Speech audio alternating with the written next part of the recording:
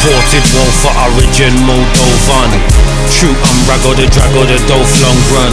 Bombard the city walls with a wooden Trojan. Beggar your Kevlar, cause this what old Hogan. Taking back none of my talk, I'm outspoken. I'm the results of poverty in a home that was broken. Problems with the gully, then you know that we'll be solving. I'm the top down, geez, I'm number one pun rap podium. Legends of the Shogun, Chainsaw Ice Age, watch all frozen. Drip like the shower, I might wave like the ocean. No need for promotion, got the art of a lion, that's devotion. My motion, notion is woven. Coming like I took the magic potion. For this I was chosen, do this by my lonesome. Them boy ibuprofen, I cause corrosion, erosion. A rubbing on the rhythm like lotion. Wine from a gal slow motion. Getting her something without a token. With the power of Conan. Cause this bit of like colon. Ras not a pagan or a Roman. I bow down to no one. Tough like Samoan. Might see me with Rowan. Career warriors with fear no one. I'm really outside here in the open. So on and so on. 6 o'clock gully is the slogan.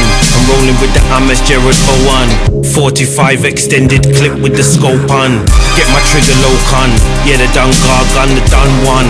I'm not letting bygones be bygones. Drop bomb on Babylon. Fire for popcorn or St. John. They're repping 6 neutrons, electrons and protons. Slavery's not forgotten. Art of survival like MD7. Now it's power like Poland. I'm with pole dancers popping Perion.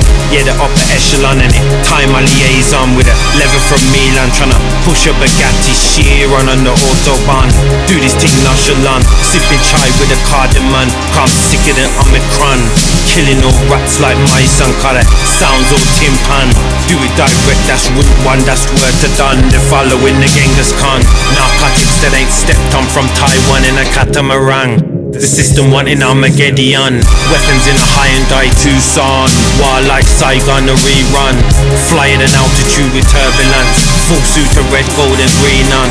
Big trouble in little Birmingham, we're burning them. Ninja man style, we murder them. Murder them? Murder them. We play one more, man. We play one more. And let few more people come in the building, man. We ain't in no rush, folks. We're not in no rush, so we play one more people come in, and then we'll go, people, man, we'll go. The food, that is another spiritual warfare, you know. We have, you know, it's not just gun alone, the music killer and people, you know. I don't know if you kill you, man. So what kind of teaching can you teach this youth now? Okay, wine, drugs, bad food. Wickedest enemy we have as a people. Honor and guidance, maintain your standards and keep your abidance. Tell them again. Honor and guidance, maintain your standards and keep your abidance. Cause it's all in the proof. I'm Big V, power and purpose. Italo Scarcha, energies and powers. Natural mystic like Marley. Cause home or abroad, Africa's for Africans like Garvey. Of our history they tried to rob we. Put us in a system which is so ungodly. One love to the I, them one love to my charge. It's Melchizedek Naphtali. It's all in the proof. Can't like the fruit and dislike. What's going on there, folks? Hold on, people, hold on. We can't be doing this on YouTube. We'll just start, man. We'll just start. Anyway, people, that's old P for one, them. Type that in on Spotify. All fire, man. I've been listening to that enough lately still. So we're in the building, people, man. It's the Saturday stream, Saturday sessions, CFR News, CFR Network, Express Truth Show. Salute the proof, man.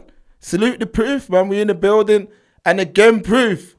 We're on the mainstream stage today. So we're going to show YouTube what we do, man. And this video that we're going to react to shortly, yeah, is everything that we've been saying for the longest of times. So all these think pieces I've been seeing are kind of like a waste of time. These think pieces needed to happen when that imagery was being shown to the world. Now we're at the place. We're at that place now, man. So we're going to go in, and also new phone line as well. So I'm about to put that in the chat. Anyone who wants to phone in, you can talk to me, you can talk to Noble, and you can hear what I go, man. So before we do anything else today, let me introduce my co-host, Noble. Noble, what you saying, man? What's going on? Chill on balance, paradise, righteousness, or what it do, sibling, man? Yeah, Brumtown to the hurl and back. Another Saturday stream. Blink and you miss it. We here and we dip on the old boob tube as well. So yeah, man, I'm looking forward to an entertaining bill, sibling, man. What's your week been saying, sibling? Nice, can't complain, man. Anytime the sun's hot, I enjoy it. I can't lie, like I like being I like the UK when it's hot. Like when it's hot, it's nice, man. It's nice. So I've just been chilling. You see what we're doing on Express Truth. So anytime I'm not chilling, I'm doing Express Truth. You know how this thing goes, Noble, man. So yeah, it feels beautiful to be back on the Saturday stream. It feels even more beautiful that we're on YouTube as well. And I think it's very important that this was on YouTube based on, the topics. The topic. And plus, Noble, we've been one of the few channels that have been talking about this for the longest of time. And the reason why we were talking about this is because we knew that it would get to this point. So, yeah. So you already know what it is, Noble. But what's your week been saying? What you've been on? What you saying? Busier than a bee, man. I've been making all the honey and things, sibling, man. Cannot complain. Wouldn't mind dividing myself by 10 so we can get the real work done. But, consistency is the key to success. And you just got to keep plugging, opening them doors and all that there. I was at NEC today at that crepe city. What was it saying? What was it saying? Did you get any exclusive pieces? Not anything exclusive, man. Listen, I don't know if you've got any sneakerheads in the house, but I was expecting a plethora of sneaks. There was probably, no word of a lie, there's probably no more than 15 different styles there. No way. It was very limited. I was looking for the Diamond Turf Cowboys edition for the Empress, but couldn't get them. But I copped a little something still. I copped a little one for me, one for the Empress. So yeah. Wasn't a wasted trip, but expected much more, man. Much more. Quite a little disappointed, should we say? And also, man had to pay the damn parking as well. Wasn't included in the ticket price. Yeah, you know the NEC, Noble, man. You should know these things because remember I'll be going there for a lot of the children stuff. Yes. And yeah, them days of like you can park and them days are over, man. Matter of fact, promise when you go to them places, yeah, you're now paying airport prices. Yeah, you're basically on airport land. Yes. So yeah, man, it's not no joke, man. No. I don't know. We there. Good time out and shit. You know what I mean? So looking forward to this year, man. Looking forward to it. I've heard that. I'm interested to see how because as I said to you on the Ovino, I've been out of the loop, man. So I've seen a little something, but I wanted to see what you're coming with so we can react very you know how this you know how the stream is, man. Proof, don't worry, man. We're gonna turn the screen on in a minute. But let me do what I do, man. Let me line this thing up the real way.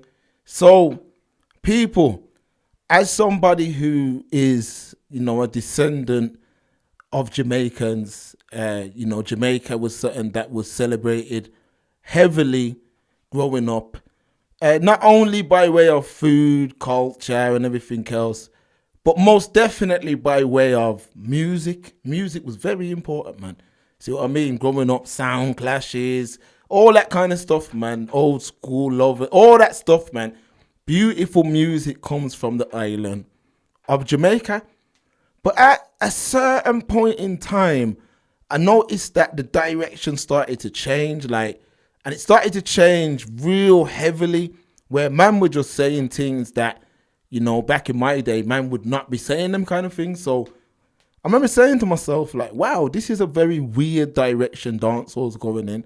But as the years went on and on and on, we seen where dancehall went to. I believe that the actual fall off of dancehall opened up the realm for Afro beats to succeed the way it did and take off the way it did, because dancehall lost that feel good vibe to it. I remember watching a video, real talk, man. I remember watching a video and a girl like just took a lighter and just set another girl's front on fire. Real talk, no, but we spoke about this on the street. I couldn't. Yes. I remember thinking to myself, like, we're watching dancehall. It's almost become like degeneracy to the point where it has not almost sibling. It has become degenerate. No, facts. It became to the point where I ain't even gonna lie, folks. Like, I personally couldn't listen to it. Like, I personally could, and this is someone that's grown up listening to this. It got to the point where I remember there was like a weird time where like a lot of like Japanese and Chinese people were going to Jamaica to kind of like get involved in the dancehall, and they were going viral with like these daggering videos and man jumping off speaker boxes. And I remember just saying to myself, like, the link's completely gone with me. Like, as the years go on, what are you saying, Noble? Sibling, just on that said point that you're highlighting there. Yeah. What style of so-called dance did they call that kind of stuff? It's called daggering, isn't it? Yeah. Okay. Yeah. It's called daggering. So as you know, man, I watch a whole heap of different things. I was on the old boobies yesterday, and I saw like there was two colonizers like reacting to a couple videos, and he said, "Yo, put this one on." He goes, "This is some kind of this is an interesting style of dance." And he put on one of them videos when they're on the balcony doing all kind of foolishness. And the one colonizer was giggling and laughing, saying, "Yeah, this is crazy. This is almost like, you know, soft porn kind of thing." The other one was perplexed. And he was saying, "Well, I don't understand what's going on. This isn't dancing. What's going on here?" Yeah. So everyone, as we've said, we put the thing out and everybody consumes it for good, for bad. And look at the impression which is being put on. The whole population, this whole plane of existence is watching media, watching this filth, and then they see us walking around the street and they equate that filth and nastiness with us. No, but we've been telling them for a long time that this is what happens. Now, a lot of people will be upset with how these white Germans portrayed a black woman, but remember this, and Noble, you know this to be factual. Because of the degeneracy culture that was being exported from Jamaica, as someone who moves in heavy diaspora circles in the UK, I found many people in the diaspora distancing themselves from that heritage through fear of being labelled with that same degeneracy that's being exported. Facts.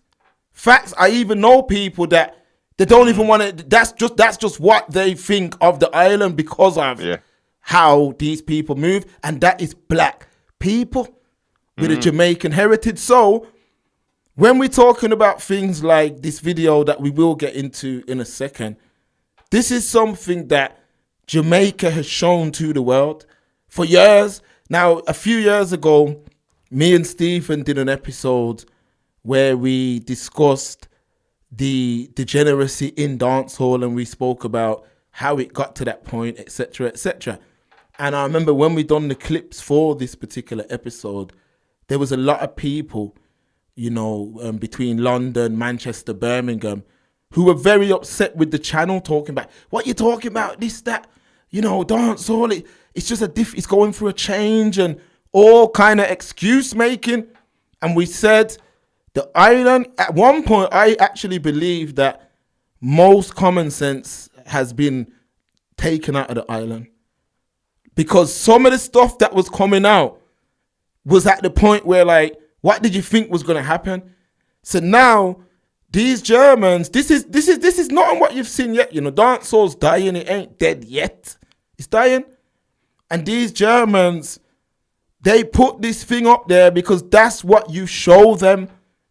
That's what you show them. Talk to me, Norman, man, before we put this screen on. Pardon self. Where was that? Where was that concert delivered? It was in Germany. over in I'm not Germany? sure. It was in a place called Reggaeville. So wherever Reggaeville is, someone in the chat, you like can check on that. Wherever Reggaeville is, that's where the thing was at, which we're about to See. play in a sec.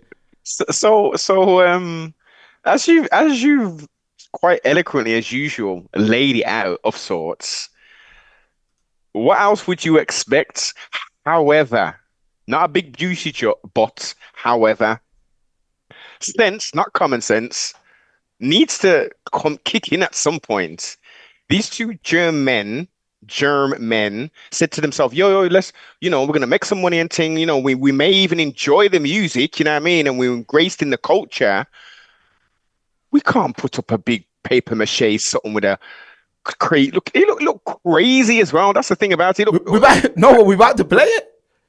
We're about to play. People, if you ain't seen it, don't worry about to play it. It look crazy, but noble. Does it not look crazy when gal are doing that in real life? Of course it does. Sibling. So remember, what he could have did. Remember, you like the germ man, yeah. What he could have did, yeah, is paid black girl to do that, and they would have did it too. Come on, They would have did it. They would have did it just like how they skinned that themselves in the R video for bread, for money. So you can't now. You can't. Don't come with that now. Don't come with that now. This is what you've taught people that we are. This is, you teach people how to treat you. That's what you do. You teach people how to treat you. And from you've got girl skinning out themselves, talking all kind of slackness. This is what the Europeans are going to take from the culture. That's a fact. And we've got a few things we're going to put. No, but what you saying? Should we just get run into it, man, it? run into it. this thing. Fire it up, sibling car. Say no more. Videos paints a billion words, man. All right, we're gonna play a couple things, man, but we're gonna start with this.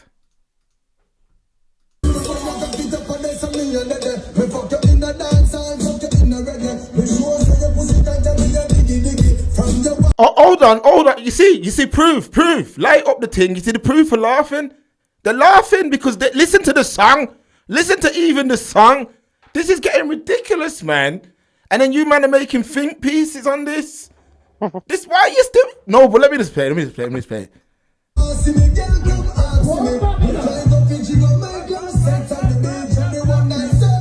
on them. Pause it there, sibling. Pause it right there, sir. Come true, Noble. Come true. Sibling, do you see that male waving that flag? What flag was he waving? That's the Rasta Lion of Judah, no, but that's the Rasta flag. Yeah, that's what I'm saying. man. What, that's sacrilege, sibling. That is sacrilege. We're not talking on roots and culture festival that's going in. We've got a paper mache thing, with bits and pieces in it to make it move. And man are waving flag. Like this is holy and righteous. I hope my pops is in it. I hope my pops is watching this live, I hope he's watching this. Listen, years ago, let me put it on the full screen, man. Welcome to the Saturday stream, people. Years ago, we're going to get that back on. People, years ago in Germany, that place would have been ram-packed cork. Years ago. That crowd reflects the state of dancehall. A man's waving a Rasta flag with a big fake BBL butt in front of the stage. Like the two things don't mix like oil and water. How does that even make sense? Let's go back into this thing, man. Let's go back into this thing.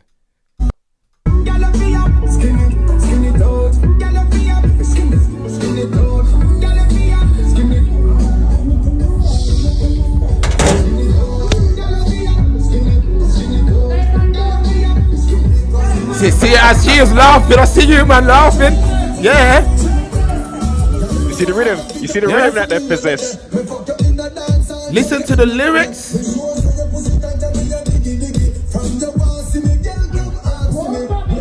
This is sad. You see, you, man, all I'm seeing is Via laughing, the proofs laughing. Look. Now listen, How many people are there though, sibling? How many people are there? They're probably about, this looks like there's what, 50 people there? And listen, remember, I said this on Instagram. Jamaica come out and say. Hold on. I said this on Instagram, and I'm going to say it here now. people, when man's like our granddads and great grandfathers were doing ska, did the Europeans immolated ska by wearing pork pie hats and copying their style, their swag? Because that's what they gave to the Europeans. With the skin out slackness thing, the Europeans now, they're looking at that. Now, again, I'm telling you, man, all these think pieces, which we're going to play, some of them proof. There's a few of them in the UK. Play. Send them on, man. These think pieces needed to have happened before the music got to where it got. This is nothing to do with Rasta. Rasta didn't promote this kind of thing. This is to do with the degeneracy that was being exported out of the island of Jamaica, where a lot of you man's fave was the king of this nonsense, man. Vybz Kartel, man. Talk the tin sibling. And Talk the how thing. can an anti-black man have been the main one in a black genre? Like, that's what killed the thing. And nothing but the disrespect of women. Someone said a quote the other day in the proof. Big up the proof, man. And the person said, if you want to see the standard of a society, you must look at its women first. Now, dancehall, what have they promoted for years? The same song that people are going to do the think pieces over, Noble. He's talking about skin out the thing, girl, skin out the thing. So what you expect? What are they going to have up there? A dummy of a nun or something, Noble? The song's saying skin out, so they've got a thing that's matching what the song's saying. Yes. Like, what's wrong with these folks, man? These German, remember this, you know? You know why it's empty in there? Shall I tell you why? That would have been ram cart back in the day. Yeah, man. You know why it's empty in there? Because most of them, they're up and they're now sitting down listening to Afro beats that makes them feel good. Things we've been saying for years. The Caribbean used to export feel good. Feel good. A man could sit down on a beach, a nice drink with one of them little umbrellas in it, Noble. You're a man who frequents the Caribbean sometimes twice a year, Noble. Do you want to hear this? Unfortunately, sibling is coming soon. It's coming right round the corner. And unfortunately, when you jump in the taxis or you get on the reggae bus and all them thing there, that's exactly what's bumping. I'm going to put the number in. I'm going to put the number in, though. Yeah, I'm going to put the number in. That's not I'm going to put the correct number in still. So you people can call in, but this is what has been promoted from the island. This is a fact. This is a fact. All right, let's go to exhibit. Order. Yeah. Order in the courts. Yeah, man. Now look, remember this, you know. Now, folks, remember this. I'm about to show you a thing, you know. It's Rasta that stand up in front of this same thing that I'm about to show you. No disrespect to these gentlemen, because obviously they got to get their bread. They got to get their money, but all these think pieces I'm about to show you, Rasta stand up in front of this thing. Look, man. Look.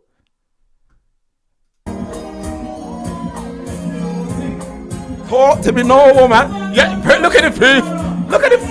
Noble, talk to me, man. Oh, look. You said, Oh, look. come true. I can't put. you see, you ain't. What you saying, Noble? What you saying? So what these think pieces say? You see, you man, you see, it's a fact. What you man saying? So these same think pieces, and there's some of them that are missed. There's some of them that are missed straight think. People comparing this to Sarah Bartman and all that. Get the fuck out of here, man. Please. Whoa. Please, get the fuck out of here, I'm man. confused. No, but there's people saying like, they're over-sexualizing us like they did to Sarah Bartman. I'm like, what is what? That's the comparison people have drawn for Sarah Bartman. People was kidnapped. And from her home. She weren't making no songs on her end. She never put out no image. She was kidnapped from her home. These are facts. Like Sarah Bartman and this stuff is two complete different things. The Europeans have taken what man have promoted for the best part of 30 years. Like, and now remember at one point, these kind of man in Germany, if you look at the influences that we influenced them, it was man like Gentleman. You know who that is, Noble? Come on. Yes, It was man like that who was emulating the best of the culture. A man named himself Gentleman, you know. Come on. Understand that now, this is where it's got to now. If I was these folks, I wouldn't even apologize. I would have said, stop make. I would have said, yo, we love the music you make, and you've said gal skin out. Innit? So we're following it? So we're following it. It's crazy. Build it and they will come. This is the thing, man. We control the thing. We can control the narrative. However, unscrupulous minds and the quick, because there's clearly success in these people doing this. There's recompense, whether we can see in the numbers on the Spotify charts, because that seems to be something that's of value these days. And all these they're getting their shows on. They're promoting this nastiness, and they're going to Miami and they're going to New York, into these little hole in the wall places, and they're performing this nastiness, hypnotizing the adults, hypnotizing the youth, them. You know what I mean? And then it then filters into the filth that we've been discussing for years. The degenerate rap. It's one and the same. Yeah. They're cousins. You know what I mean? It might as well be brother and sister rap. Actually, no, they're not even cousins. They're brother and sister rapping and reggae / dancehall / bashment / what would we even call this? Because is this dancehall? This isn't dancehall. Nah, I mean the song that was playing is dancehall. The song that was playing is dancehall, but that's some sort of festival. We got a think piece here. Should we go into this think piece?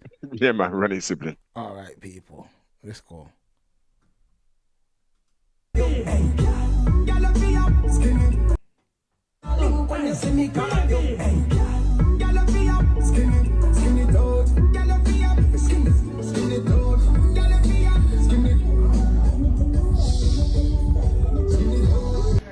This video smell like feet and cigarette butts, bro. What the hell is happening?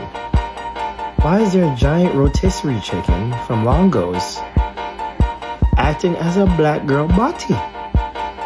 Do you know how egregious this is? This is caucasity at its finest. This is like if some fat white woman from Sweden were to put a big old cocky in her background and had somebody operating the strings like a puppet. Why is someone operating the strings of cheeks?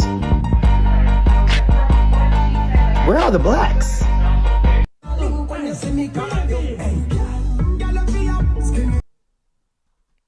To me, Noble, I'm going to say the truth, Noble, it's fake outrage, you know. I'm going to keep it real. It's fake out. You can't be outraged at this, but not outraged at the music. I'm sorry, people. I got to keep it 1,000 with you. You can't be. You can't be. And people are outraged at this, yeah. Understand, this is something that's been going on for a very long time. This kind of music's been building for a very, very long time. Look how long we've been talking about it, folks. Look how long we've been talking about it. All right, let's jump in the proof chat, though. Hold on, let's go. I'm going to start from... Let me start from Hamza, yeah? In retrospect, dancehall started falling off around early to mid 2000s when World Boss started to gain prominence. Yeah, facts. Facts, Hamza. I contribute maybe I'd say the start of the fall off. I'd give that to Vybz Kartel because he brought in things that were not normal in dancehall. So, for example, Lil Wayne influenced him. So if you look at, like, before him, there weren't really no man in dancehall that was tattooed up like that, who was talking certain things, like about gal doing certain things, and that wasn't normalized in dancehall. No matter how slack it was, it had its own level of slackness compared to the USA. But once Kartel jumped on that USA look, it influenced all them Tommy Lee, Alkaline, and dancehall just went full retard. I'm going to keep it 1,000. And that's why it's in the place it's in. You see what I mean? Simple as that. Hamza, talented artist, but he was pushing nothing but BS. same subject matter as Little Weezy, promoting sexuality, self-hatred, black on black violence and drug usage. This is what I'm saying. That's why I ain't gonna lie. When I see all them folks under the comments of Kartel and Mavado's link up, I'm like, you like this is like 20 years too late. These man help mash up the genre. Like that was a pointless war, and now people are like, oh, they're back together. So what? It's two old men now. Who cares? Who cares if they're back together? The genre's dead. The genre's done out. Yeah, they're not. These men ain't relevant. Like my man's come out. Remember, he told you he was doing this, that with girl. He was the biggest gunman, mashed up, yeah, and then he's bounced to America with his white girl. Like, is there no one else who's saying the real? He's literally bounced to America with his white girl, fam. Facts. So he's there with a white woman? Yeah, man. Well, I'm saying white, Greeks white to me, man. Yeah, it's under the Caucasian familia. Yeah. So yeah. Then boom. Okay. That's what I'm saying. And you match up the genre, told a generation of people to bleach their skin. So stop there, siblings. So stop right there. That should have been the points that all of the Jamaicans and all of the diaspora and everybody else should have been, I ain't playing my youth's music no more. You're telling me that I'm supposed to strip out the melanin that the Most High blessed us with? For what purpose? Exactly. Shit. This is what I'm saying to you. This is what I'm saying. Yo, sibling, do you reckon? Let's put the tinfoil hat on. Do you reckon someone that they came to and said, yo, whether it's a company themselves, said, yo, we need some more sales in this thing, boss, in this bleaching industry. If we pay you a thing, do you think this wickedness and foolishness that this individual has promoted for years has come off his own back? I think it started off coming off his own back, but when they seen what it was doing, they helped push him. That's what I think, because they made sure that it was like he was on top. I'm gonna keep it real. They made sure, and if you notice, like my man was literally telling people to take the melanin out of their skin. Yeah. What a lot of people followed it. People are like, he's not a role model. Yeah, he's not a role model, but how much people copied this idiot and bleached their skin? You see what I'm saying? And so remember, he done all that damage, came out, and just bounced to America with his white girl. And now you man are getting outraged over some Germans with this thing. That's what you've promoted to them. Yeah. That's what you've shown them that you are. That where's all the cultural songs? Where's the cultural songs? Where's the songs with substance?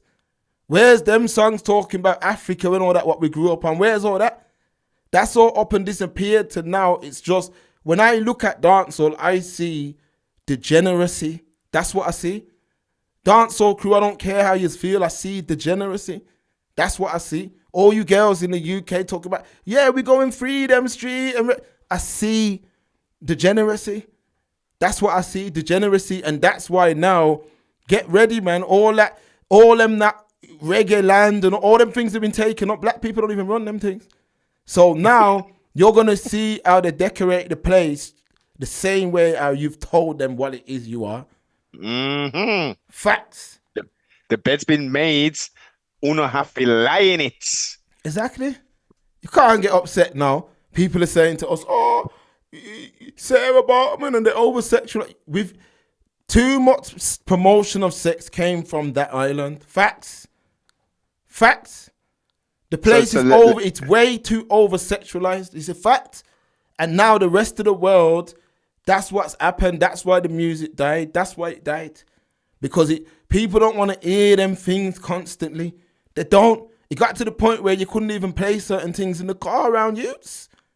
That's how bad it got. The music got to the point where it was that bad. I don't listen to nothing new. Dancehall, nothing. Nothing at all. Facts. So when man is seeing them things in Germany, you gotta understand that's a representation of what the music now is. All you folks at Reggae Land, it's a lot of nostalgic acts that are gonna push that thing forward. It's not the new people keeping them things going. That's a fact. All right. Hella sad, man. Hella sad. Yeah, Hella sad. Fresh Go, big up. Don't you remember it? Don't you remember that all that Fresh Go? Weddy Wednesdays and them DVDs and all that. That was the start of the thing. You don't remember? Yeah, man. That was the start of it.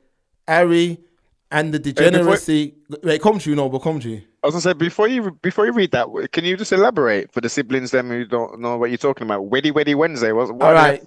Was that?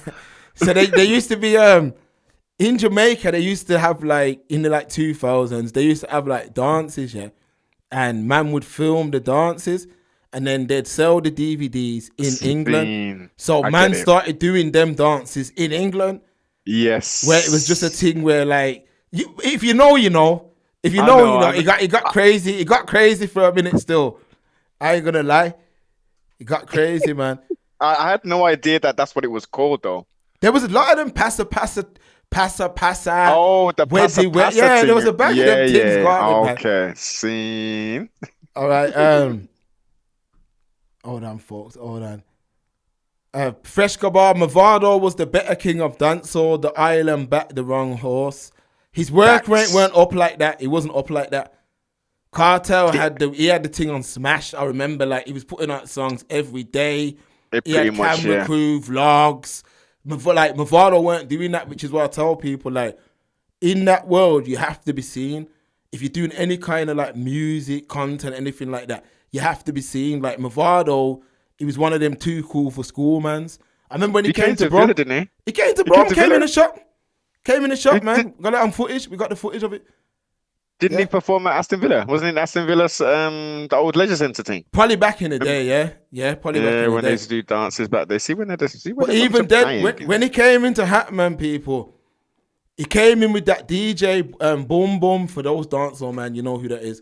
And it's just a bit it was just moving a bit mad. Like we had seen Sizzler like probably like 6 months before.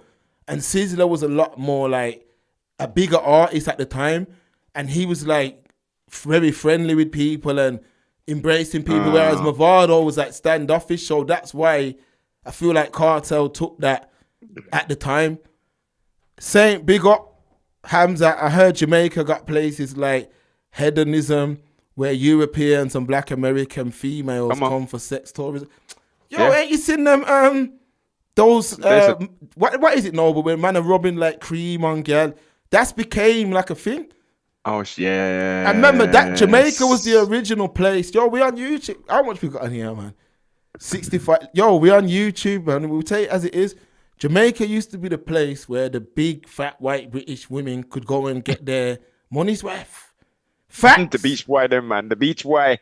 Yeah, they was getting pounded. They was getting pounded down there. I remember they opened now you go, everyone's on it. But yeah, that's a fact. I see the proof going crazy. Fresh Hedonism 2 as well, sibling. There's Hedonism 2. They've got 2 resorts on that vibe, but they're so on that beautiful island of JA. Yeah, man. Madness goes on the island of Jamaica, man. But remember, you've promoted a sexual... look how much songs just about sex. Like, let's keep it real, man. Like, that's what you've promoted, man. Fresh Go. The king has been out for about a year and dropped 0 hits. Yeah, it's a different time. Yeah. Remember, dancehall, it hasn't grown.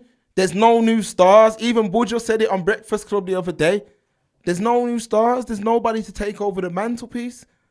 Because until dancehall goes back to being its own identity and make it, forget all that drill sound, all that stuff, goes back to its own Caribbean roots.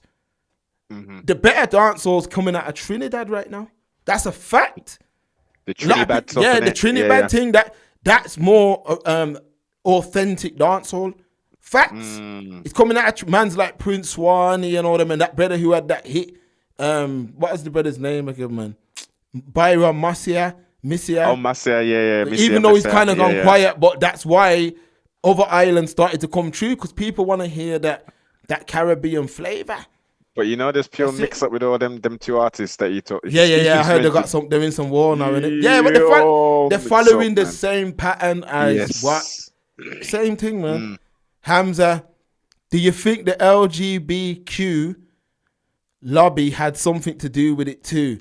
They tried to cancel certain dancehall acts because of their beliefs. It definitely had. It affected people from traveling. That's a fact. I seen that Capleton just got into Canada for the first time in a long time, because remember at one point in dancehall, the subject matter was like 4 things, like smoking weed, being a gallus, being a bad man, and bunning out the LGBTQ. And at one point, I remember when they had that Chichi Man song and all that. The gays just went crazy. Remember Buju's song? You can't even find that too tough. That Boom Bye Bye song. It got to the point, remember, it was just subject matter. They had to switch it up, dance. So the experience of the average Jamaican every day trying to make it in life, there's enough of a story there that dancehall can have multiple subject matters.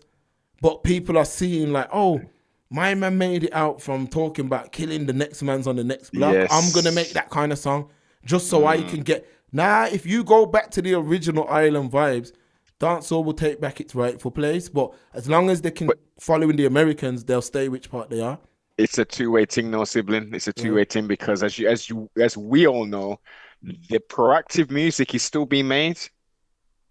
Yeah. It's just the consumers, the 85%ers, not the true connoisseurs know exactly what I'm talking about. They know who's still putting out at least a third of some kind of consciousness. You know what I mean? Maybe they'll have to, because unfortunately, because this is what I mean by it's a two-way thing. Artists will create and us as the consumers will consume. The 85%, the deaf, dumb, and the blind, all they're consuming is the filth.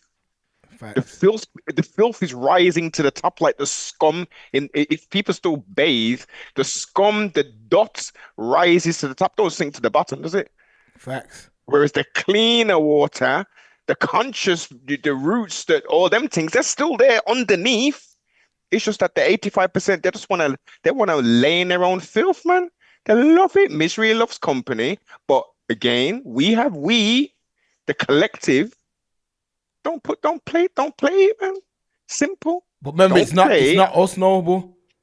No. It is those siblings. There are people in the proof. There are people on who are tuned in, who are proactive, and who are doing things. And occasionally, or every other day, they're jamming. They're jamming, boss. Let's be real. Let's be real.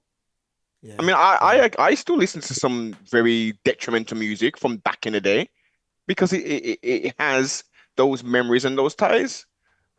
But the point of the matter is, we have to at some point say, yo, listen, nah. We can't give this energy no more.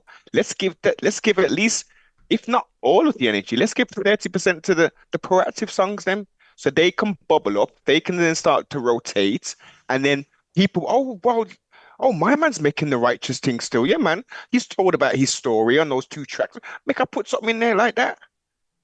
Yeah, it would make sense. It makes sense, man, but they're not on it. Fresh Go, they wanted Barabbas Kartel as their king. Enjoy this kingdom. Facts, Fresh Go. Facts.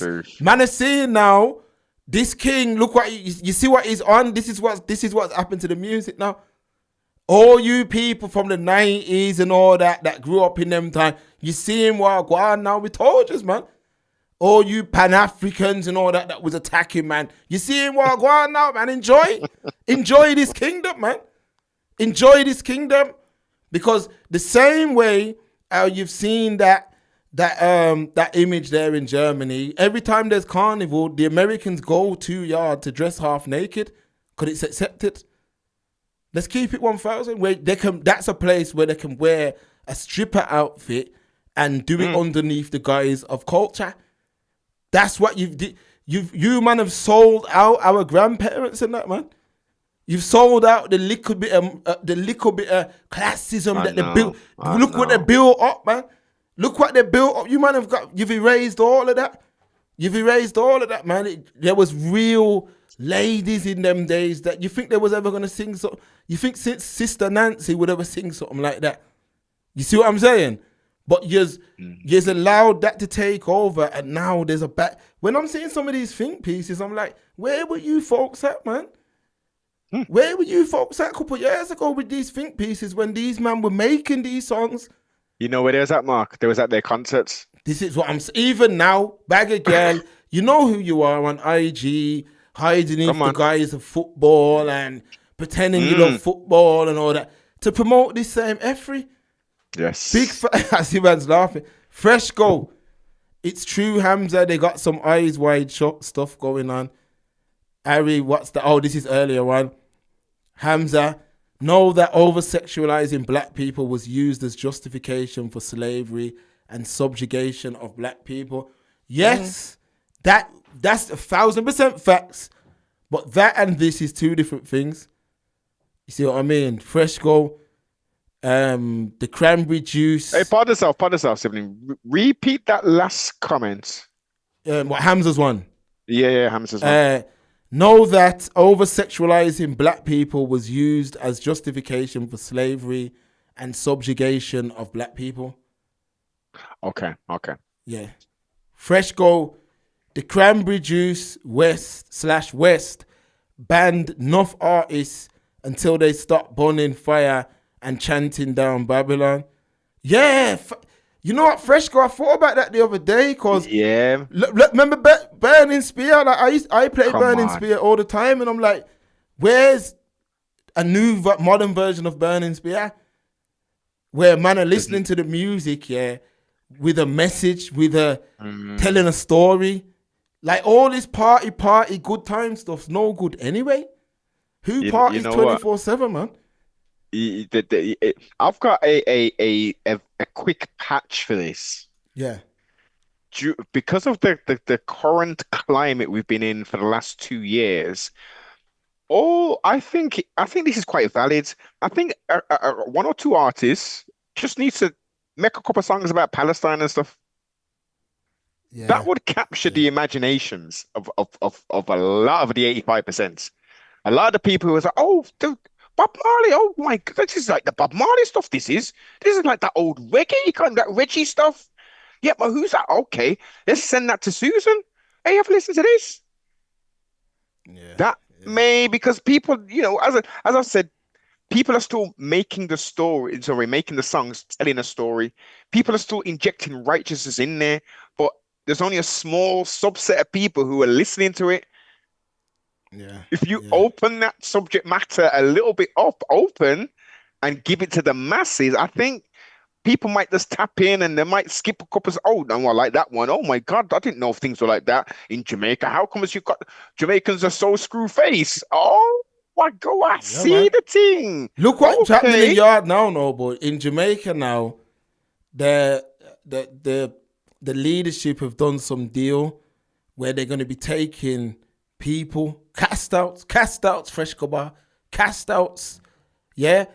The music should reflect the current state of what's happening. There should be an artist who speaks on what's going on during this political landscape. We don't need, who cares about what Spice and Kartel and people like that who are Americanized have to say? Who cares? You see what I'm saying? And that's why you have images coming out of Western festivals that you have, because you allowed the low vibration of people to lead the genre. That's what happened. And now, remember, the diaspora was saying for years, you man, this is not it. Everything that's coming out is not it. The Pan-Africanists were backing it. The freaking low vibrational people that pretend they're like football as well were backing it. And the real was saying, allow this, stop promoting this way. And now we're here. We're here now. It's finished, man. That music's dead. It's finished, man. Because this is what mans did over the last 30 years. Like, this is what mans have done. You see what I mean? And to the point now where every time I say it, people get vexed. But all that promotion of crime and, that promotion of being a bad man, and we can't even access the beaches. You see what I'm saying to you? Like, some of that badness should be used that we can access the beaches. You can't access the beaches, but every other song's about doing harm to a man who looks like you. How does that even make sense? And that's why you're seeing what going in now. A lot of the talented people who, you know, the people that are still there, they block themselves off, but where are the people that make that type of music? So them think pieces, you lot are 20 years too late, man. Fresh go. Before, people would love Jamaica for upliftment, but now we are attracting the cast outs from other nations. Real facts.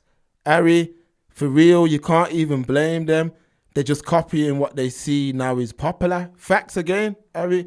Hamza, gentleman / what's that? Matasuya should never have been accepted neither. They were vultures. UB40 were dope fiends, no disrespect. Now hear what I'm saying?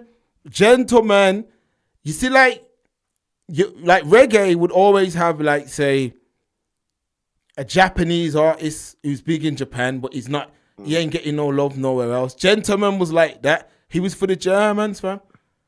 Like, didn't he call himself a Jamaican? Oh, is that what he called himself? Yeah. But Gentleman was for the Germans, so that's what I'm saying. Like, the Germans had Gentleman. He done what he done for them. He was a talented artist, man. Listen, he was a talented artist, man. I get the point. I get the point, sibling. But he ultimately, at the music we are talking about, no. And he put it down, man. I'm sure I had at least one. Good producer as well. Good producer, and he kept in line with what the message of reggae, dancehall, you know, he mixed it up. He kept in line with what, you know, the message was, which ultimately was a message of love and peace and prosperity and stuff of that nature, and upliftment and overcoming things. You see what I mean? You know how much people listen to music from the island for that reason, because it gave them a feeling. You see what I mean? It gave them a feeling. Gave them hope. It gave them hope. It did. It gave them hope. Facts. Continent of Africa. Look how many people. Look how big reggae is over in the continent. Not dance. Well, dancehall was obviously, you know, for the younger generation, but generally, 70s, 80s, 90s, early thousands, reggae was a massive force, man. Facts. It enabled them to carry on through the day, listening to that encouragement, listening to those words, those rhythms, those songs. And not just Bob Marley, siblings, obviously. It was loads, man. We just used him because he was like the biggest export. Yeah, fact, his biggest export. But he learned that from somewhere. D-Star, I'm sure they still have some of Bartman's remains, sick bastards. Facts. Remember I dropped it? Yeah, I remember that. France, back, I don't know how many years ago it was pretty recently, in the greater scheme of things, only recently gave her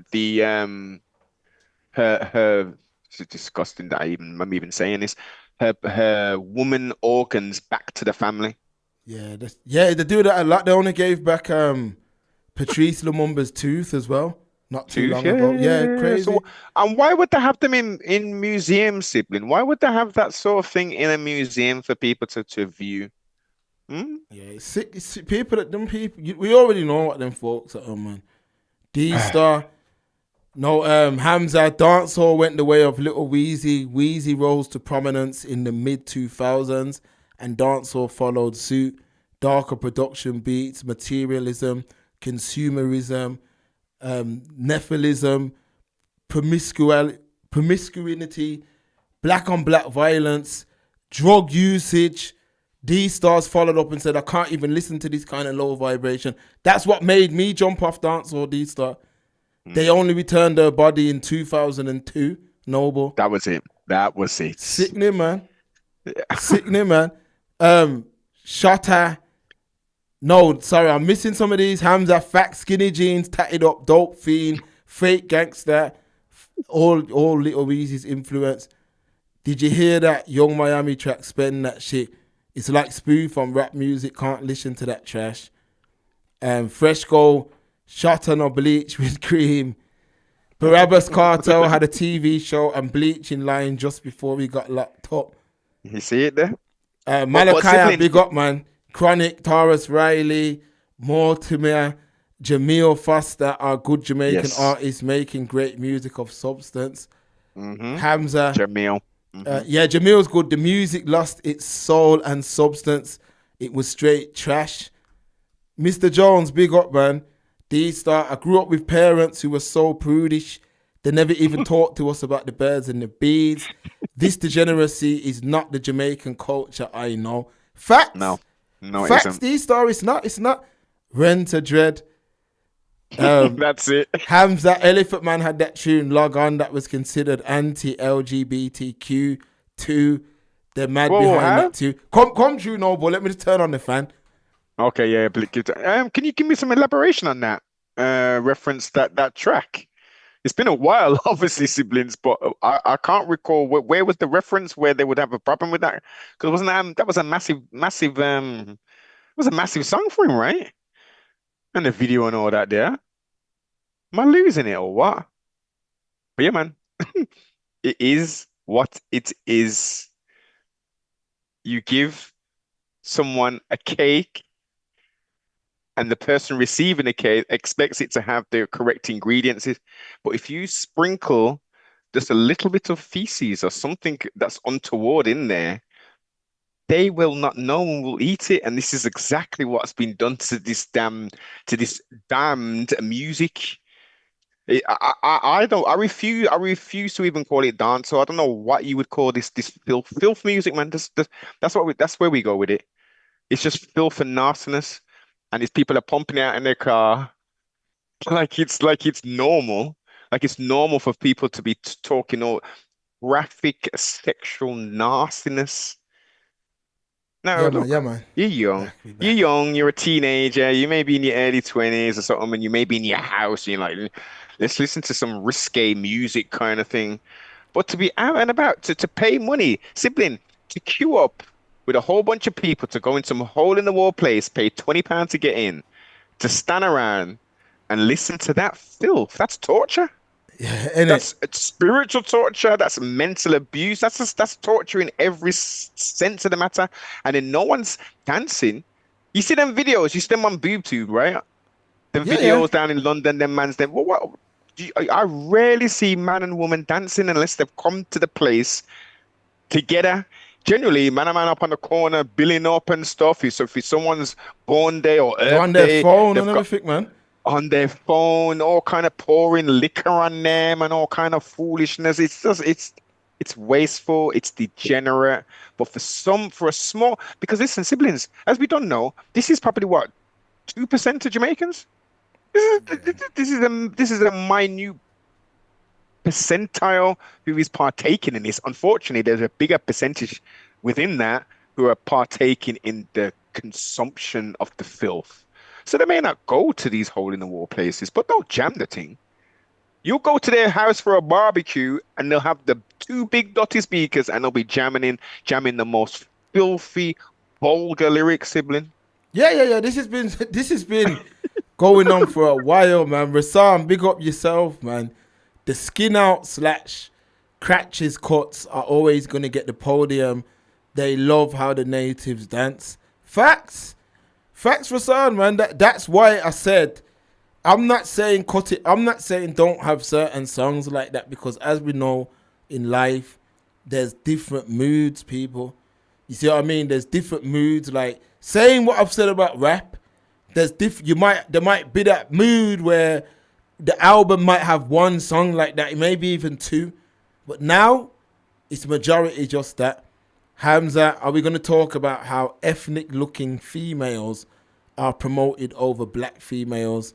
This is self-hate, in my opinion. It's because we don't control the scene. Hamza, a lot of the videographers and things of that nature are not of the community. Even in the UK, this is going on. When we talk about the other day, that Link Up TV thing, that was just a girl who one day got up and said, I want to get into the UK rap scene as a videographer. And before she knew it, she was at the top of the scene with like the main people just because of how she looks. Because if a young black youth who's like 15, 16 said that, he's not going to get to the top of the scene right away. It's going to take him a long time. But where some white girl can say that, because there's no gatekeeping. These are facts. None. Malachi, big up, yeah. Kabaka Pyramid, serious. They were all from the Chronic School as well. Hamza, My Browning, what's that all about? It's promoting an anti-black message and self-hatred. Yeah, that was, I remember them days in the 90s, innit? That was. Kabaka Pyramid was in Brom years back, yeah, facts noble. Do you know Midnight? They're not Jamaican, but from Virgin Islands, if I'm not mistaken. Nah, I don't know them, like, still. You man are chatting. Rastan, Protege is probably leading the new wave, but it's going to be too political. These artists want to protect their deals. But what I'm saying is, Rastan, we're in an era now where you can make the most money in it. Like, these artists from Jamaica now, you can upload songs, you can make money from vlogs, you can make money from subscription-based products. Like, when you look at someone, I always look at, there's a brother in the American world, Source Walker. You mans know that Source Walker, brother. Look how he's monetizing this internet thing. I'm telling you, Dancehall can do the same stuff, man. He's a H-Town brother, right? Source Yeah, Walker, yeah. Houston. He's messy as well, but the point, I won't even go into that. But yeah, the point you've illustrated is exactly in this modern age with AI and everything else here, you don't need record label. That's 1990s, man. That's early thousands. If you want to get yourself messed up into, don't get it twisted.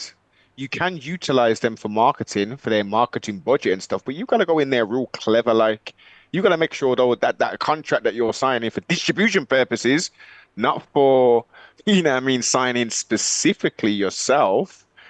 Again, everyone's got labels and stuff. It's easy to create a label. It's you know what it is? I think it's a bit of I don't know, being scared to go out on your own and do it. Yeah, it has to be. Because in today's world, you can monetize things, man. Saint, yeah, big up all them artists. Yeah, them man are old school. Saint, I'm going to play righteous advocate, as Noble likes to say. Unless you're a child, no one can't influence you to do something as extreme as bleach your skin unless that insecurity was already in you. Yeah, that is a fact, Saint. But it's the same like what gangsterism done to rap. Like, I can't remember what it was we were watching. I think we were watching it here on the show. And some brother was like, yo, his brother came in. His brother was just a normal brother. And once he watched like Menace and that, started listening to NWA, he just started getting on some gangbanger vibe. Literally, my man said he's seen the change.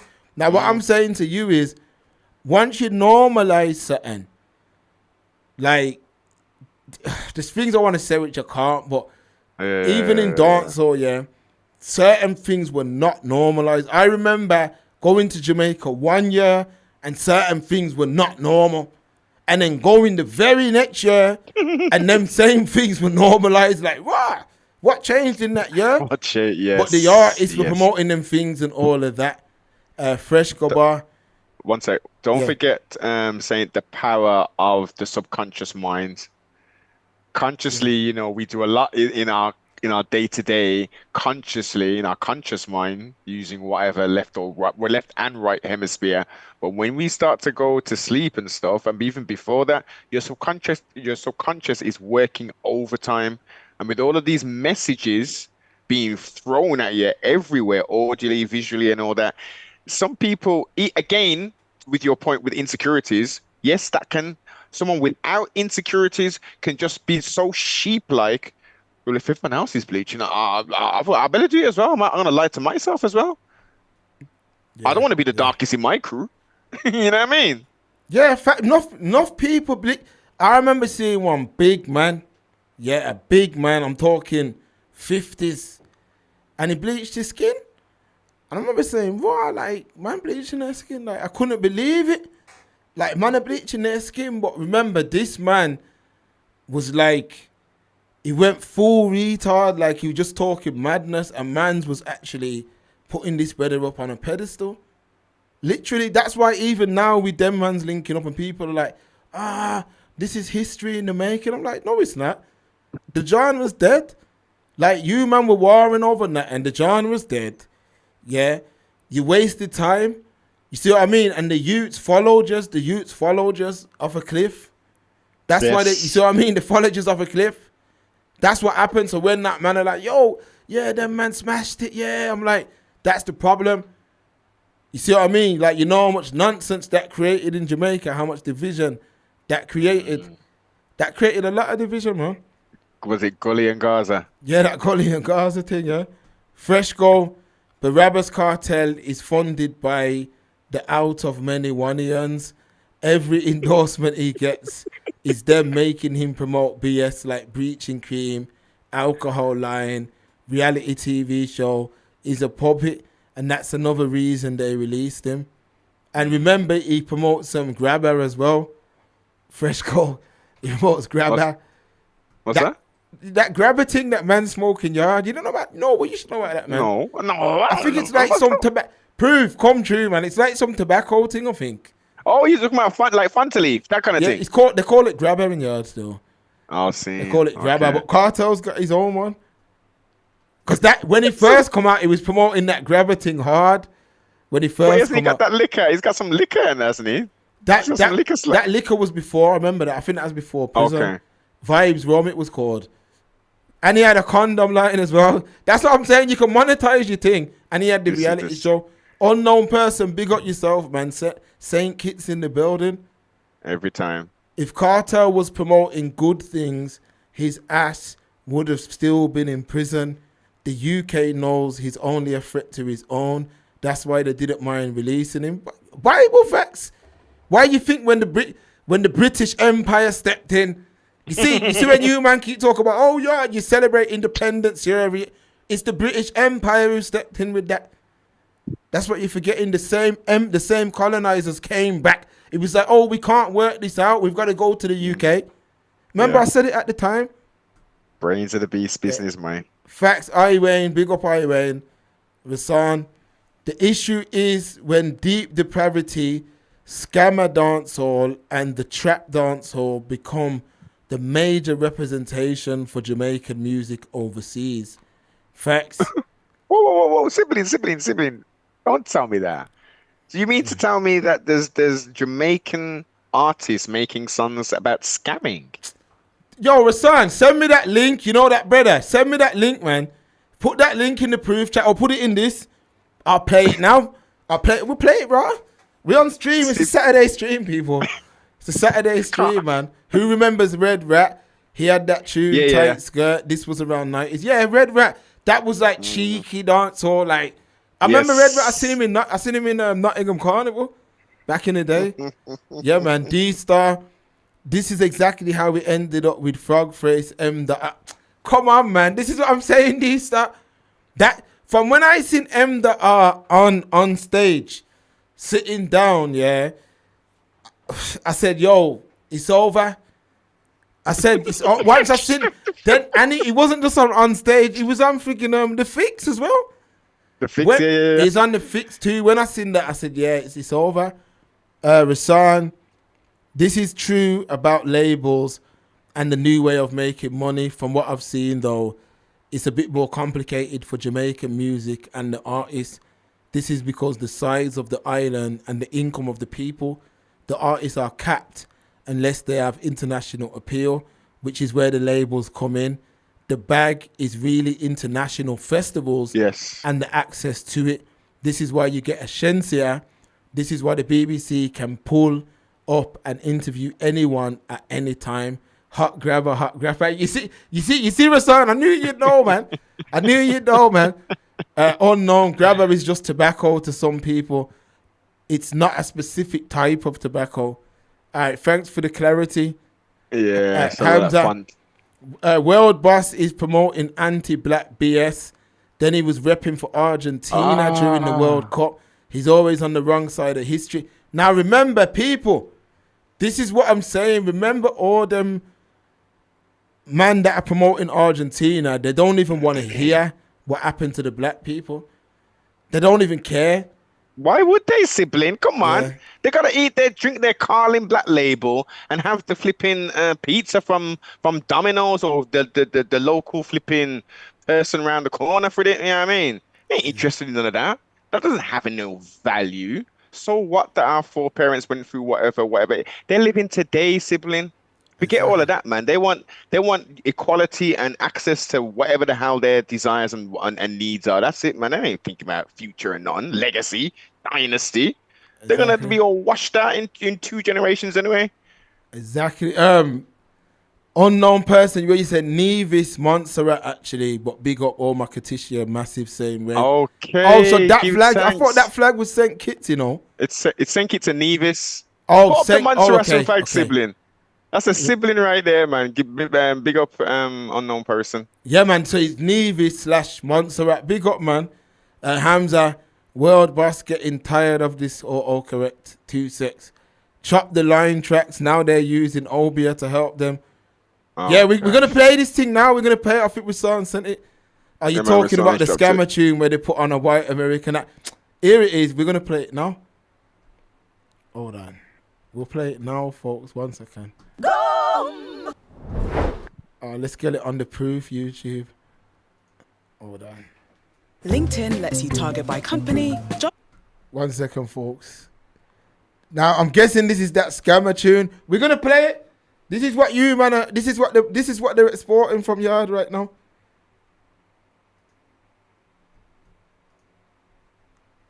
All right. Let's run it, man. Let's run it, folks. Is this new money or is this old money? It says it's 5 months old from what I'm seeing. Oh now. my gosh. I believe. Drop deviation. On your top, I'm telling you, nothing money, no future, cause anything. Hello, Jennifer, this is Mr. Coop. I'm calling on behalf of the multi-winners group. I got a piece of paper, there's a package here for you, and a prize to deliver at your home this afternoon. But the company is saying there's one thing you gotta do. Take a seat, listen properly, you just won the lottery. $5.9 million, not your salary. I'm telling you it's not a dream, but you gotta drop a feast. Stop, we not stop dial. Dog, so we making money, so we chop giant. Walk I try get you a black giant. So the proof's going crazy. We not stop, we not stop dial. Dog, so we making Yeah, this is a Chop the Line song. Yeah, it's a Chop the Line song, innit, Rasan? Yeah, it's one of them. Yeah, it's one of them Chop the Line. There's a next one as well where the brother says, only steal from white people or something. You know that one, Rasan? Yeah, yeah, Yard's in a bad way. Still ain't gonna lie, fam. Yard's in a bad distasteful. way. Yeah. Sibling, that's distasteful in so many different ways. Those they in the video, they've got an old AP, an old age pensioner, a colonizer. It looks like, right? Yeah. Listen, it doesn't matter about this. Is where I'm coming hard on this now. It doesn't even matter about color lines. You've got these East Indians. Apparently, if Jamaicans are doing this scamming thing as well, on the scamming these old age pensioners and thing. Yeah, it's called chopping the line, Noble. But look at what this image. What stopped still on? No, look what look where that's some. Yes. What's this? What's going on in there? The witchcraft, the obia, voodoo. You see what I'm saying with the dancehall thing now? Yeah, man, it's man. But look, the point I'm gonna make real quickly is they're taking money from people who, some of them have got Alzheimer's, they're demented, some people who are lonely, and they've got these people on the phone and all this. It's wrong. It's totally wrong on every single level. From when Satan put breath in these people's body, they should be able to go pick up flipping rocks, go sweep up the road, pick up litter, work on the road, work in a call center, do whatever's necessary, calling up old age pensioners, and don't get it wrong, they're not scamming them. But the majority they're scamming them. Go to your to the Lowe's and get me $500 in gift cards in this, and you got to send it back. And all this is just, it's sick, man. This is affecting people. The thousands of dollars here, $20,000 here. I'm seeing these. I've watched a couple of them videos where these people them are getting scammed, and it ain't cool. This ain't cool. And for man to make flipping stupid songs about them. Yeah. And then people are gonna look upon that and say, oh, well, look, the East Indian man, he ain't making songs about scamming people. The African brethren, our African brethren, Mark, making videos about, music videos and songs about scamming white people. Them. Yeah. They're not. They're just doing it. But yeah, dancehall it's. They're done, man. Yeah, it's in a bad way, man. It's in a bad way. This is like a Boondocks episode. Sorry, you had a question there. Sorry, saying. Question: what's the incentive for the mainstream promoting positive images / music from the island now? I mean, that's a very good question.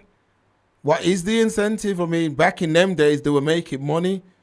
They were making a lot of money from the music that was coming out of the island. But now, I mean, I don't know if that money looks the same. Because artists like Sensia, they'll promote them like they're doing really well, but they're not. They're not doing well. Not to the level that you'd think they'd be doing based on what's been invested into them. It's just that they've tried to change the look from like the days of like Lady Saw and Tanya Steven. They've changed it all the way till it's like you see what I mean? It's like the face of dancehall's changing. That's what it is. It's still a British overseas territory, Montserrat. Facts, Harry. Montserrat's still a British overseas territory. That's why a bag of man go there from the Caribbean to get their British passport or their British overseas passport or whatever. Unknown. Yeah, I know we've only got a population of 4,700 people. We're not big enough to govern ourselves, to be fair. Oh, for real? Kartel brought in occultism to JA culture. Yeah, he did. He did, man. He did. I remember when Tommy Lee, who had some mad video like that as well. Didn't he? Which was one who was faking it like he tattooed his eyeball?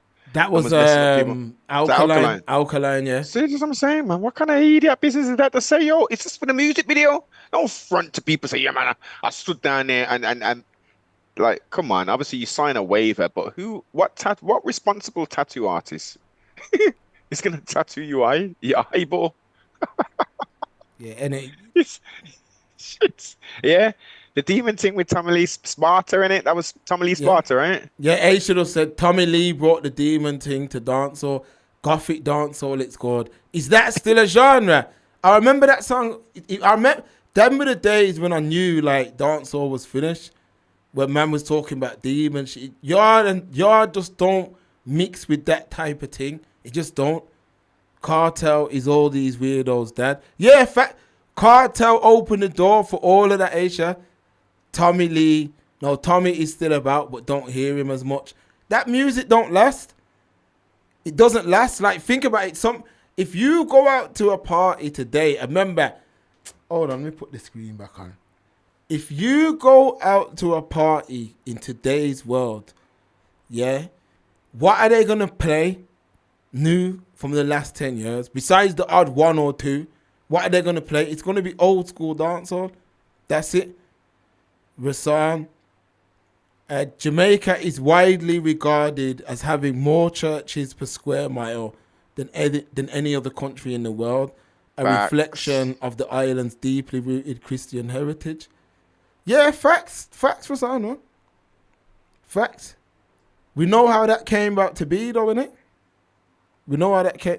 The colonialism thing is very, very deep out there. Like, just because the Brits left, they left a lot. They were there. Jamaica was one of the territories that they had control over for the longest. When they left, do you think their ways just up and left? Like, there's still a lot of ways that they left there, innit? You see what I mean? That's why we talk about the horseshoe, the white Jesus image. We talk about all them things on the Saturday stream, and we talk about how a lot of man was in the cot looking up at that type of thing. You see what I mean? Like, that's what we speak about here. Talk to me, noble man. Aisha, something to know. Jamaican government were thinking about legalizing obeah. Exe, big up yourself. Whoa. What do you mean? Well, drop me an article on that. That doesn't make no damn sense. What do you mean? Illegalize obeah for what purpose? Yeah, I didn't know nothing about that. What?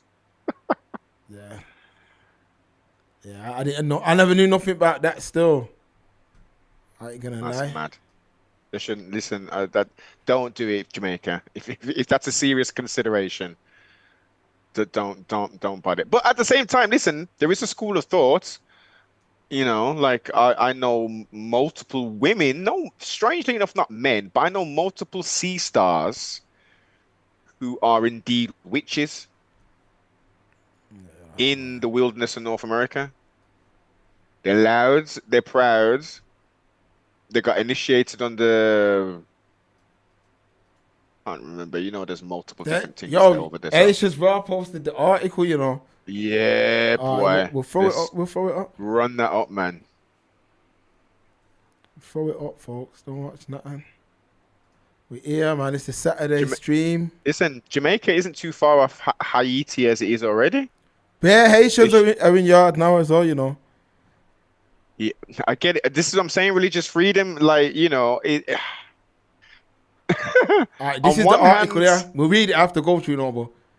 On one hand, I disagree, but religious freedom should even be extended to the people who worship Shaitan, aka Satan, and all them something there. So if I get it, but it's tricky. It's hella tricky. We know the people in high places, they're not Christians, are they? So we know what the veneer which is given to the people. We know why that is given to us as the masses, and we know what them kind of people them are dealing with, who are giving us this religion to restrain, to hold, to bind. We know what it do. And we know why there's so many churches in different denominations as well of Christianity within Jamaica, that huge island. And let's not forget that there was a set of people that went to the island first. You know, I'm sure you discussed this on one of the week bills you did about this them people them. Talk it, man. What, the red coats? No, not the red coats. The Jewish people, them who played a massive role in. I'll see if I can find the video and bring up the numbers. You know, it's crazy how much they started to import, as they say, import Africans to Jamaica, the Breaker Island. The numbers are crazy. It was only small numbers originally, and they got big and big. And you know what happened eventually? They said, "You gotta go, and then they ended up going to the Barbados. And then that's where they settled the majority of them. Yeah, there's a deep history, man. As I say, I ain't gonna go too deep on here, but there's a deep history with that, man. Yeah, a lot, man. A lot. Crazy deep history, man. All right, we'll go into this article. Big up, Aisha. Church leaders protest to stop obeah being legalized in Jamaica.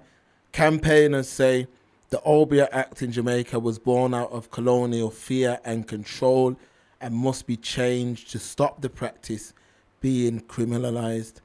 Church leaders in Jamaica have held protests in an effort to stop obeah being legalized in the country. This follows a growing campaign by Africana spiritualist non-profit group, some sort of foundation, who are calling for the Obeah Act 1898, which makes the spiritual practice illegal to be repelled. Originating from West African traditions, obeah is a complex set of spiritual beliefs and practices that are found in the Caribbean and other former British colonies. But at the same time, though, Noble, yeah, a lot of people ain't gonna want to really hear this kind of thing. When they found, man, we were doing something different to what we're doing now. So, let's go into the detail of that then. All right. I co-sign that 1012%, sibling. Yeah, because we know these folks lied about everything. We know, Everything's- we know they lied about every single thing. So why I know they lied about everything. So why I believe them about this, which I don't, to be honest. I don't believe them about this. So how do we know that this ain't one of man's original ways of connecting with whatever? You see what I'm saying to you? Remember, they're the same ones. Remember this age, they're the same ones, you know, who's put all them things in movies and everything we do. Everything we do is dark and da-da-da-da-da-da. But everything they do, come on, man. Yeah, Someone's lying to someone, man. question everything, boss. You have to question everything. Okay, so let me spin that back of sorts, because you're 100% correct. The question is, and this is the dichotomy: is there many paths to righteousness? Number one. And also, number two, is there many paths to the Most High? The one creator force, not the little g gods, the demigods. We're talking about the creator of everything. Is there only one path to get there, or are there multiple paths, sibling? Me personally, I don't have the answer, because I don't have the answer. I'd say one path. I wouldn't say there's multiple paths. I'd say whatever our ancestors did, they buried that deep, boss. So I don't believe nothing they say, noble. So if they do, matter of fact, do the opposite of what they're telling you to do. Yeah? Do the opposite. Yeah. Do the opposite. That's a fact. If they're saying something's bad, yeah, do the opposite. Simple as. I love it. You like it. I love it, sibling, because this is where we're getting into the meat of the bones of the something, right? Before the contacts with the German and all them people, these beings who came and did the crazy thing only a couple years ago. You know what I mean? If we think about it in the scheme of how long we've been on this plane of existence, we were into animism. We were doing everything. You see, the pantheons of religions. Where did they come from? Who were practicing those religions first for them to even be documented and to be put down? Wasn't it our original people? Yeah, it was. Come on, it was us, man. The earliest documented religion is called Zoroastrianism, the worship of fire. And that was Let's us. go back. It's the original man and the original woman who populated this whole plane of existence. Now, that specific chain of thought or spiritual system, let's call it, is in the so-called middle of the East. Yeah. Mm. Now, obviously, the complexion of the people who live there now are quite different to the original inhabitants, even though we can go to anywhere in the Middle East, and we're not talking about people who have migrated as workers.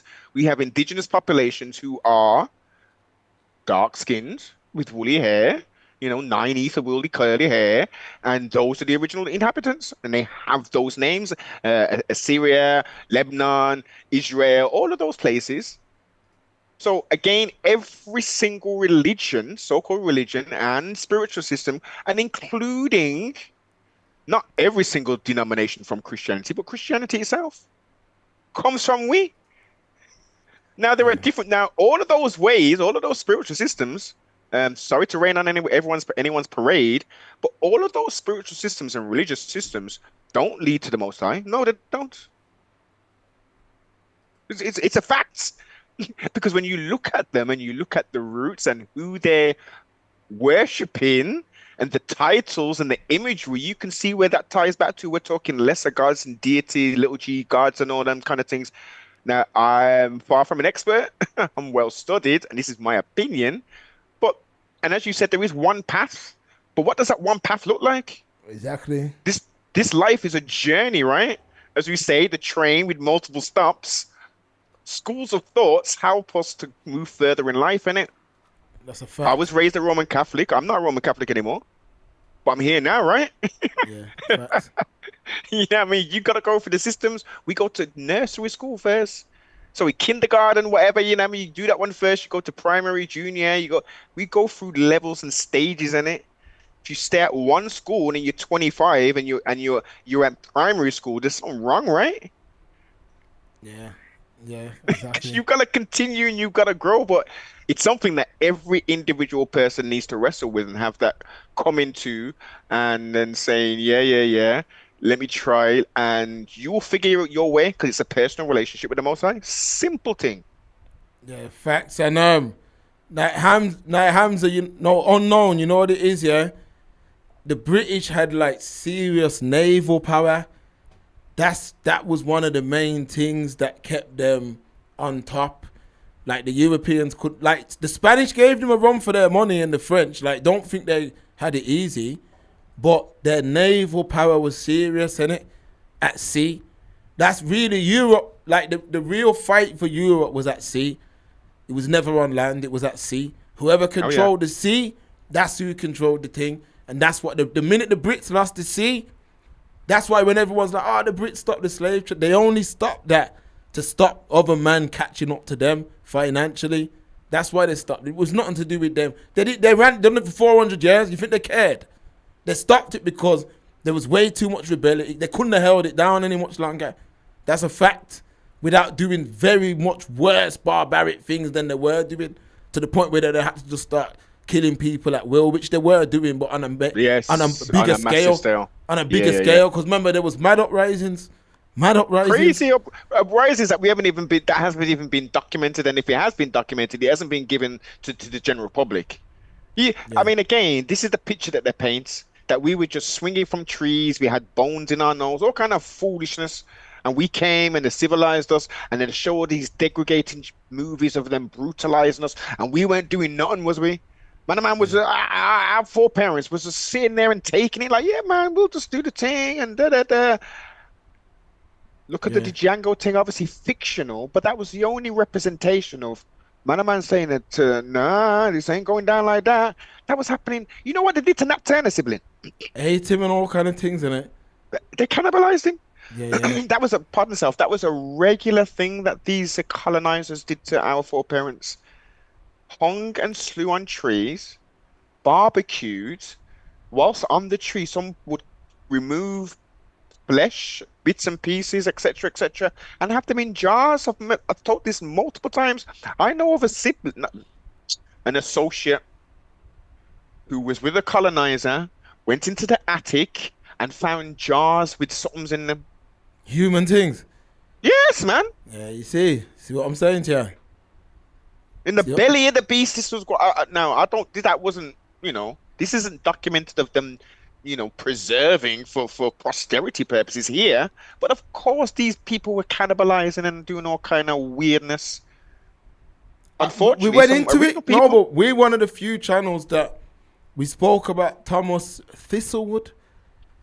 And I always say to folks, like, sit down, Love is Blind, especially Love is Blind crew, sit down and discuss Thomas Thistlewood's diary. Just read a couple chapters of that.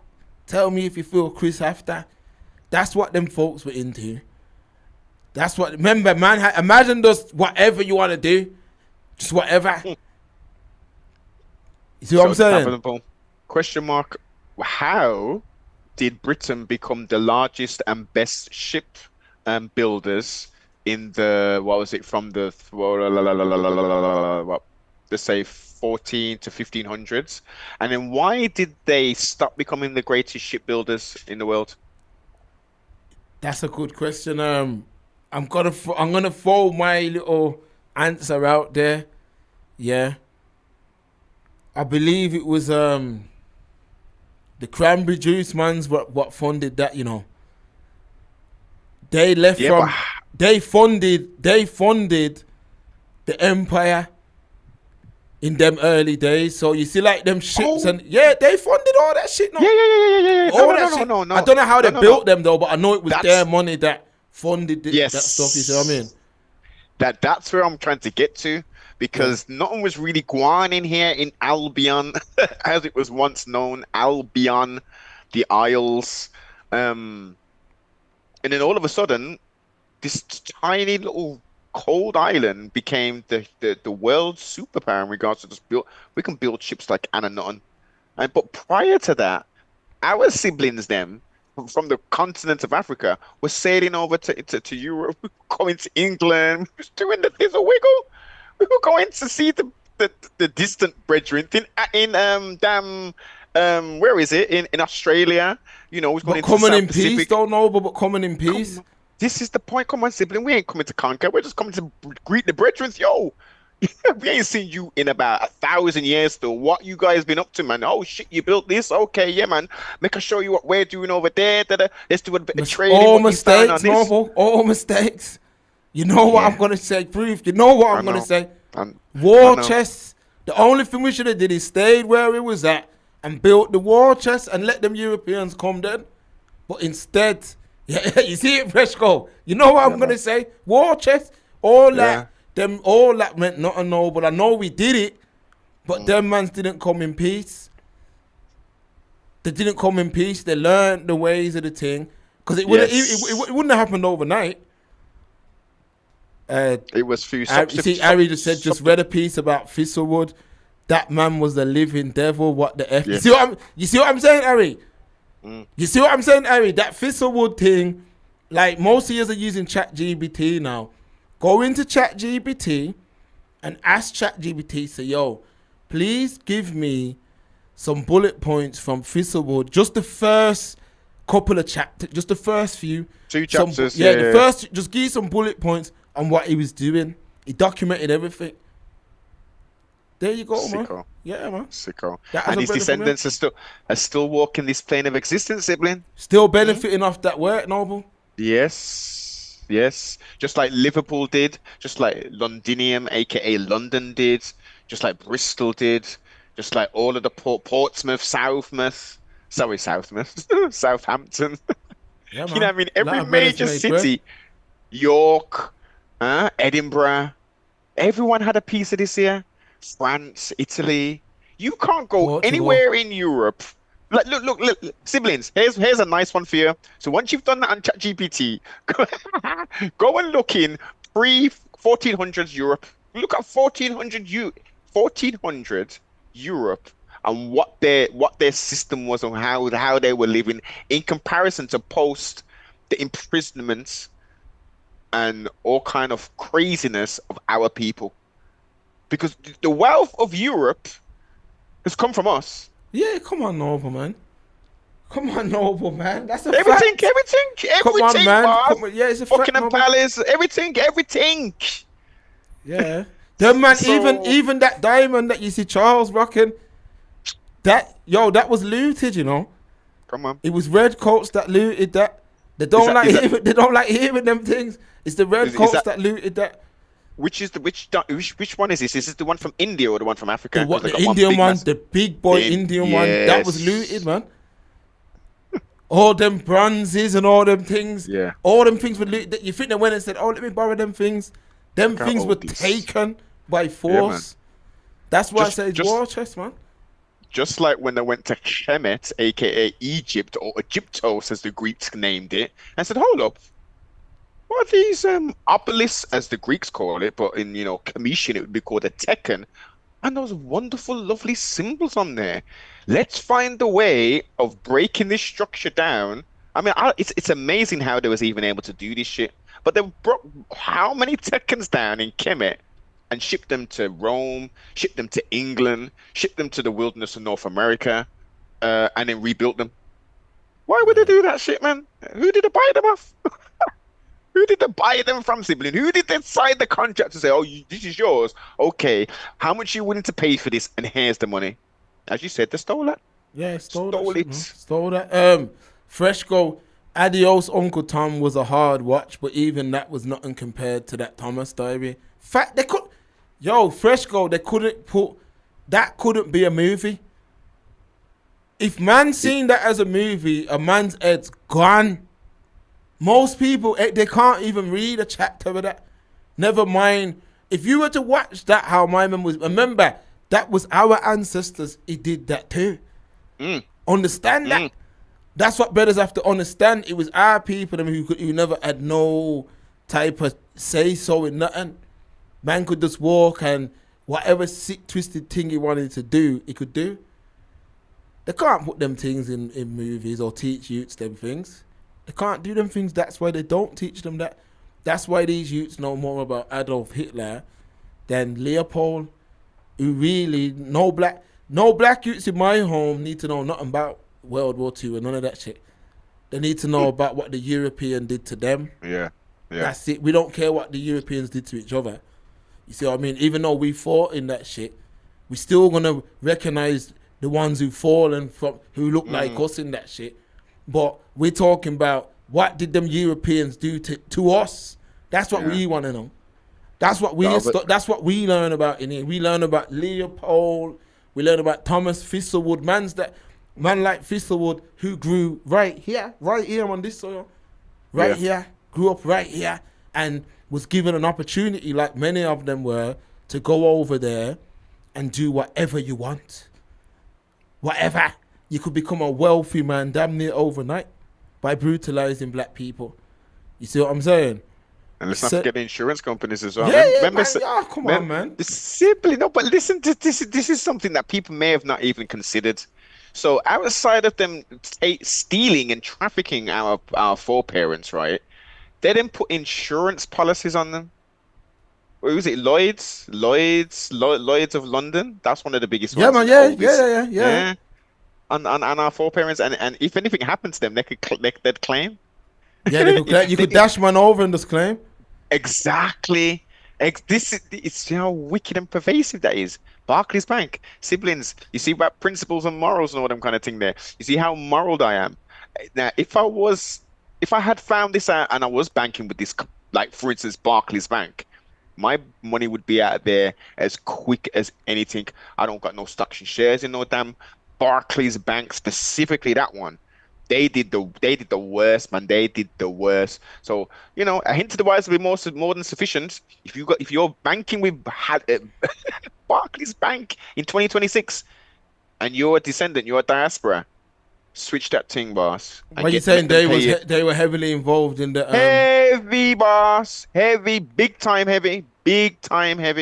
Lloyd's Bank was heavy in it as well, because Lloyd's of London, the same thing. I'm pretty sure that there's a connection there. They were mad big in it. How can you insure the life of somebody else?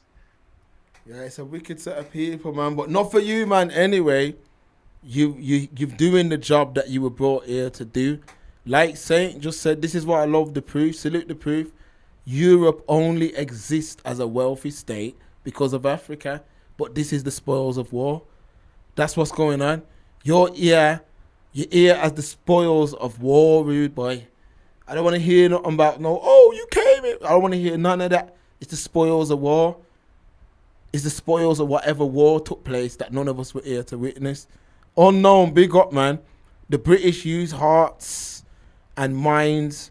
They made the locals of every nation fight for them against the others. They used the Sikhs to take over India. Britain used false promises. The other Europeans were just on straight genocide. King Leopold II, if you know, you know. Yeah, facts. Facts. But remember this, you know. You know when you say it was straight genocide with the redcoats as well?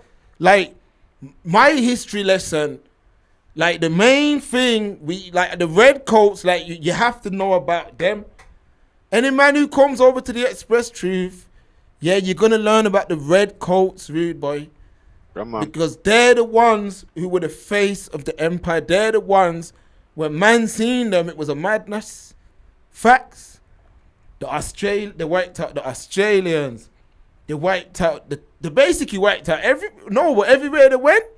Remember, Tasmanians. Yeah, these man wiped out everyone, and I'm telling you now, they're the man. And when you are talking about, you're sitting down here, who else wears red coats in honor of the redcoats? The King's Guard. Remember, you learn them things here at the Express Truth. That is a nod to the redcoats, the King's Guard. Who else sibling? Yeah, Who man. else sibling? That's what and just understand what them mans did. Rape, hey. pillage. What happened? But what happened? Plunder. What happened? Didn't they do a big parade recently? Because of Burnham, right? Oh, yeah. That the redcoats out then, didn't they, sibling? Huh? See what I'm saying to you? You see what I'm saying to you, Noble? Malachia, Rolls Royce, Colonial. The Colonial is the second largest diamond found in nature. I didn't even know this. Fresh Gold, the Industrial Revolution was funded by exploitation. Okay. I know the Industrial Revolution was big in Brom. Hamza, Harry, I'm reading about him right now. He was a demon indeed. I'm glad you, man, are learning while just read, just go on check. The same way our man are on ChatGPT for football stats and rare, not you, man, but in general, use it, man. For the real tool, yeah, man. I'm seeing Egyptian monuments in British Museum. The Brits ran Egypt for a piece as well, you know. Yes, they did. Man, this is what I'm saying. Bare education needs to go on in these schools. They ran everywhere for a minute still. They ran everywhere for a minute. And they weren't turning up and saying, excuse me, can we help? They was turning, went in the land and it was absolute carnage. Muskets, Gatling gun, all them kind of thing. Remember that 8-second reload? That was a mad thing. That 8-second thing, there was only the Zulus beat it still, but one thing the Brits was good at, yeah. Remember the Zulus, as we always talk about on the Saturday stream, the Zulus wiped the man out in 2 hours. Everybody only left one man alive and said, go back and tell the king what happened here. And then when he went back and they said, oh gosh, them Zulus, and that's when they came back. They got the formation right. As the man ran, reload, fire at will, took out everything. You see what I'm saying? But imagine if them same man Noble had rifles. What's that show, Harry, that we watched the other day with Aquaman in there? Them guys had rifles, and you seen what happened? Them Aquaman, the guy who plays Aquaman, man. The Hawaiian geezer. The Hawaiian brother. Yeah. Them ships are in Liverpool. Yeah. How are they, Hamza? It would make you want to harm random indigenous people. No, remember when Roots came on. When Roots came on. Remember, Bear Man didn't know nothing. This is what we spoke about, people. There was a bag of man in Britain, black youths in Britain, that didn't know nothing about history, nothing. Roots came on, and really, Roots is soft, really compared to some of the things. No. As you just said, think about it. Think about that time when that came out, 70s, right? I believe it was 70s, yeah. Yeah. So think of what was think 70s. There was only 3, as far as I'm aware of. There's only 3 channels on the television. 3 channels, sibling. Yeah. Channel 4 wasn't even in existence then. So for that to come out, just the Toby scene. Before I watched Roots as a youngster, I didn't watch Roots. I didn't even know nothing about it. When I watched it as an adult, and the first scene I saw was that Toby scene. That did something. Yeah, that does something to you still. One scene does something to you. So you had that in the 70s when Malcolm X came out, Mark. It was another Mazza. And they wasn't showing the depravity of our people. It was just about what they did to Malcolm X, Malik El-Shabazz. It was game over. You're on about that 3-hour thing, the Denzel one. Yes. Yeah. Heads were getting bust on a regular basis, but A, B, G was going on for about 6 months straight. Yeah. I didn't partake in none of that because my head was screwed on, even though it was as savage as I say back then. But yeah, man, same thing. So you fast forward now, look, I would say 80% of the diaspora, they may have heard of Uncle Tom, but they've never watched it. They would watch Uncle Tom's Cabin. They was to watch that. What do you think would go on, sibling? Nah, it does something to you. No, facts. In Gambia as a youth, man, I seen certain things, and then on the way back, I said, nah, no Europeans are getting on the ship with, man. My parents are like, oh, what you mean? I said, no Europeans are jumping on this ship with, straight like that. Yeah. Straight, no, but this is in Gambia, you know. I said, they're not jumping on this ship. How are man even coming back to this site? You see what I'm saying? Like, you shouldn't even, like, on it. But obviously, man was young at the time. And remember, that's the first time I seen something like that, you know. Remember, I'm in school, man's listening to USA rap. I don't know nothing really too tough. So when I've seen something, I'm like, oh, you man was responsible for that. All right, and that's what went on. Freshco. Thomas Diary was like Human Centipede meets Saw. Yeah, horrible things, man. Horrible things. Unknown. Most black people don't know about King Leopold. There are enough men don't know still. I didn't know about Leopold until my early 20s. Imagine that. I never knew about Leopold. Man, we knew about Hitler, but that's what happens when you let them tell his story. Yes. You see what I mean? You can't. That's why Saturday schools and things like that are very valuable in the black community, because you're able to teach the true history. Like really, Leopold, that was a European who done way more damage than Hitler. Like, let's really talk, people. Like, Leopold was the devil himself, but they're selling to you about this other cat. You see what I mean? They're talking about the cat who done them. So show me the man who done people that look like me, something. You see what I mean? Because remember said it. There's, you know, this thing, Saturday Street Crew, you know it goes. Saint, I worked for Barclays Investment Bank and had accounts. I left when I found out their history. Lloyds of London also. Serious involvement in the slave trade. Facts. Citibank helped mash up Haiti as well. Facts. Yeah, genocide or wherever they went. The beef eaters protect the jewels. Hamza. Why were the so-called Maroons helping these devils? All right, D. All right, now we're talking, Noble, man. Enough man don't like hearing this. No. I've seen of late a big bag of men are claiming the Maroons. Man like Bourdieu and all that, who in his early career didn't mention the Maroons whatsoever. Now all of a sudden, everyone's a descendant of the Maroons. There's one part you man are forgetting, that once they signed that treaty with the British, they started capturing, man. They started working for them, man. You see what I'm saying? Yeah. They started capturing runaways and man who wanted their freedom too. Tell that part of the story too. Tell that part of the story too. Facts. Because at the end of the day, yeah, they got their freedom. But how did they help the rest of the people? How? They didn't come back on a Django thing and say, yo, let me free a out. They started working and making money. They got land and started working. How did they get the land sibling? How did they get the land sibling? The Brits gave them. It's mad. On one hand, as you say, the romanticized element of it, Nanny Maroon and this and that, strong figure, yes. But when you open and start, just brushing the dust off a little bit, and so all the good stuff, that's blessed, man. But how are you catching your own people? Yeah. Why were you working with the devil? If anything, you should have been helping, man, how man could have got free as well. Chief of War's the thing's called. Yeah, Chief of War. Yeah, you see that? Rassam put the info in there in the chat. Freshco, good question. Some was self-preservation. Some was good old selling out. Unfortunately, they always can get one of us to do their bidding. Yeah. Unknown. Yeah. I personally can't watch slave films. I'd rather read the information, what was done. Freshco, the Jewish people said, F the Germans for life. And with all due respect, that was nothing compared to our Holocaust. We let things slide.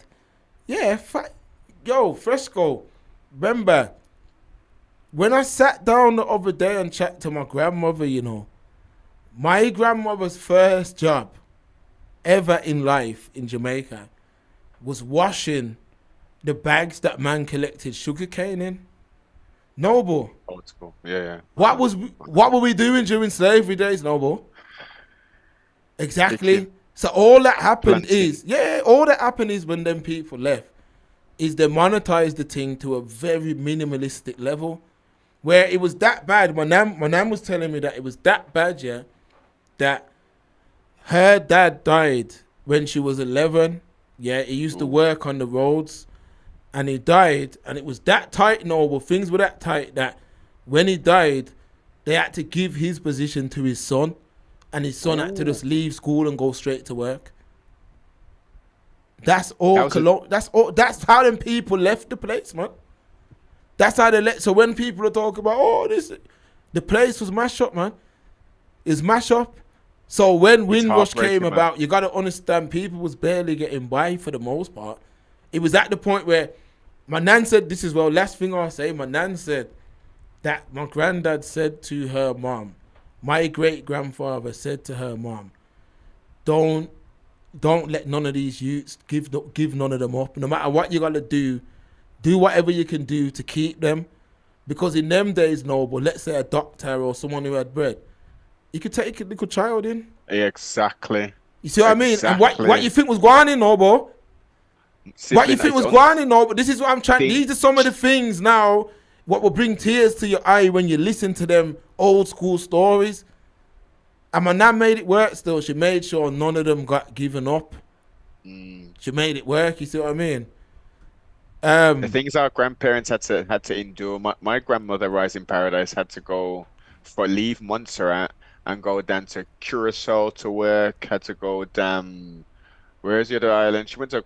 I don't think she went to Bonaire, but she went to a whole heap of different islands down in the Lesser Antilles to work because there wasn't the opportunity in Montserrat at the time. That's what I'm saying, yeah. Pre-Vocator, when there was 17,000, I think, is it 17,000 unknown, or was it 21,000 was the peak of the population at that point? And what you mean? So the Brits are still down there governing Montserrat? Pretty much. That's mad. Pretty much. Like even if there's only 5,000 people, you take the leaders of that 5,000. What them man even still doing down there? How is it benefiting the island, Noble? How? Because there's nothing there, man. After the last volcano and the island was extended out with all of the lava flow and all that, there's nothing. That was a lot of the fertile ground. That's where the capital was. Now everyone's moved up to the north. I ain't even got land this on no more. I don't believe. I'll have to double check, but as far as I'm aware, we got no lands that's we can go claim or nothing like that. So the UK, they're the ones who provide. And remember, it's islands. Everything is import. Everything is import. Again, it's a small island, sibling. It should be, even though 4,700 now. That's increased, as we've discussed, because Jamaican brethren and all the rest of the island people are coming there to get their something so they can move on. And then some of them are actually, you know what? This is cool. This is blessed, yo. I can leave my car and the keys in my car. Everyone knows everybody. That's how it is, and that's how the majority of the Caribbean was at some point. It was. Things got flipping crazy. Like, look, 1950s, 1960s Jamaica. What kind of crime was going on in then?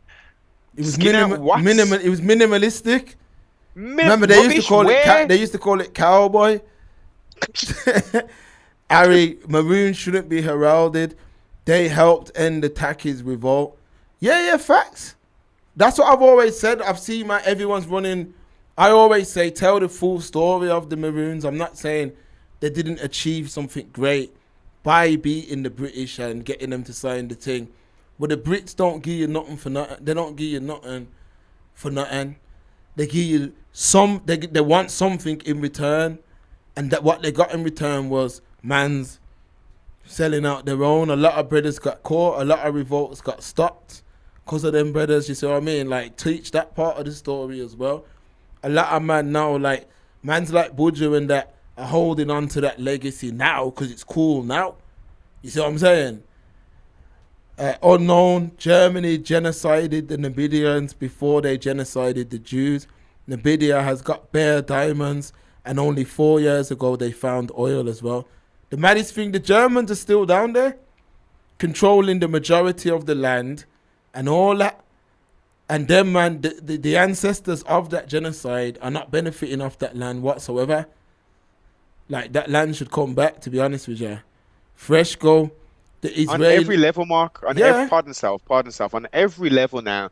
Like, the world should... They can see what's going on. They can see what's happened to us, right? But yet, they're like, let's let it continue. Let's suck on the titty of this beast and let's keep these people down. How about saying, hold up, Africa, let's ease up off them, man. Let's ease up off them without the cobalt, without all of these things. These tech things done, boss. Let's give the people them the thing, man. Let's enable them to build the roads, man, to reestablish the infrastructure that the colonial masters put in place. Let's put it back up so they can have a better standard of living. If they want to live in the villages as rural as they want, give them the access, give them the clean water. And why would it take? Pisses me off, man. Mr. Beast, he did that thing in it and gave how many damn water somethings. Yeah, I remember that. Yeah. Huh? Why would a boob tuber have to fucking do that, man? Pardon the profanity, man, but it's sickening. It's sickening, man. Give all of the that's Espanol, the Spanish people, them, right? Yeah. Own all that. Yeah. Right? Yeah. So why aren't those Spaniards saying, "Oh yeah, man, we're caking it, boss. We're killing it." I'll tell you what, we're gonna give you. We'll go light. We'll give you 2% of the thing, man. We're gonna give you 2% of the thing.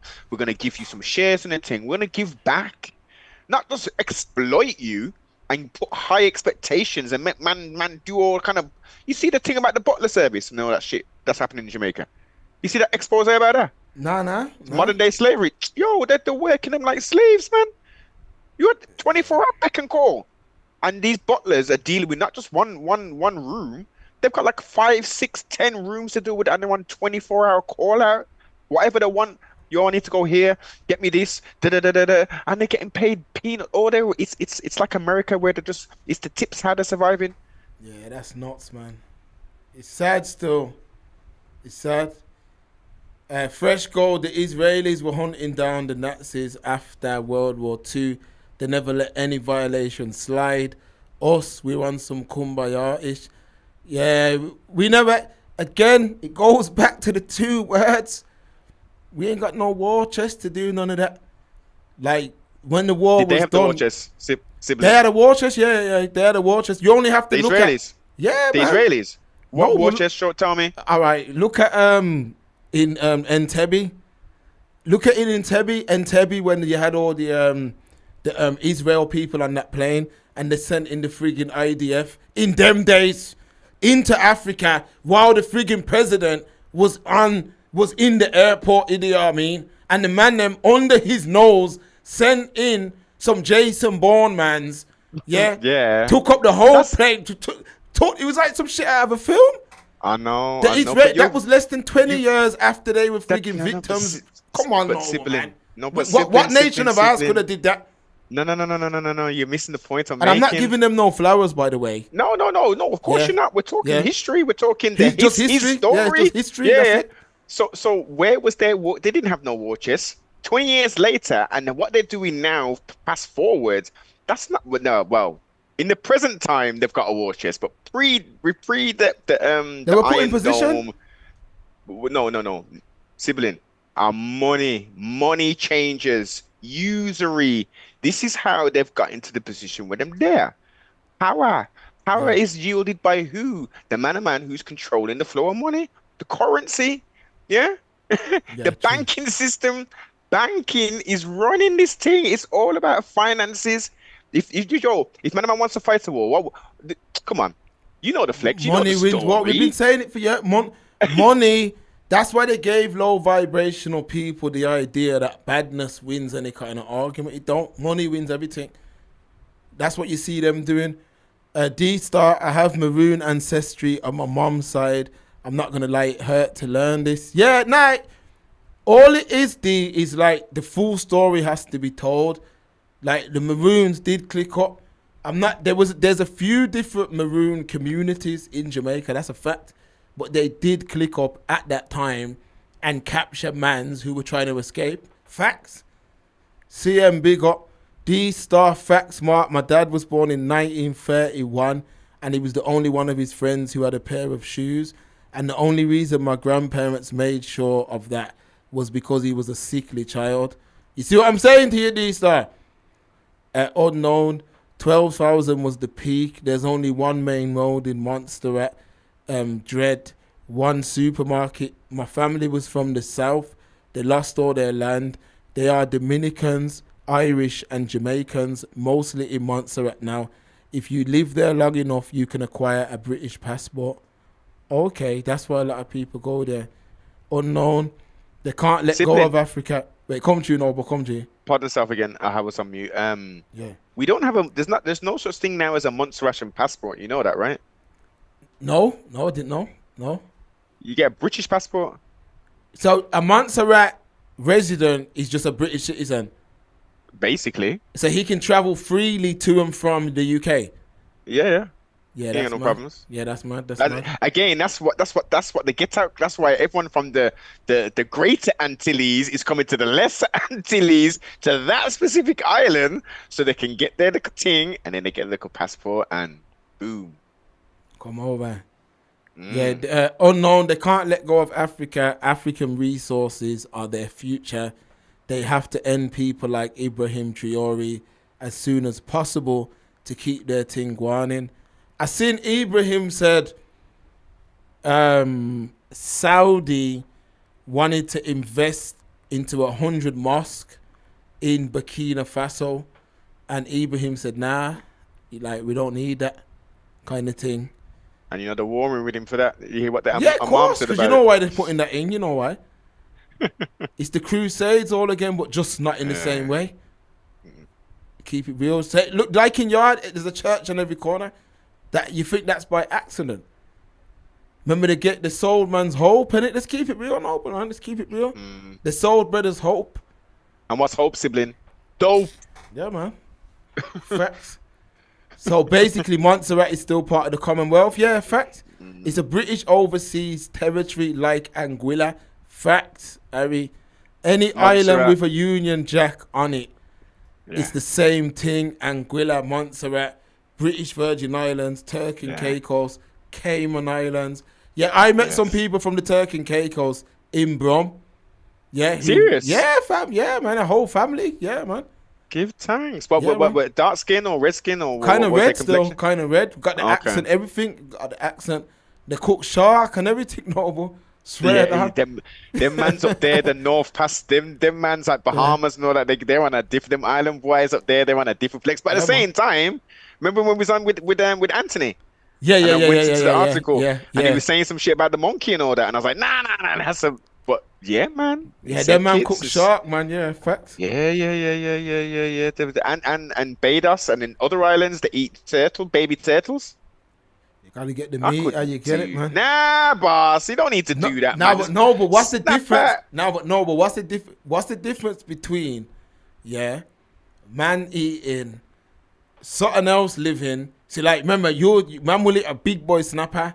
Yeah, what's the difference with eating a piece of shark? I'm not saying I eat it, but it's the same thing, innit?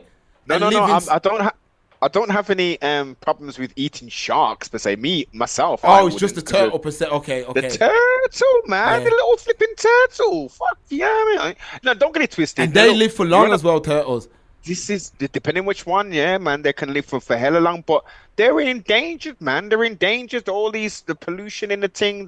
This is another thing that irritates me about our Caribbean brethren. Some of them just disrespect up the island, man. They got on the beaches, they're just throwing their cigarette butts or the somethings on the something. They're just throwing litter everywhere, and then that's getting into the sea. They're leaving their nets and all that, just old nets, and just cast it into the something. And then the poor turtles are getting trapped up in it and getting all mangled up, man. Their numbers are not where they need to be still. Islands, you get stuck on an island and you can only eat a turtle. Of course, man. Look at Saints. No, but allow the endangerment talk if you eat meat. Yeah, it's meat. You're from you eating meat. It's mad still. It's mad. But no man eating dogs though, are they? We're not gonna eat horses like the French people. Remember, man's mind's trained that only certain things supposed to dead. Exactly. So remember that's how your mind's changed, but you don't really know what the thing is, man. But you don't eat pork though. I don't eat them things. Why don't you eat pork though, sibling? I don't eat pork personally because as a youth, I seen the pig up close and personal. Facts. Listen, pork there weren't no pork in my yard, but in other yards, man, we're eating pork, fam. Man's eating bacon, pepperoni. I remember my dad's rest. We didn't eat them things, but you see the pork. I seen the pork up close. Like, yo, what's wrong with this pig? Remember when man used to go yard and I seen how them things were moving. Very disgusting animal. You see, but no. Well, okay. So in two ways. On the outside, yes, pigs are filthy, disgusting creatures.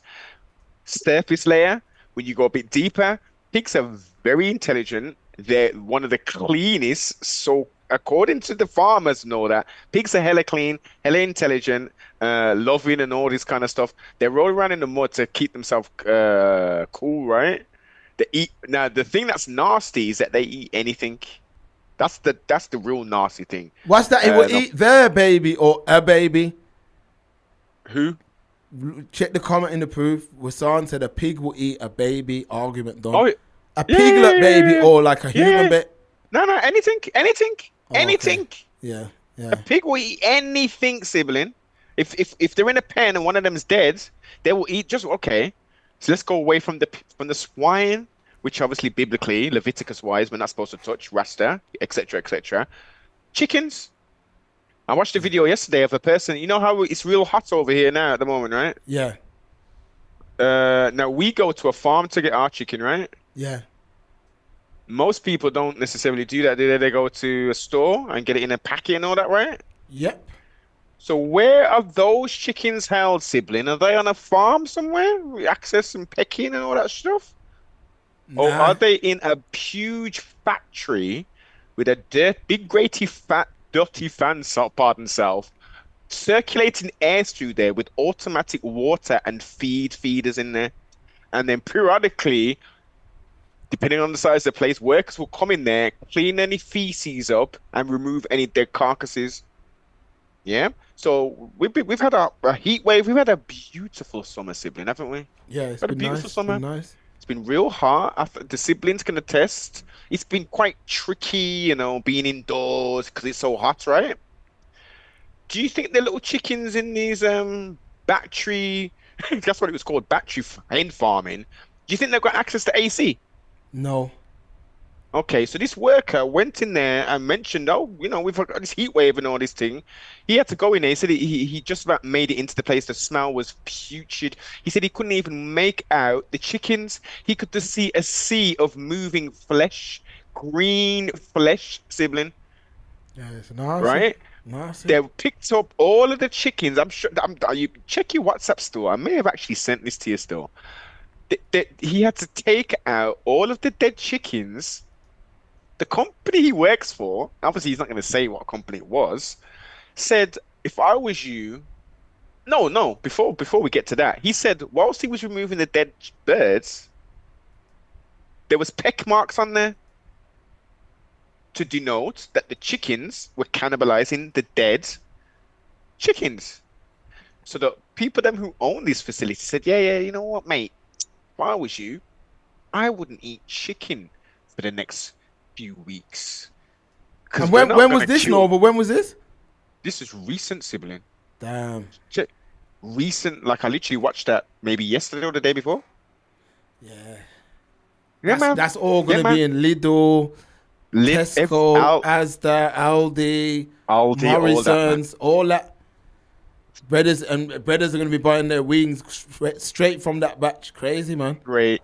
Season it down with salt and pepper and the homemade whatever, little something in the something, whack it in the air fryer for 15 minutes or whatever, and they're going to chew it after. Like, they wouldn't even wash off the feathers now. Washed off the thing with vinegar and this and that. Yeah? They didn't put no vinegar, no lime, and nothing on the something bread jeans. They took it out of packets. They slapped it. Actually, no. Let me tell a lie. I'm skipping the stage. They cut it open first, yeah? Because I don't want to do no washing up. This is 2026 with their in, right? And they get the salt and pepper out, grind it on there, Ainsley Harriet style. They get the jar out, slap it on there. Yeah, man, love, this is going to be excellent. Air fryer, 9 minutes, 15 minutes, however it is. And then they suck down everything off it. The feather, everything, regins. The veins, highlights. It's going down, man. It's going down. So again, hint to the wise, more than sufficient. Please, siblings, don't be buying none, especially chickens. We already went into the different types of chickens, like normal chicken and these supermarket chickens, which are called broiler chickens or something, which grow quicker, like 2 times the speed as normal chickens. Siblings, don't do it to yourself, man. Please. For the love of God, don't do it to yourself. And when you're out here and you're like, yeah, man, we've just had some drinks, some cocktails. What should we order for some starters? You thinking of getting some chicken wings? Allow it, okay? Allow it. Unless your mother has done it, your auntie, your cousin, your brethren, or you've gone to one of our stores, don't be buying no chicken, please. Now, what brothers are doing as the no, but that kind of talk would fly. Yeah, brothers are doing as the Romans do, man. Let me draw for this video. Let me show you how brothers are eating, man. Proof. We're going into the proof chat right now. I'm gonna show you how these brothers are eating right now in the UK. Come with it, brother. Yeah, man, we're gonna get it up. People, shout out the YouTube channels, man. Here with us on the Saturday stream. Make sure you just hit the like button and all that type of stuff. Yeah, man. Smash the like, share up the thing. You know what I mean? How much you got in there now? I ain't repress the page. I'm gonna jump on now. I'll take a look. Let me find this thing and then I'll jump on. Yeah. Nah, I'll jump. I'll do it. Alright. Yeah, man. Smash up the likes, man. Smash up the likes, please. It's getting harder and harder to find things in the chat. The proof chat's active. Coco UK 9 TV, you are indeed live. Hey, simply, have you actually reposted that telephone number? Because we're gonna be rewinding soon, innit? Yeah. I pinned it, man. I was wondering, people, the phone line's there, live and direct. Yeah, man. Jump on that, man. Jump in this here, man. You can call in, people. The phone line's there. It's pinned in the chat. That's the phone line. You can phone in if you want to say something before we wrap up. If you think something we've said don't make sense, if you want to agree with what we said, whatever, call in, man. Yeah. Fishy. What does FFS mean, sibling? For F's sake. Oh. Yeah, for F's sake. Oh, you never knew this? Nah, I'm crazy with them acronyms. No, that's not it. Oh shit! Yeah, he is fighting in it. What you queuing? Yeah, Joshua's fighting tonight. Hey, what about the Gypsy King, man? What the hell was all that? Yo, that looked horrible. I ain't gonna lie, that looked disgraceful still. And it was disgusting. Yeah, them man, they're just making a mock. Boxing's become a joke still. I ain't gonna lie. It's hard watching boxing now, man. It's like my man didn't even train. I ain't even gonna lie. It's like he didn't even train. He looked awful. He looked absolutely awful. And took him 7 rounds. What you doing? 7 rounds. Yeah, and he's right. He ain't even hiding it. He's saying now like, I don't care. He's saying it raw. I don't care. I'm doing what I want to do. I'm fighting. At least the opponent, Mr. Joshua, he's facing today, has got a bit about him from what I've done the knowledge on, right? Yeah, exactly. Yeah, he has Uzi fighting Proof. Who's Joshua fighting? But it's just that's just a brother to take rounds, man. That's all that is. Prenga, man. He's fighting Prenga, sibling. Come on. Yeah. I can't even find it, boss. The chat's too busy. We're going to have to start highlighting things, man, that we're going to talk about. I can't even find it. But it was basically this brother. He was going out with this indigenous girl, and he must have went to like a family gathering, and they gave him like 2 like hot dog sausage and a piece of bread, and he was screaming like, yo, what's this? Like he's looking down like, what's this? I can't even find it though. Dinner? Like a barbecue kind of thing. Oh, skins and a piece of bread, not even a hot dog sausage bun. Nah, like a piece of bread and some hot dogs. Okay, I don't know. Without seeing the video, if you can't find it, I'm taking it. What you doing? I'm assuming that it was like a lower income girlfriend that he had, maybe. Yeah, man.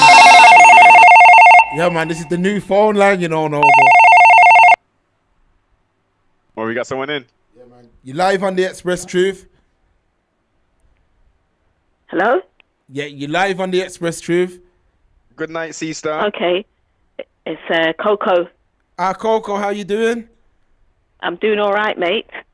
Good. Good to talk to you, brothers. So how you doing? What you gotta say? First of all, I just want to say, Bajans do not eat turtles. Oh, is that what was I don't said? know where. Is that what was said? That's what Noble said. Yeah, man. Can the sister hear me? Can Coco hear me? Pages. Coco, can you hear Pages Noble? do Sorry. not- Yeah, she's be able to hear. Yeah, it was Noble. No, she can't hear me still. Bajans you don't hear me, eat Coco? turtles, Noble. All I right, don't know so- where you got that from. To Noble, Coco said, are you Bayesian, No, I can Coco? hear. No, I can hear. Yes. All right, so go on then, Noble. Say what you're saying. Say what you're saying. If you can hear me, Coco, from the siblings that I know. You ain't got nothing to say. Nah, so Nah, don't be- Noble's saying, sorry, Coco, there's a little thing here. He's saying from the people he knows. Is that what Guans? he said? Yeah, That's man, what like- Guans with the people he knows. Yeah, and I You need was to stop random talking that foolishness. Because Bajans, we don't eat monkey. We don't eat turtle. Right? You hear that, Noble? we don't eat turtle, and we don't eat green monkey. And I know green monkey is prevalent on the island of Barbados, but no Bajans are eating monkey or turtle. And as far as shark concerned, it's shark, but it's not real shark that you see swimming in the sea. It's called mau mau. See, it's like a smaller, so it's like a smaller shark, yeah. I don't even know if it's a shark fish. Nah, it's a fish. But it's It's a not fish, really basically. shark that we identify as shark, and it's eaten throughout the Caribbean. It might be called different things, and people call it shark, but it's not shark. It's called mau mau. Okay. Now the shark I was talking about was some people from Turks and Caicos, but I don't know what kind of shark. I just remember they had like a barbecue thing and they'd cook like shark. Do you know what I'm thinking though, Mark? Is that it's mau mau, and you know how we call things differently. That's what I'm thinking. But no one's going in the sea capturing shark. Come on. Yeah, it does sound a bit bad still. It does sound a bit bad. It's a different fish for some reason. In Barbados, my mum used to call it shark. And when I was a little girl, I thought it was real shark. And then when I grew up, she said, no, that's not shark. It's called mau mau. Yeah, I hear the accents. And I think that's the same throughout the Caribbean. Because nobody is going, black man not going in the sea to kill no shark. Yeah, it's going to be a bit long still. Anyway, that's the first thing I wanted to say. And then the second thing I wanted to say is, I hear you around everything that goes on in the past with regard to Leopold. I know about Leopold. Yeah. It's distressing, it's traumatizing when you see what that guy did. It truly is. And everything that the Brits did and the Europeans in general did to black people. What my question is why don't we have an equivalent to Hamas? And I don't want you to get you guys channel banned or whatever they call it, right? So I put Hamas in inverted commas, but why don't we have the equivalent? I hear that still. I hear that, man. Boy, that's a very good question, you know, because really we're not financially backed. That's why we don't have the financial backing to do so. Yeah, because think about it before you continue, because I know the sister can't hear me. Yeah. Hamas keep is backed breaking up, by but that's just a multiple question people, that I'm going to leave with people, including Israel. Because when you get to a certain age in this country, and I know young people are young people, they're doing what they got to do. You know, I understand that. I'm old now, but I'm growing up realizing and coming to the stage of life when I think when you look at what the people have done to black people, especially those people that were trafficked from Africa into the Caribbean, it breaks my heart in a way that I can't express as a grown adult, and even face my child and tell her what these people have done to us and why we don't seem to fight back. I understand it to a certain extent. People are fighting for reparations. They went to the UN Security Council a few weeks ago with an agenda. They saw what happened. People are going back to the Europeans and begging for reparations. But why are we so placid when it comes to to getting this on the agenda. That's It's my on the agenda. viewpoint, because, and I think it was, I think you were saying earlier, when it comes to the Jewish community, fair dues, fighting for their reparations, and when we're taught about the Holocaust, why we're not taught about what happened to our people in primary school, and why are we not fighting for the history to be taught in the UK and in the Caribbean in the Caribbean? We have to teach it ourselves. They're not going to teach. Yeah. All right. Let me give you an analogy. So, let's say your great grandfather committed an atrocity to your neighbor's great grandfather. You're not going to want him to know. You're not going to want him to know that your people kept that up. You're not going to want him to know, which is why from young, if you think about it, these people brought us here, Coco, yeah? And they've had tests. Remember, they put on Roots, you know. My dad told me that Roots came on the first day. The second day it was cancelled. Because mans were seeing that, like, hold on, what? This is what these people did. Literally, man's got to the bus stop and just licked down the first man they sent. Facts. So there's been a miseducation. That's why we were learning about Hastings 1066 and this, that. The only way to teach black children from the Caribbean is for us to teach them. And I agree with you. Yeah, I agree with you, Mark. That is the case. But in 2026, when we know that is the case, and it's been happening for generations of us in the UK, and slavery in the Caribbean, followed by colonialization until independence, and we're still not independent today. I don't care what anybody says. No, we're not. We're not independent. No Caribbean island is independent of the British or who were the former colonizers. Okay, we know what we know today. Why aren't we? And I include myself as being guilty. Why aren't we going and saying we want this on the curriculum? Where are the Saturday schools? Where are people trying to teach our children from young? I mean, from before they go to. Sorry, I was going to swear then.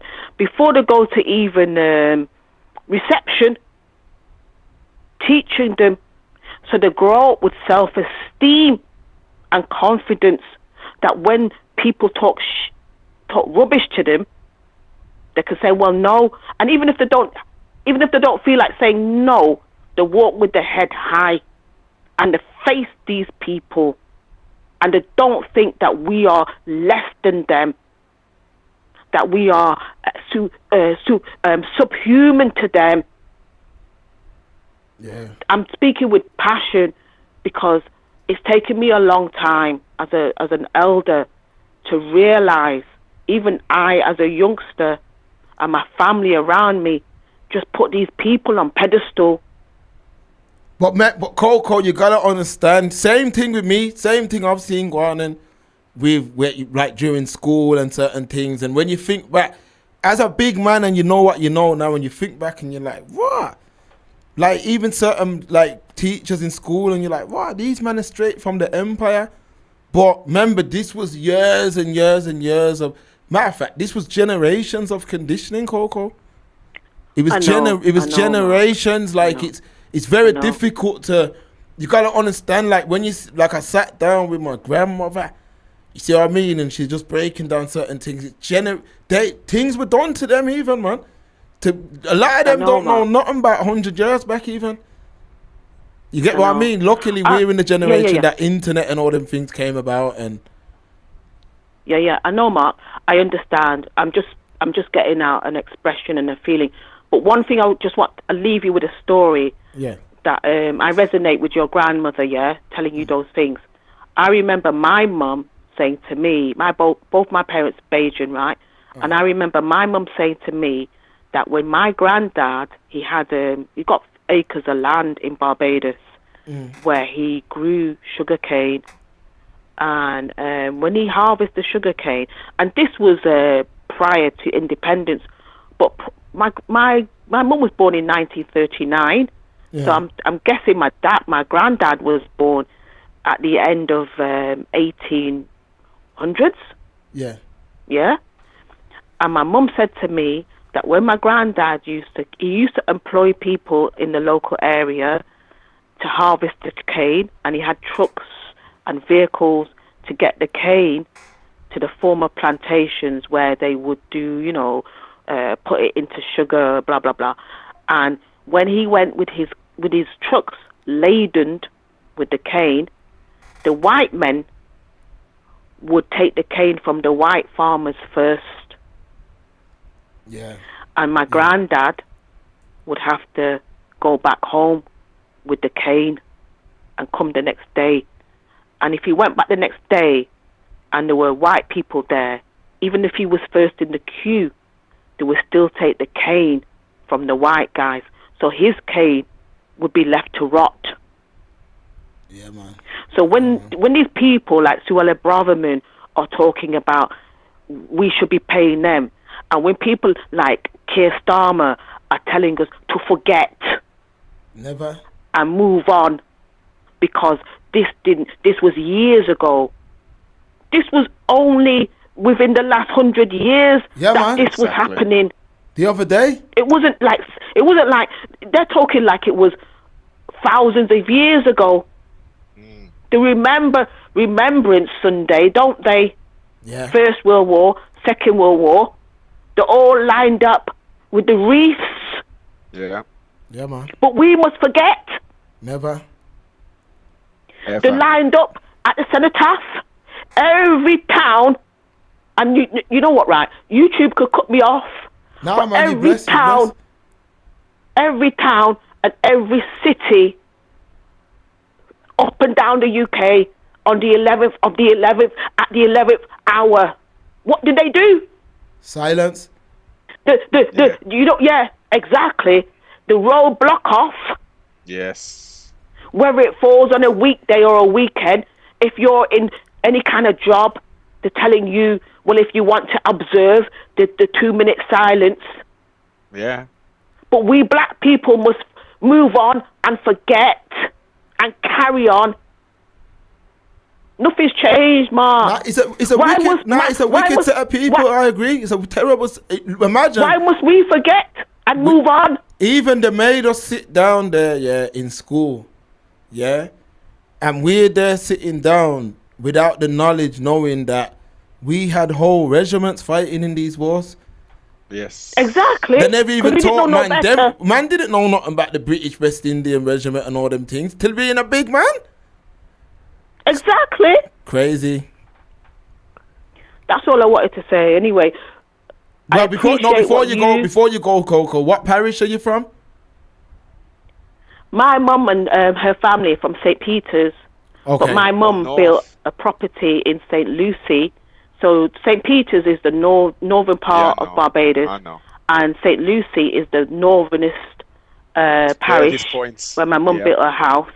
But my mum's family, and I'm telling you, Mark, Barbados is my home. Yeah, man. Do you go back, Coco, a lot? Yeah, I used to go back a lot before COVID, and then things happened post-COVID. But I'm trying to get back into that rhythm, and I'm also learning to understand what they've tried to deny us and to divide us. So like there was a lot of Bajan, Jamaican stuff that used to go on, African Caribbean versus Africans, and African American. We need to put that to one side. Yeah, man. Of course. Yeah, when these palm-colored people get together, they don't matter that the French or the German or American or Canadian. That don't matter to them, does it? You don't. So why are we putting that in why are we letting that divide us? When NATO get together, if you attack one, you attack all. Yeah. So why are we letting them divide us into, small island this, Africans this, West African, Nigerian. Why are we letting them divide us? That's just bare foolishness, and I'm only learning that today, and I'm thinking, do you know what, right? Even if we've got our cultural differences, which of course we will have, one thing must unite us. But remember, a lot of these things you see going on were practiced historically for the effect that you're seeing them have on us today. Like they take different men from different places, different languages, mix them up together, where it took hundreds of years for man to kind of build dialects that we could all understand each other. And you see what I mean? It was crazy. It was crazy, man. Yeah, but now we got. There's no reason why people should remain ignorant anymore. So when someone's trying to divide me from a Ghanaian or a Gambian, someone who looks like me, and some white person is coming to tell me, oh, this person's this and this person's that, you mean to say that I'm going to believe the white person? Unless that black person does me harm. Why am I believing the white person? You ain't for me. You've never been for me. So let me give my black person at least the benefit of the doubt. That's what they do. Would have got the Ukraine. They're fighting for Ukraine. Yeah, man. It's facts. And it don't matter that they speak a different language, different culture. Yeah, it's facts. They're fighting for them, investing billions of pounds and dollars to fight for them. Every time Zelensky want money, they give it to him. Yes. Yeah, man. Our money. Yeah, man. They give him and then talk about there's no AC in schools. Crazy. Exactly. So why must we black people? I know it's a hard ask because people are people. At the end of the day, you look after yourself, blah blah blah. But why must we need to come together? We are not gonna be free until every black man stands for, and that goes for the Americans, African Americans, and all the division in America, all that rubbish in America against Africans and Caribbeans. We need to come together, and the only way we can fight these people, because these people know what they're doing, and I know that black people, we got our little things going on in life. We're preoccupied. We haven't got stability. We haven't got the time. We haven't got the finances. We're not economically and politically up there. So they know that whilst we're the same with the Chinese, they're doing that's a different conversation. But they're doing the same stuff. Yeah. Everybody got black people down, and it's time we start to fight. But you only I don't mean fight physically. Nah, I mean, my thing's always it's always gonna lead back to building a war chest, but it starts with economically building, and that's it. And I agree. And generational wealth, making sure that your family and you leave your family financially secure. You speak to them, you educate them, you build up their self-esteem, you build up their confidence, and you make them think, your children, when they grow up, that when they see these people looking down on them, hold your head up high. Don't let them talk down to you. Hold your head up high. Speak back politely, but say what you've got to say and keep it moving. Not like when I was young and afraid of talking to white people and saying this, there, and keeping my head down. No, those days have gone. Yes. Yeah, them days have been gone, boss. Them days have been gone, man. Hold your head up high. When they speak to you like you some kind of idiot, because they can't speak to me like that today. Not even when I was 13 and I'm nearly 60. Yeah. Hold your head up high and tell them what you got to tell. And speak to your youngsters, educate them, give them pride. Yes. Yeah. And don't let these people, because if these people get a foothold and they can take the PISS, they will do it. And all the talk of Labour and all of that, they're the same.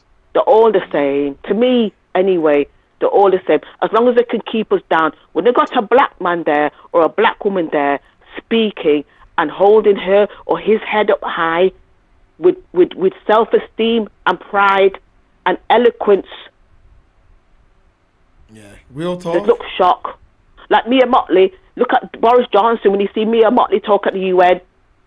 He was speechless. Come on. Yeah. Mia Motley's doing her thing still. And that's what we need to instill in our children. So when they come chatting their rubbish and talking to us like this and this, we can say, oh actually no. Yeah, and talk with pride and confidence. Yeah, real talk. I'm rambling and I'm ranting, yeah. Nah, you talking, man. They're bigging you up. The Patreon chat's bigging you up hard, man. Let me see what the Patreon chat's bigging you up, Coco, man. Come on, sis. YouTube's quiet still, but yeah, following Patreon. you guys. Yeah, I see you in the chat all the time. You from Manchester, innit? Yeah. What's life down there in Manchester? I've been listening to you for a long time. Really proud of your mother and what she's done. Really proud of your dad. I know a little bit about Birmingham. So honestly, Mark and Stephen, Noble, and all your background people who work in the background, everybody that works with you, your family, honestly, blessings to you, Mark. And Thank you. Stephen, Noble, keep on doing what you're doing. I really, really respect you guys, honest to God. Don't agree with everything you say, but 99% of it, honestly, I'm proud to know that there's young black guys today keeping it, you got your women, you got your children, you speak eloquent, I'm learning stuff of you guys tonight. Honestly, I got to go back on ChatGTP and Google. I'm learning stuff from you guys. Carry it on. And I'm going to get back to the membership, Mark. I'm going to get back to it. I was on Patreon and something happened, but I need to get back to it.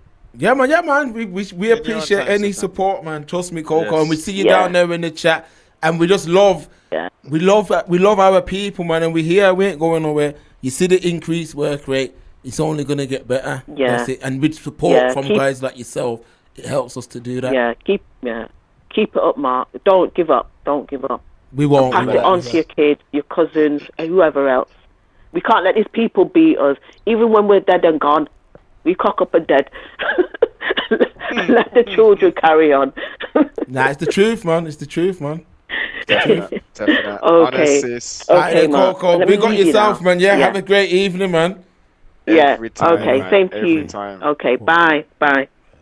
I love the feminine energy coming in and, speaking truth to power, man. Speaking truth to power. A answer of sorts to her question, to Coco's question, reference reparations. Yeah, okay, same. Oh, we got another call right here, man. Okay, thanks. The line's bubbling now, yeah? Hey. Hold on. You live on the Express Truth? Fam, well gone, Mark. How are you, bro? You good? How you doing? It's a Zimbabwe boy, bro.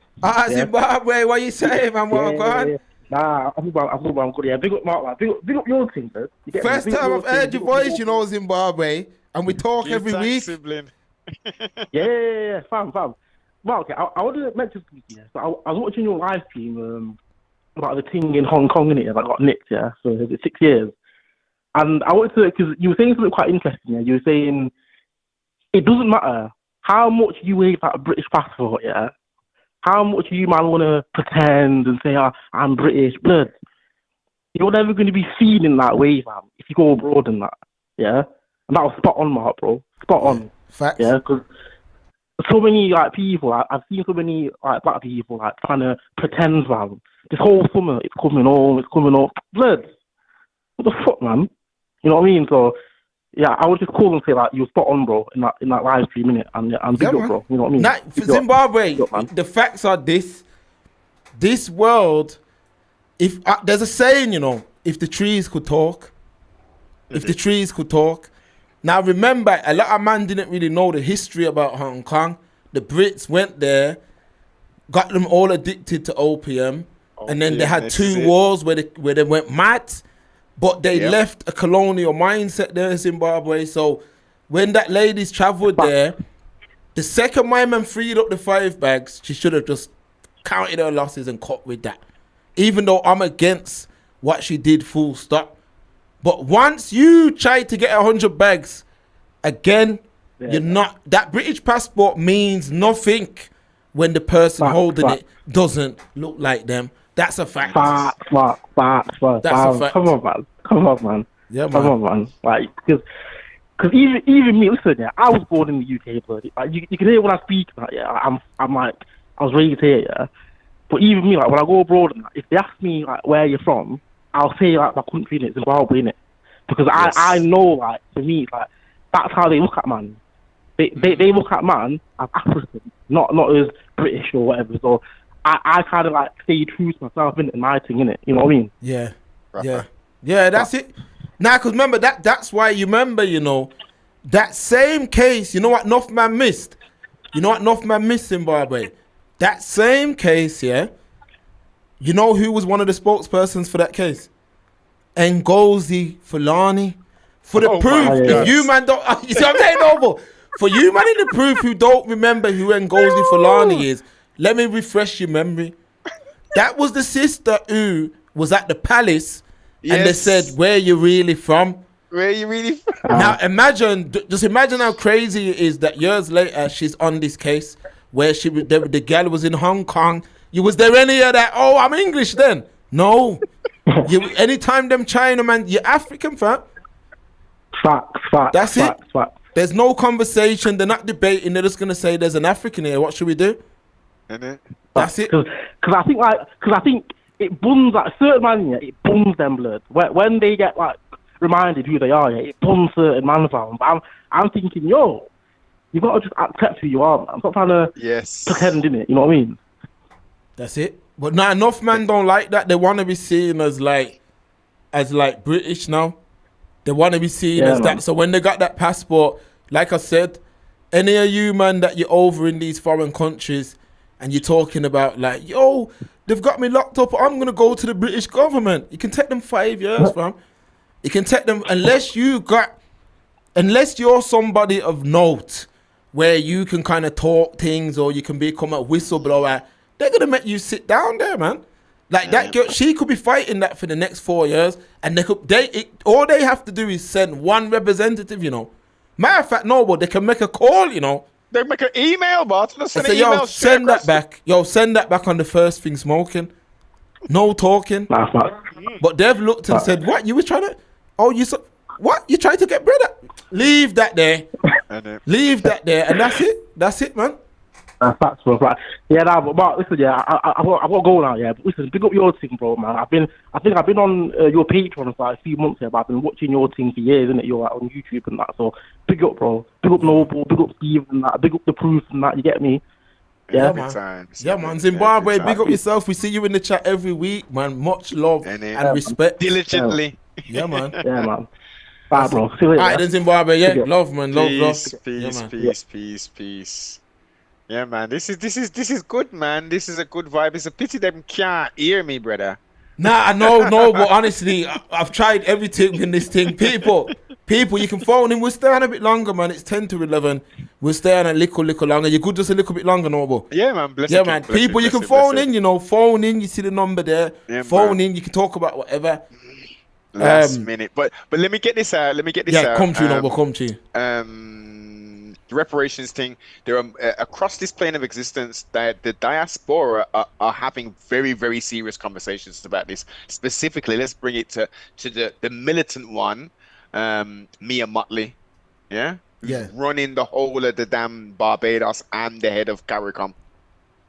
They're seriously having discussions and multiple of those meetings. Someone just pointed out before that the sister pointed out when it was the meeting when all of the countries come together. She's burning fire every time, sibling. She's burning fire upon Israel, and then everyone's walking off and leaving them. But again, back to the reparations talk, she said it very articulately, and other countries who she's representing on behalf of CARICOM saying, no. We can't forget none of it. It's written in blood and in the history books. You have a debt to pay you guys need to come together and formulate a plan how this is going to be manifested in the physical. Exactly. Because just because again, scenario, we had houses, we had lands. We're in England.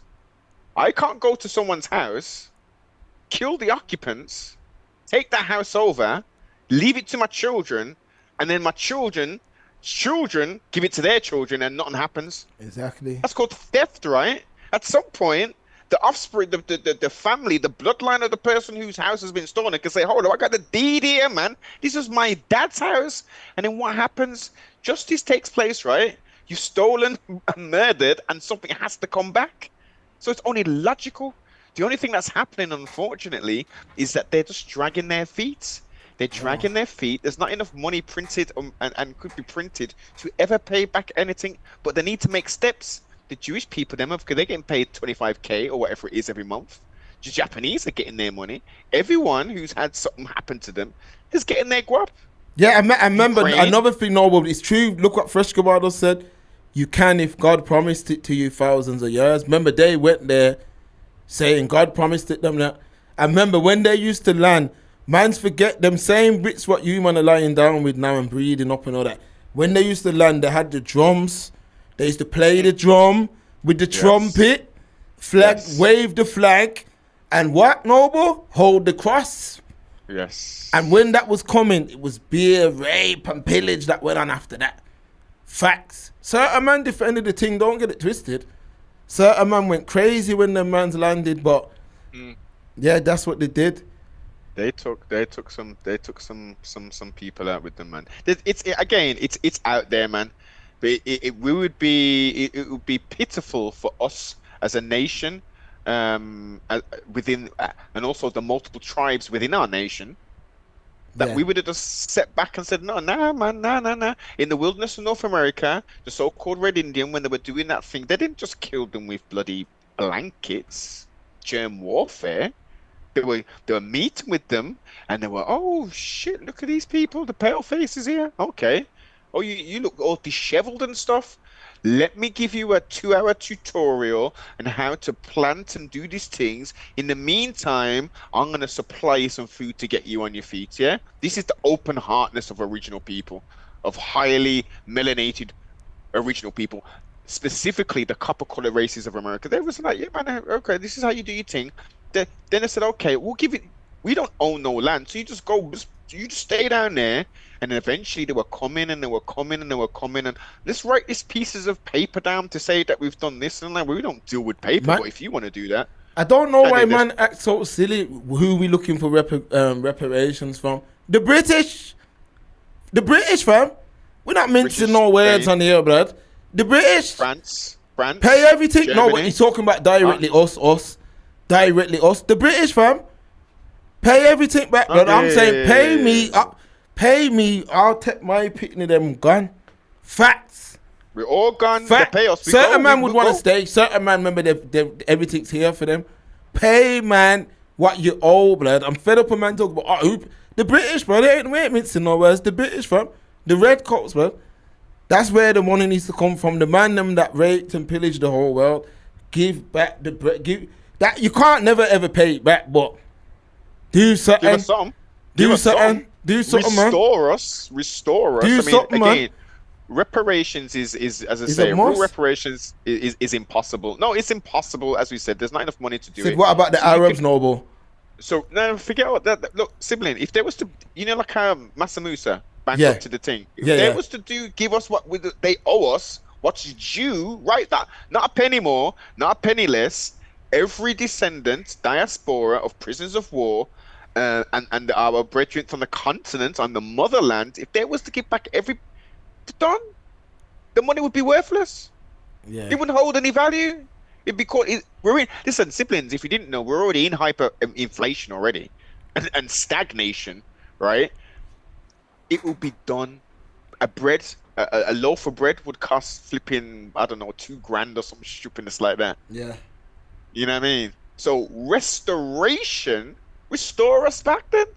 And what does that look like? For some who you say want to stay in the brains of the beast, them can stay, boss. Yeah?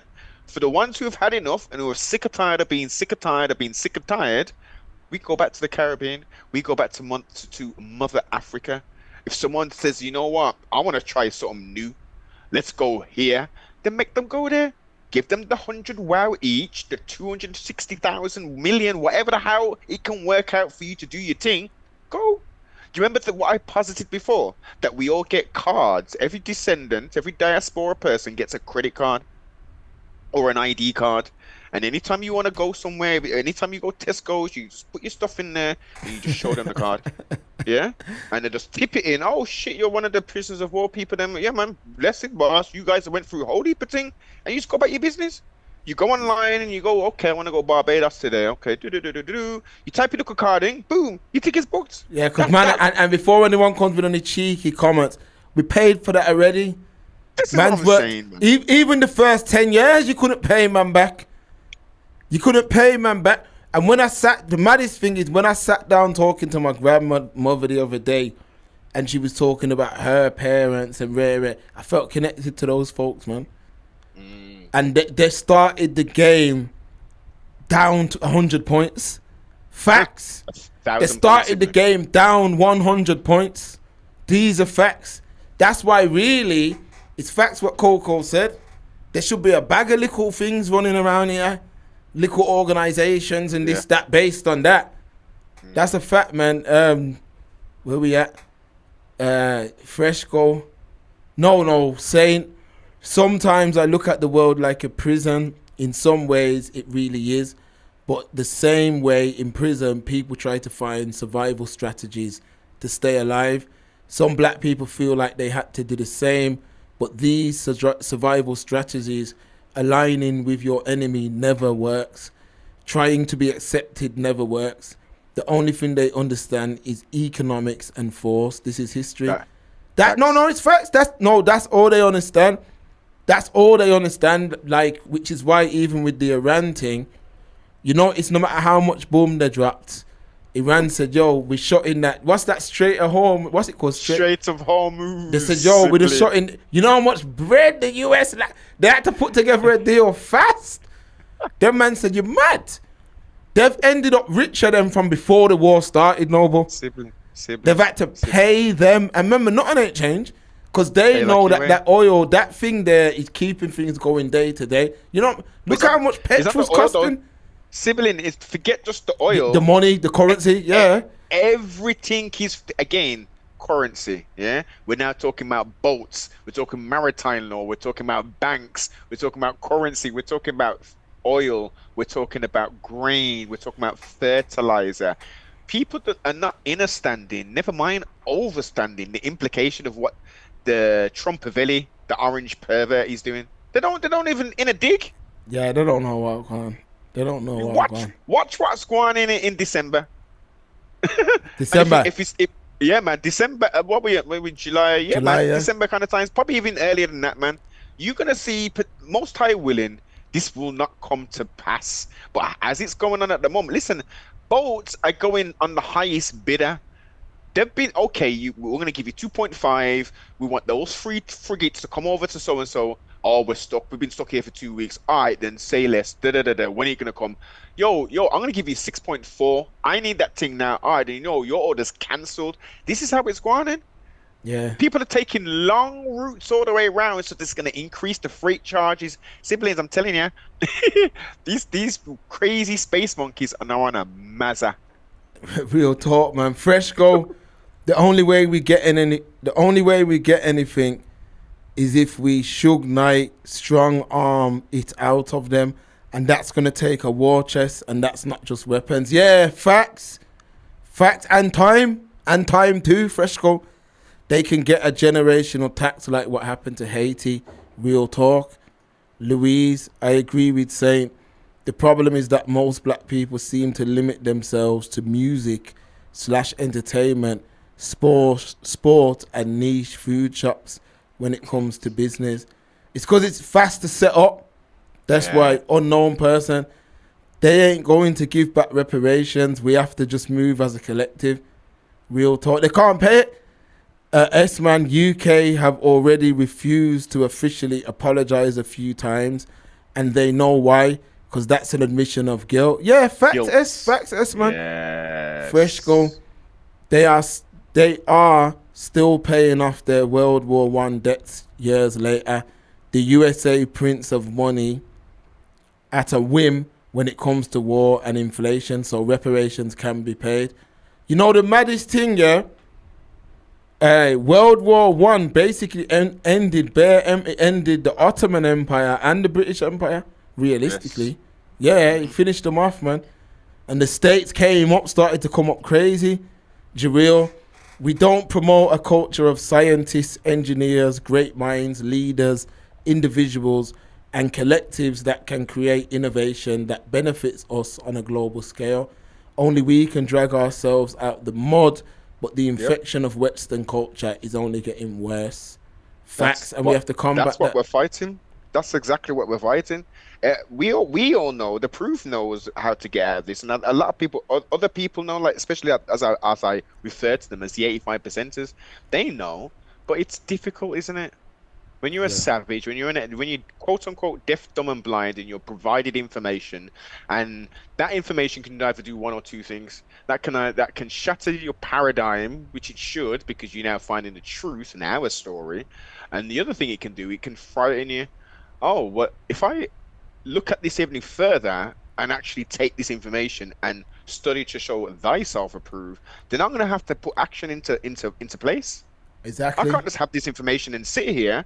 So I'm now charged with changing my life for the better. And some people do not want, and well, in some cases they might not think it's for the better, and they'll like, no, I like this. I'm married. I'm with Becky now. You know what I mean? I'm not leaving this thing. You know what I mean? I've got a good job at Land Rover. You know what I mean? I go out every Saturday, and like my life's okay, man. Like no one calls me any bad names and stuff. You guys are just too sensitive. Yeah. Mark, yeah, too sensitive, man. You're going out and white people are attacking you and stuff. Listen, when my grandparent told me he was getting chased down, that's not happening to us now. But yeah, of course, we're not saying that.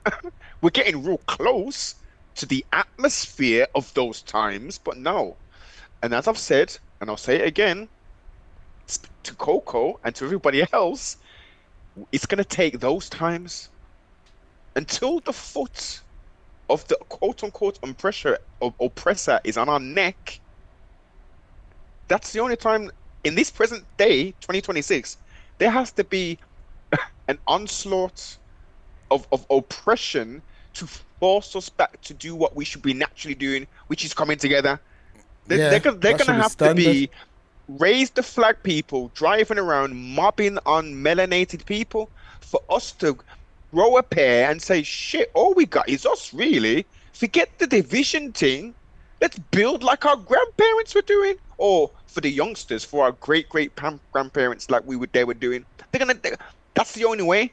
We as a collective, as I've mentioned before, we can do it, but it's only like, let's be generous. That's going to be only 20% of us as a diaspora. Facts. The rest, they're chilling. They ain't doing nothing.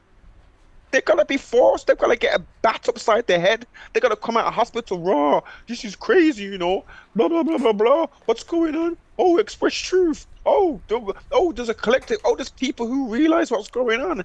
Let me link in with this fight, with these people.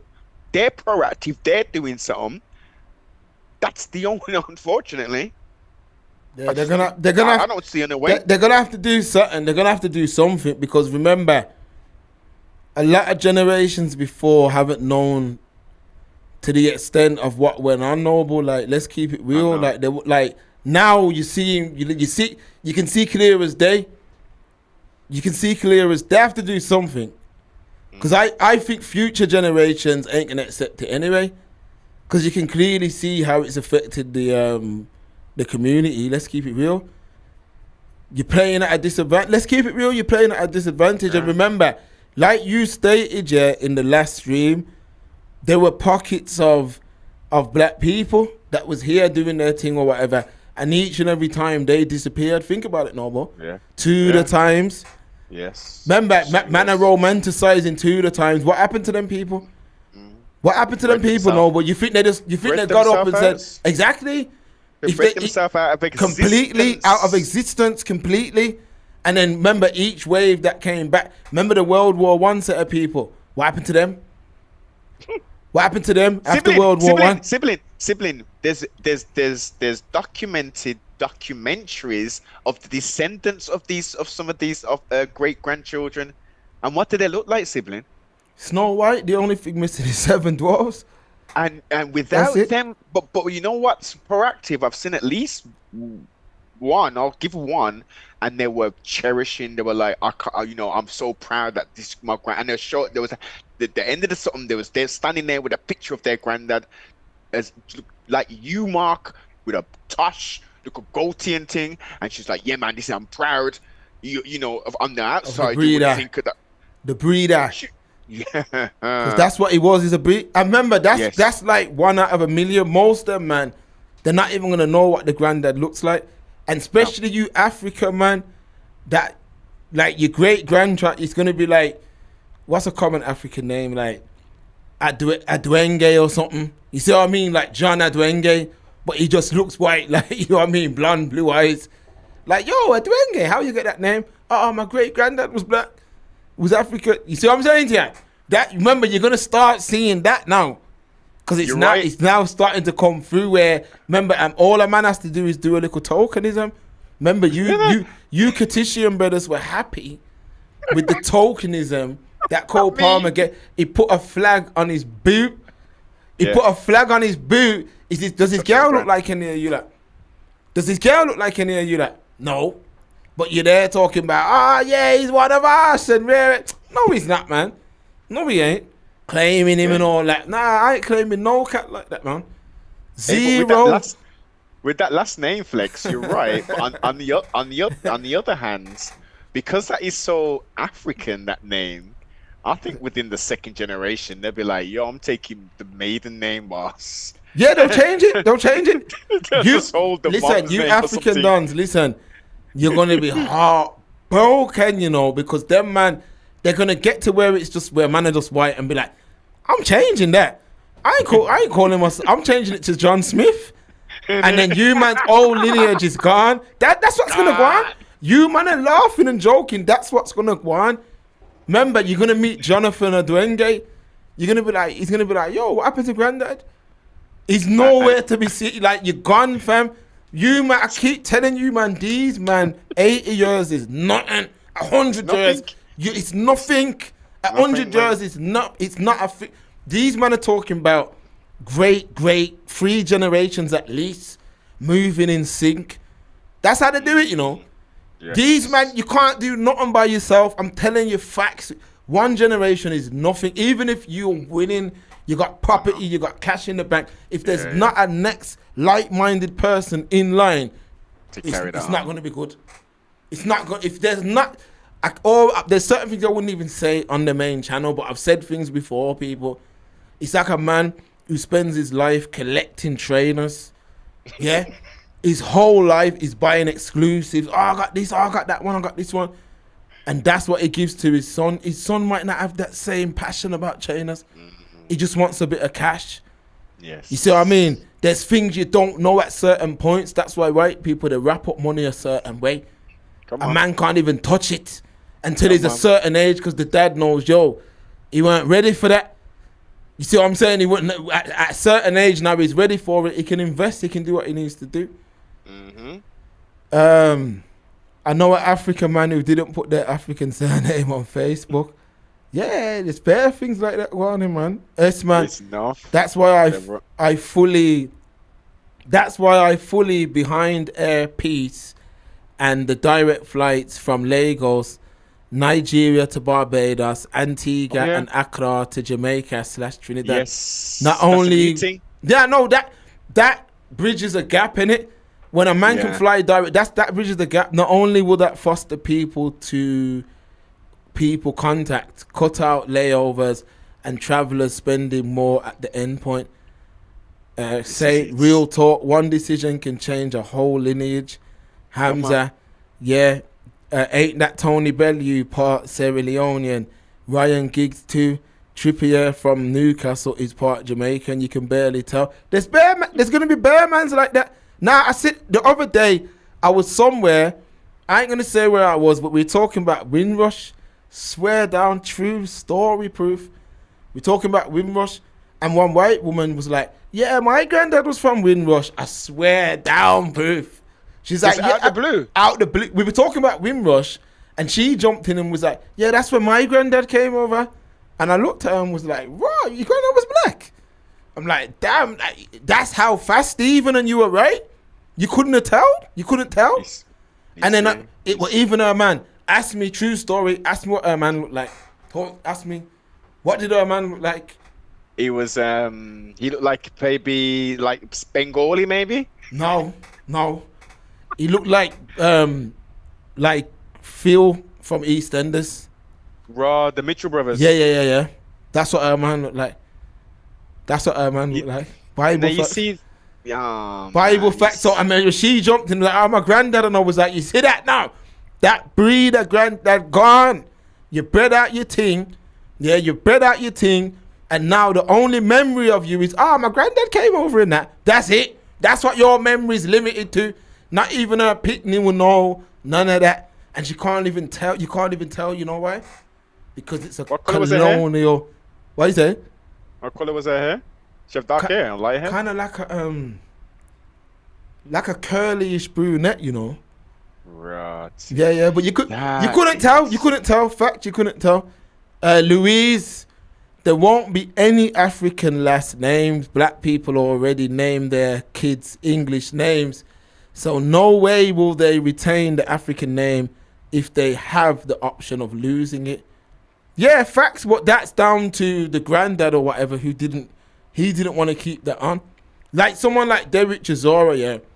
Like that's what I'm talking about. Mans like that, they'll just breed in. Like his grandson's good to all be like a friggin' heavyweight champ or something. You see what I'm saying, Noble? Like his grandson's good to be like a great white hope heavyweight champ.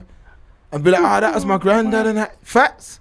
Hamza, I used to feel bad for not having an African name. Wanted to change it when I was younger. One of my brethren did. Hamza, yeah, they bred out. I mean, Harry, S-Man, we already have Ross Barkley, Ryan Giggs. AR, big up yourself, man. Harry, Stephen, Graham. Yeah, that's the brother from Brookside, innit? Hamza, look at the Tate brothers. They're 1 quarter back. Idiots, man. That's why I said them Tate brothers don't drop the soap. Especially that younger one. Idiot, he hates black people. The one with the hair. Both them clowns are idiots, man. I don't understand how we even give a man any type of clout. 2 brats. Don't drop the soap. And where's the Arab man? I thought you said the Arab man, listen, his money's no good here. His money's no good here. I keep telling you, man. I keep telling you, his money's no good. You see all that flexing them Arabs? It means nothing in Londinium. Tell them, Noble. Come on. These man, I keep telling you, man, you keep ignoring history. Their money means nothing. They dig up and found Little Hile the other day. That was it. 100 years ago, nothing was going on in there. Nothing. Because you might have seen a bagger man from the UK talking like the Arab and all that. Like, get the fuck out of here, man. Please. Their money is no get the good fuck out of here, man. And that's what them. I always told you one thing that British man will do is flex on your ass. I'm not talking about a brother that's queuing up with you in Greg's. Not him. The elite. They will flex. They hear Tate on the internet talking all that bull crap about, yes, me and the Arabs and where them Arabs at now, fam? Their money's no good in Londinium, man. I keep telling you, man. Their money's no good in Londinium, man. Hamza, no, unknown. The Tate brothers are Jamaican, facts. Well, their dad's mixed. Come on, man. Their dad's mixed race. Their man, yeah. There's more English in them versus Jamaican, based upon the. Because the dad was half caste, right, or mixed race. Yeah. The dad, yeah. So that's only a quarter. That's only a quarter of melanin. Even though melanin is dominant, but in there, okay. So take away. Say we didn't know the father was some kind of world class, quote unquote, chess player, and he was half caste and stuff. If you just saw the Tate brothers, I thought they were like some kind of like Asian mix. Or I thought they were like Arab mix though. That's why I said like them man literally. It's like. they were able to just go in on black people because of that one little mix. Nah, man, idiots, man. I don't know how people are even. I'm shocked that people fell for the scam. The university thing, all this foolishness. I'm banned off the internet. But yeah, everywhere you go, he's being interviewed and he's all over YouTube, and everywhere you go, he's just everywhere. But he's banned on the internet. Nah, and he's pushed the hardest. Remember, at one point, that's all you seen was Tate. That's all you seen. To. Yeah, man, he was stream. Remember, he's talking about he's got all this bread, but he's streaming all day, 5-10 hours all day. Come on, man. Yes, but Mark, if you look at it seriously, right? It's the Matrix that got him, wasn't it? Yeah. The Matrix first was it first to take your money, then you slander your name, and then they unalive you for YouTube purposes. Wink, wink, nudge, nudge. That's what he was. He built. That's why I tell people, listen, them man's convinced the whole generation that there were some like alpha males. Like anyone can do anything, man. S-Man and Ashley Plumtree, who plays for Nigerians women's football. Yeah, that's down to upbringing. Sia, mark your jokes. Saying, from a survival perspective, it's just fear. These are survival strategies. Unknown. My last name is Irish. I wanted to dash away my last name too. S-Man laughing. Saying, but they rooted fear and insecurity. Hamza, I don't understand how they got followers. S-Man, Andrew Tate was talking some madness about black people when he was in China the other week. Yeah, Louise, call, man, call. Call, you got the number. Call him, man, we're here. Saturday stream business saying they flex real power. D-Star, the Tate brothers are not Jamaican. The daddy's FBA. Oh, okay. Okay, Andrew Tate was friendly with these lames from Fresh and Fit. And Tommy Robinson, they're anti-black, tragic mulattoes. S-Man now, their pops is mixed black American. Fresh Go, the Hodge twins are another white supremacist groom of the stool. Facts, saying there are no ramifications for going. Oh, you need the number? Let me get that for you now. It's in there. Prove chat, innit? Prove chat. I'll put it in there as well. I'm going to throw it in, prove. That's the number. Let's pin. Oh, you did it. Oh, respect. Yeah. Let me pin Unknown did it as well. Hey, just on that, remember when you spoke about that, how you wanted to change your last name and all that? Just something to consider. Just again, I'll just reiterate the points. And again, I understand this all because when I woke up, when I awoken and was stirring and really delving into our story and stuff, I felt exactly the same way. But as Marcus highlighted many times on this live and on many other, some people are just nothing but liars. Here we go. This one's a bit loud still, but you live on the Express Truth. Big up. Hello, everyone. How you doing? This Louise. It's Louise. How you doing, Louise? I'm good, you know. I just wanted to talk on the whole names thing because someone in there mentioned about it being insecurity and survival sort of techniques, but it's all part of programming. If you think about it, in the news now, you always hear, they did some study and people with African or black sounding names didn't get shortlisted or invited for interview for a job, but the same CV with the white name got asked for interview. But the focus is always on the fact that it's black names rather than exposing the employers that are, that are doing the badness. So what it does is it's like subliminal message, and it's making you think, I shouldn't have a black sounding name because it means I'm not going to get a job. So I can't change my name, but I'll make sure my kids don't have that. So they get better chance at having a job. And I know you love talking about feminism, but think about the feminism thing now in terms of now they're normalizing, in the name of feminism, they're normalizing women not taking the man's last name. Yeah. And they're the Yeah, you're still there, Louise. yeah, they're normalising women not taking a man's last name, and even making it normal as well now for you to just sort of create your own last name if you want to, and 9 times out of 10, the things that they're pushing in that area, it's not blackness. So if you think about all the mixing that's going on, and then you think about the fact that it's if you do get married now, it's normal for the woman to say, no, I don't want your name, you've got to take my name. But there is not going to be any, there won't be no African or black or last names. Yeah, they did it as woman empowerment though. Some women even have like a double barrel name. If I'm getting married and you're not taking on my full name, my full identity, me personally, we ain't getting married. That's me though. That's me.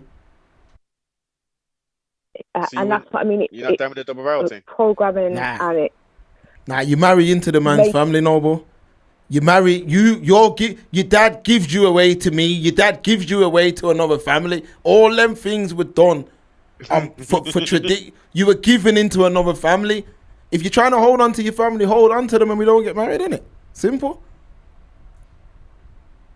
Facts. What are you saying, Louise? You get married, you're taking your husband's name? 100%. I can't wait to take it. Big up. Can't big wait up. to take Give it. thanks. Give thanks. I don't want the colonizer's name. So for me, I love that. I love that. That's one of the greatest gifts that he can give to me. I'll be honest. I'll be proud to take that.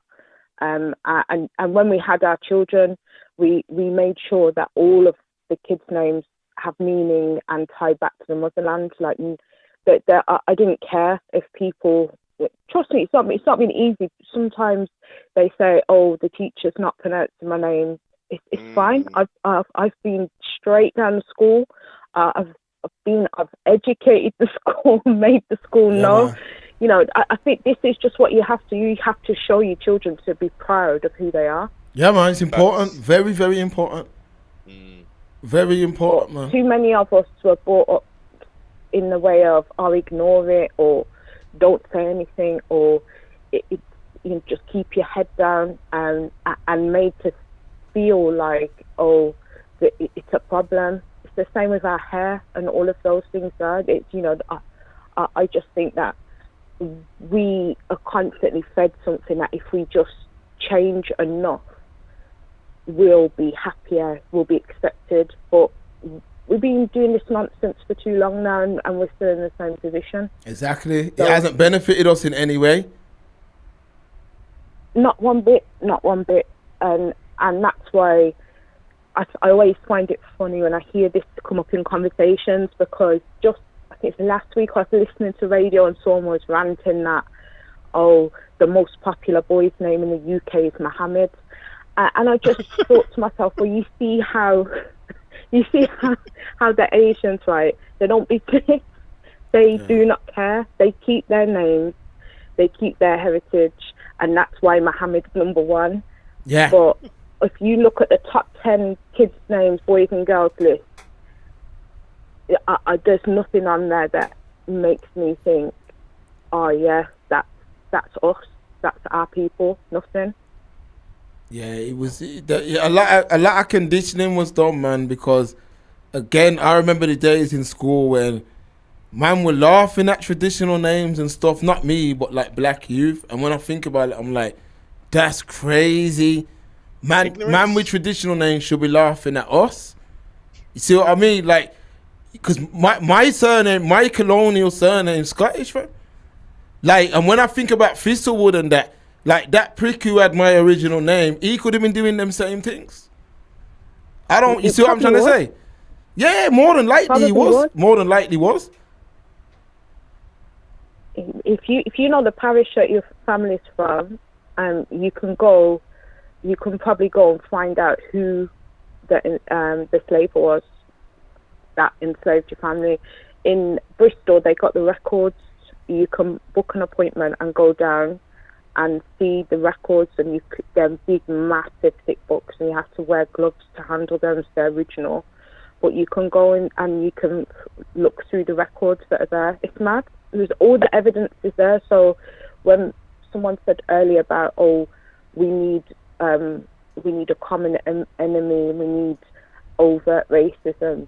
Like, how overt do you want it to go back? Do you want us to go backwards and then be putting us to work in the fields again before we actually think about doing anything in terms of pulling together? Because exactly. I don't know how much how much more evidence do you want?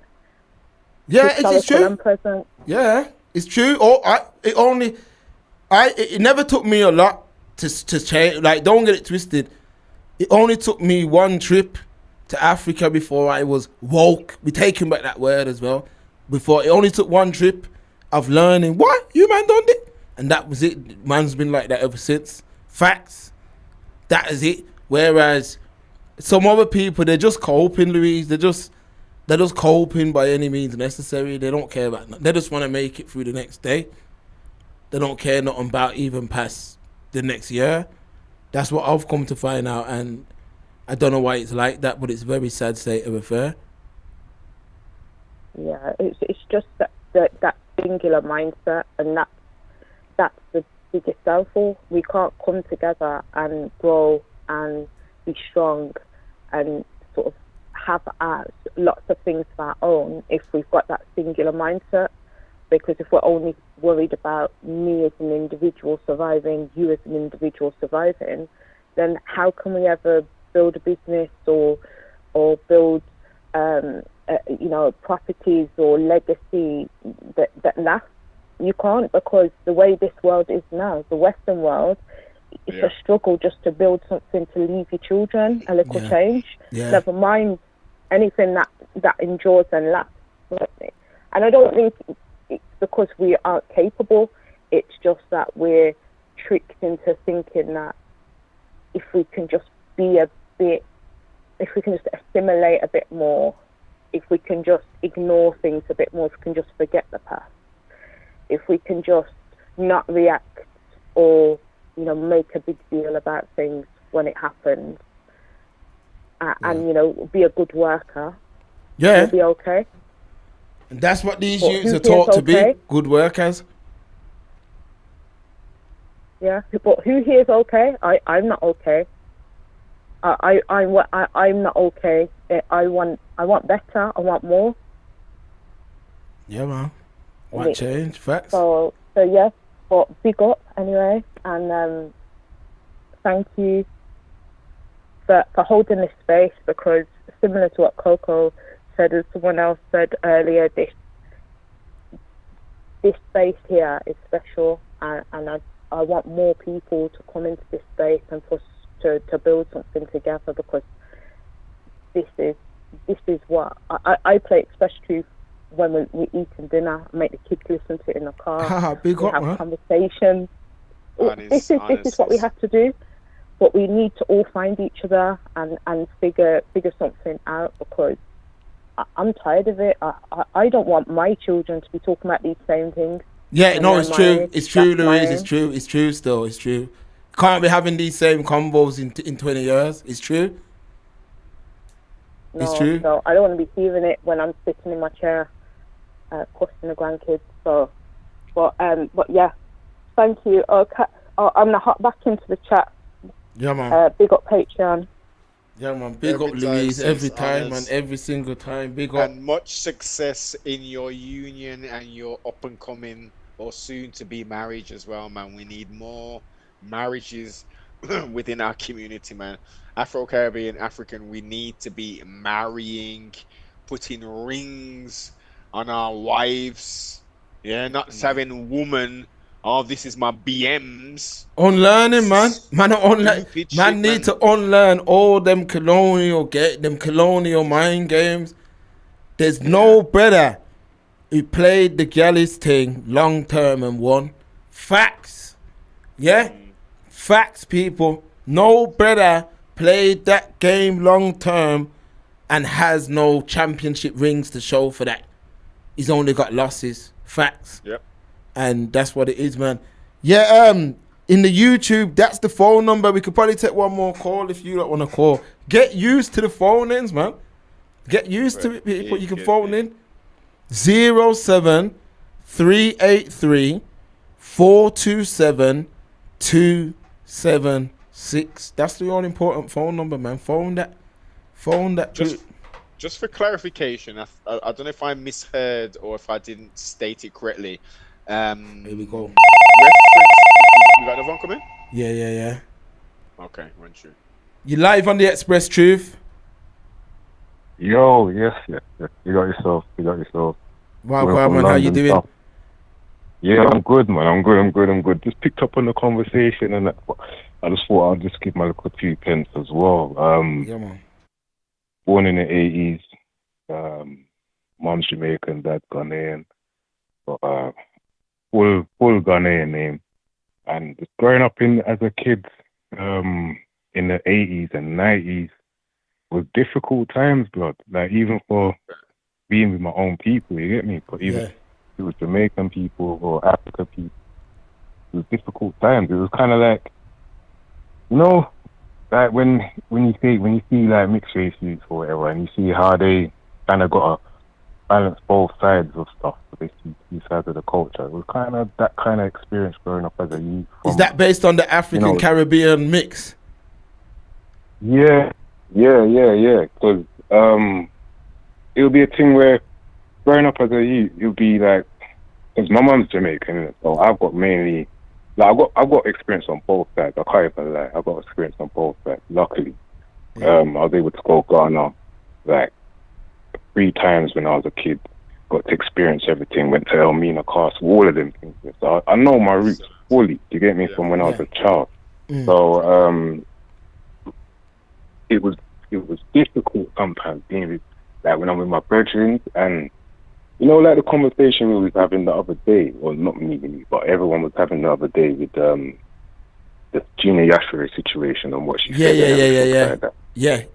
See, that one there was fresh for me because I lived that experience as well at the same time. You get me? Because I'd be with my brethren and everything would be cool, but then they'll say something stupid, like just something stupid about African people. You get me? And I'll be like trying to joke on Africans and stuff. Yeah, you know how it was. You know what I'm saying? So I'll be like, because they will forget I'm half Ghanaian. You get me? 'Cause I don't look it. You know what I'm saying? I don't look like I don't have that. Like, my skin tone is more of a brown or copper skin tone. You get what I'm saying? And my hair is a bit different. So they don't clock that I'm like.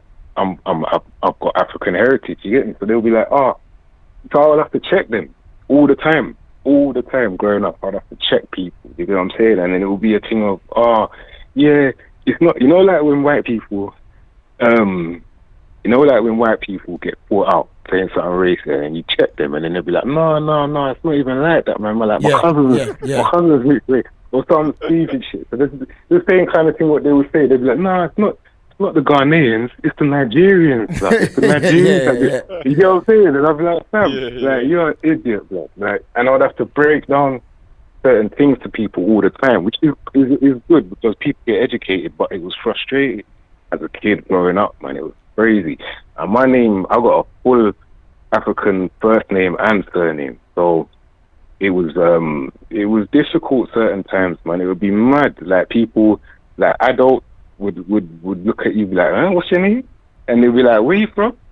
And I'll have to explain things, and then people are like, oh, and then they'll look at you strange. So I'll be like, yo, like, how are people like that? But it's obviously lack of education and stuff. Yes. And you see it expressed as people got older. Like, you'd see certain youths that have grown up with, man, and then they only go for a certain demographic of females, you get what I'm saying? Yeah. And it's like, raw.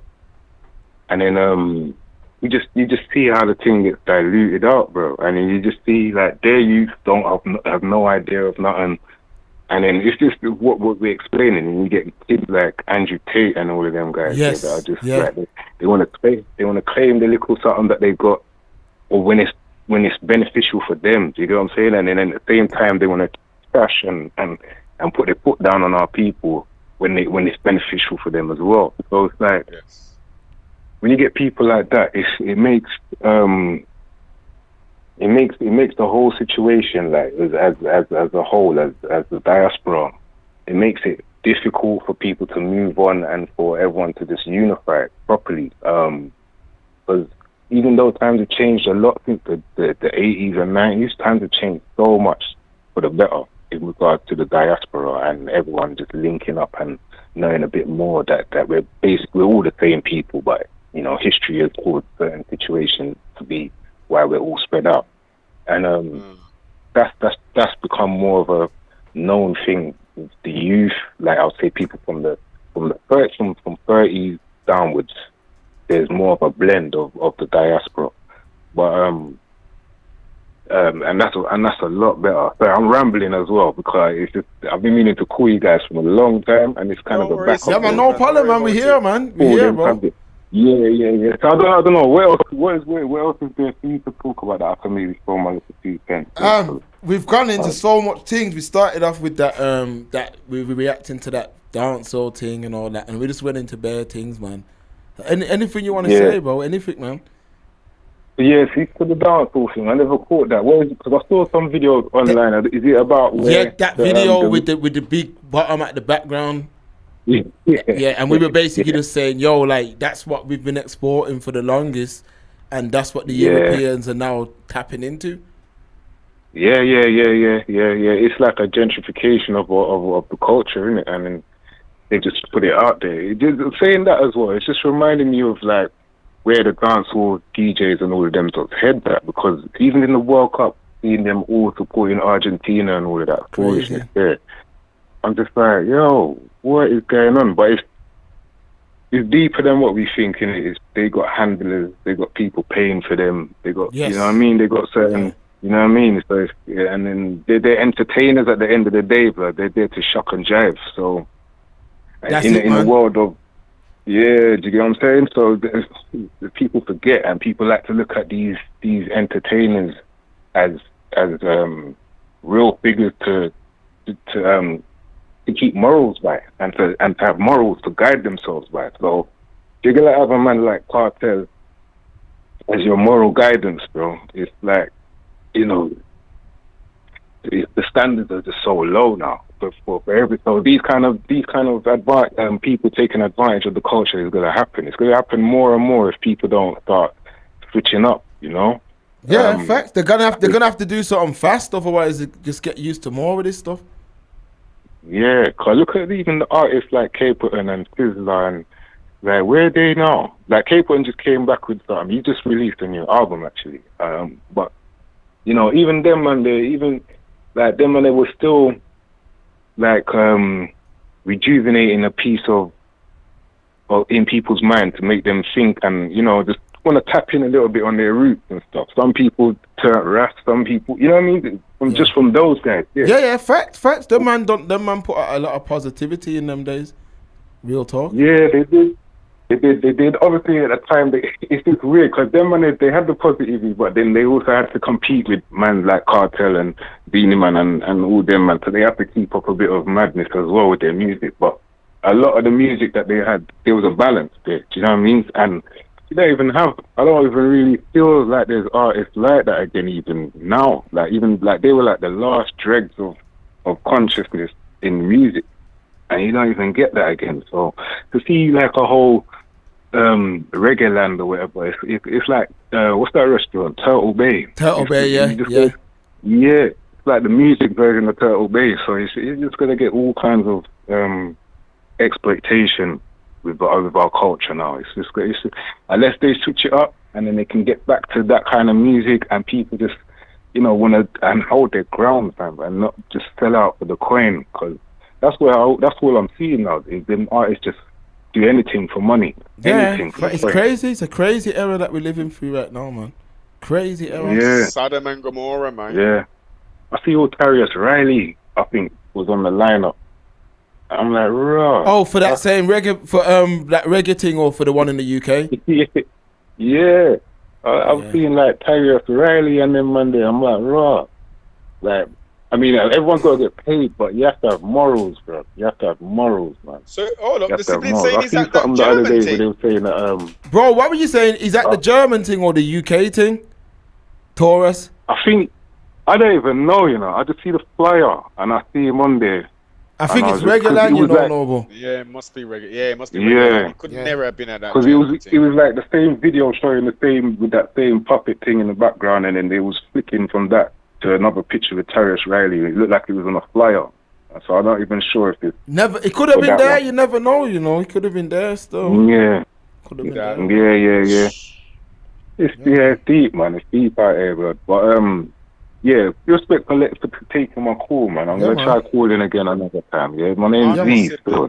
Big up yourself, Lee, man. Thank you for the call. Yeah. Yeah, man. Yeah, man. Yeah, man. You man are saying the right thing. You lot are the only podcast in the UK that's doing the right thing. Like you know what I'm saying? This is like the other woman said, you can play this for the youth, let the youth them hear it and soak in the knowledge. Like this is proper things, whereas other podcasts like you lot have already shown, it's just keeping up the foolishness, and it's no good, especially at them ages. That the podcast people that are doing these things, they should know way better and have a message at least put into their podcast. And The Black British podcast space is in a bad way. That's why we had to step our game up, bro. Yeah, man. Exactly. Yeah, man, and it's only right, man. You lot are doing good, man. Proper team, so proper team. Big up yourself.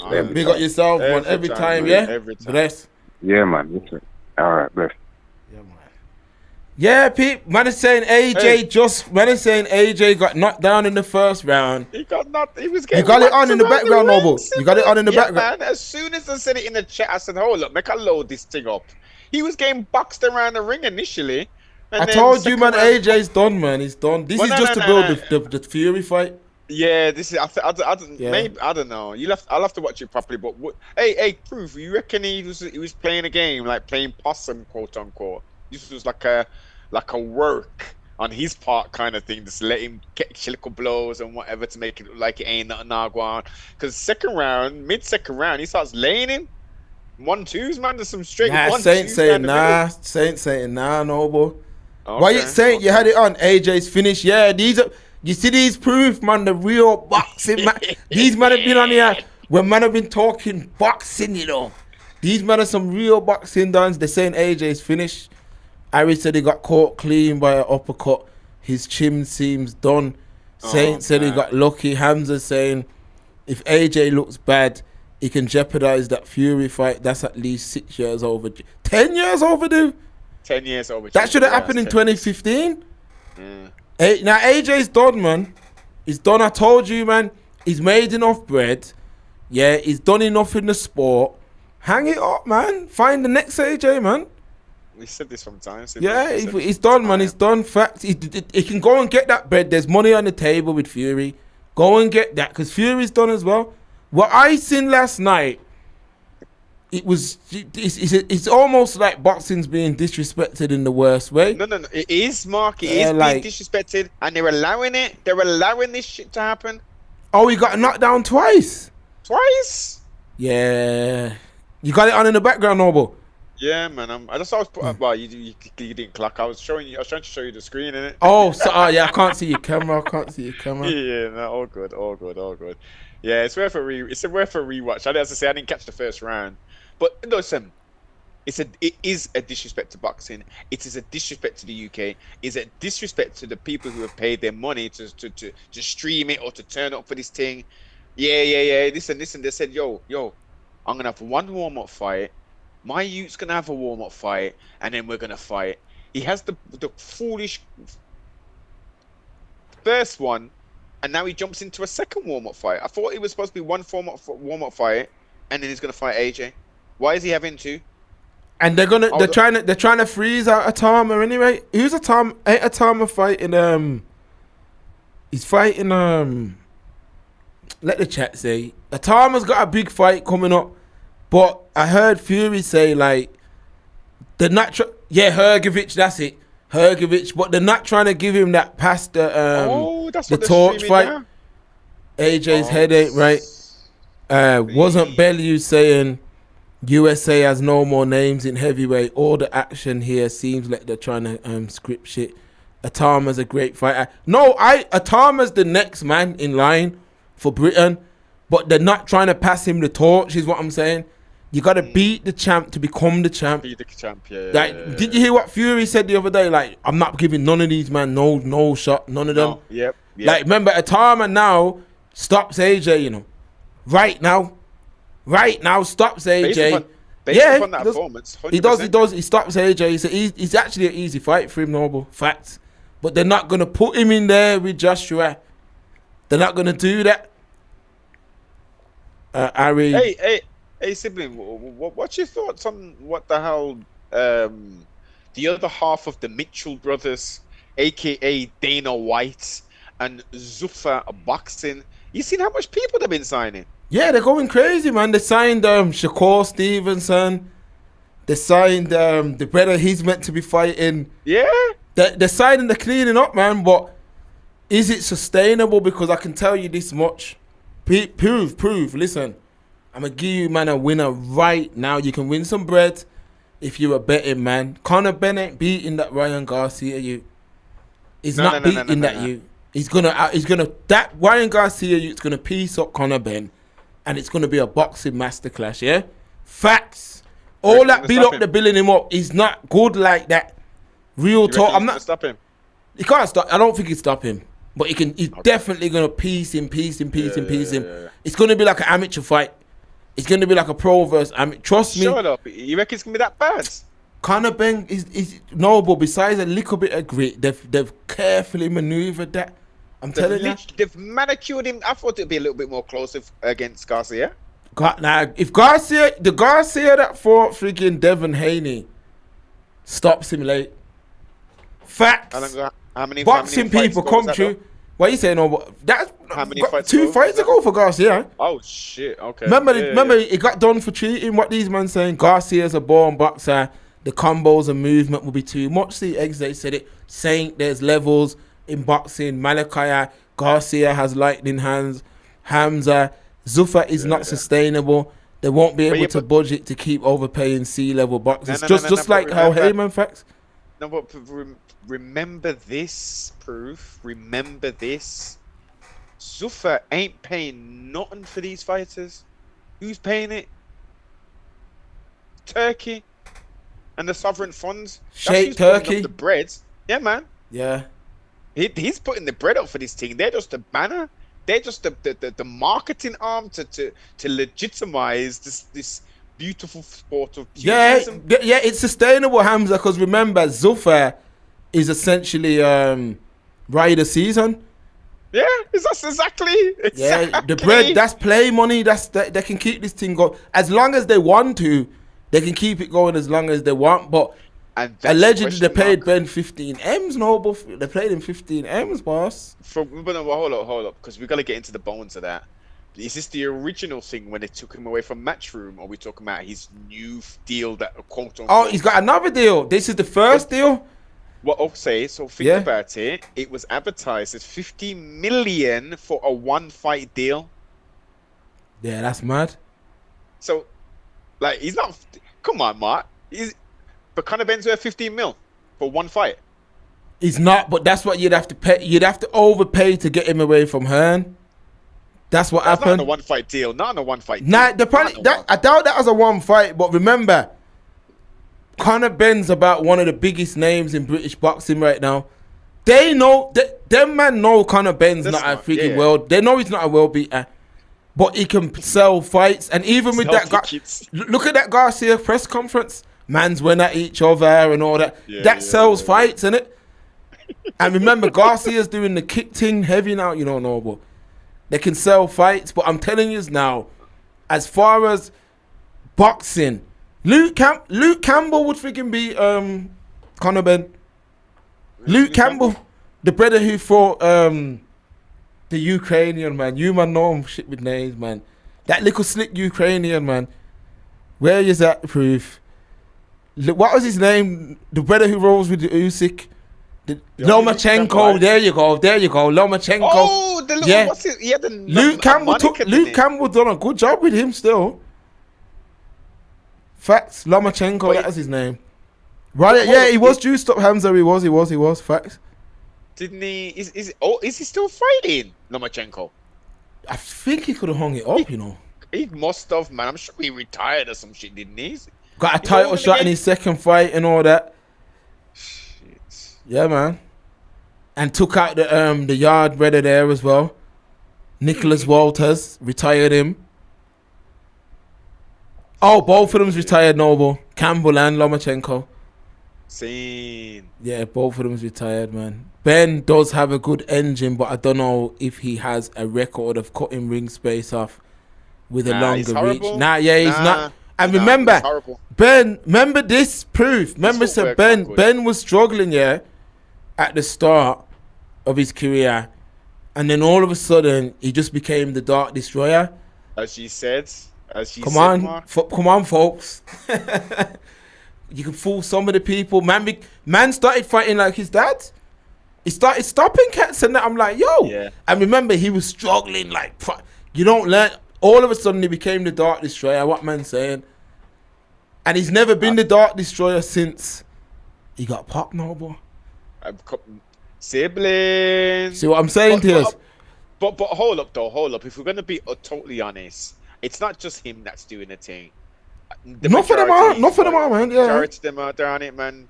Yeah, with this kind of money that they're talking, man ain't on the. Listen, look what happened with flipping McNuggets, aka Conor McGregor. He juiced up, and they allowed it. Yeah, and then because there was a problem with him coming back and not being tested for 6 months, they got rid of USADA and then created their own thing. With some nice people then. And I think, for the record as well, I think with that McGregor thing, I think he was injured before. And they knew it because, look, how can you've seen man in UFC, one leg, one arm, one eye, fighting, but my man threw a one high kick, pulled a little thing and pulled out the fight. Like you, man, this brother, I don't get it. Like, how does my man get away with so much? Found guilty of rape, haven't been cancelled, nothing. But a black brother just gets accused of it and he's cancelled crazy. Civilly, but you're right in the point you're highlighting. Civil, still found guilty, Yes, man. A lower burden of proof, but based upon the medical information provided and the statements based upon the court transcripts, nah, boss, he was guilty. Yeah. Unless that was inflicted by somebody else and she's blaming him for it, there's no other way that could have happened. In regards to he was injured before, that is a possibility. And based upon the ticket sales and whatever, and he couldn't pull out again, that indeed could be it. Remember though, he's got 2 fights left on it. He had 2 fights left on his deal. Yeah. Technically, he had that fight, which was labeled, was it a TKO loss for him? So now he has 1 fight left. You know what he wants to do, innit? He said he still wants to be in business with the UFC and all that kind of stuff. But he's done. He's done, man. The plastic fork has already been stuck in him. He's done. So his only move now, really, his part only in BKFC, is to go over there and forget the kicks and all that business and start laying some people out, put some favorable matchups for him. He would have been paid, I would say, what? How much you reckon got paid for that? I'm going to say about 7 mil, 8 mil. What, for that little UFC thing? Yeah. Man threw one high kick and it's mad. I think he was injured already.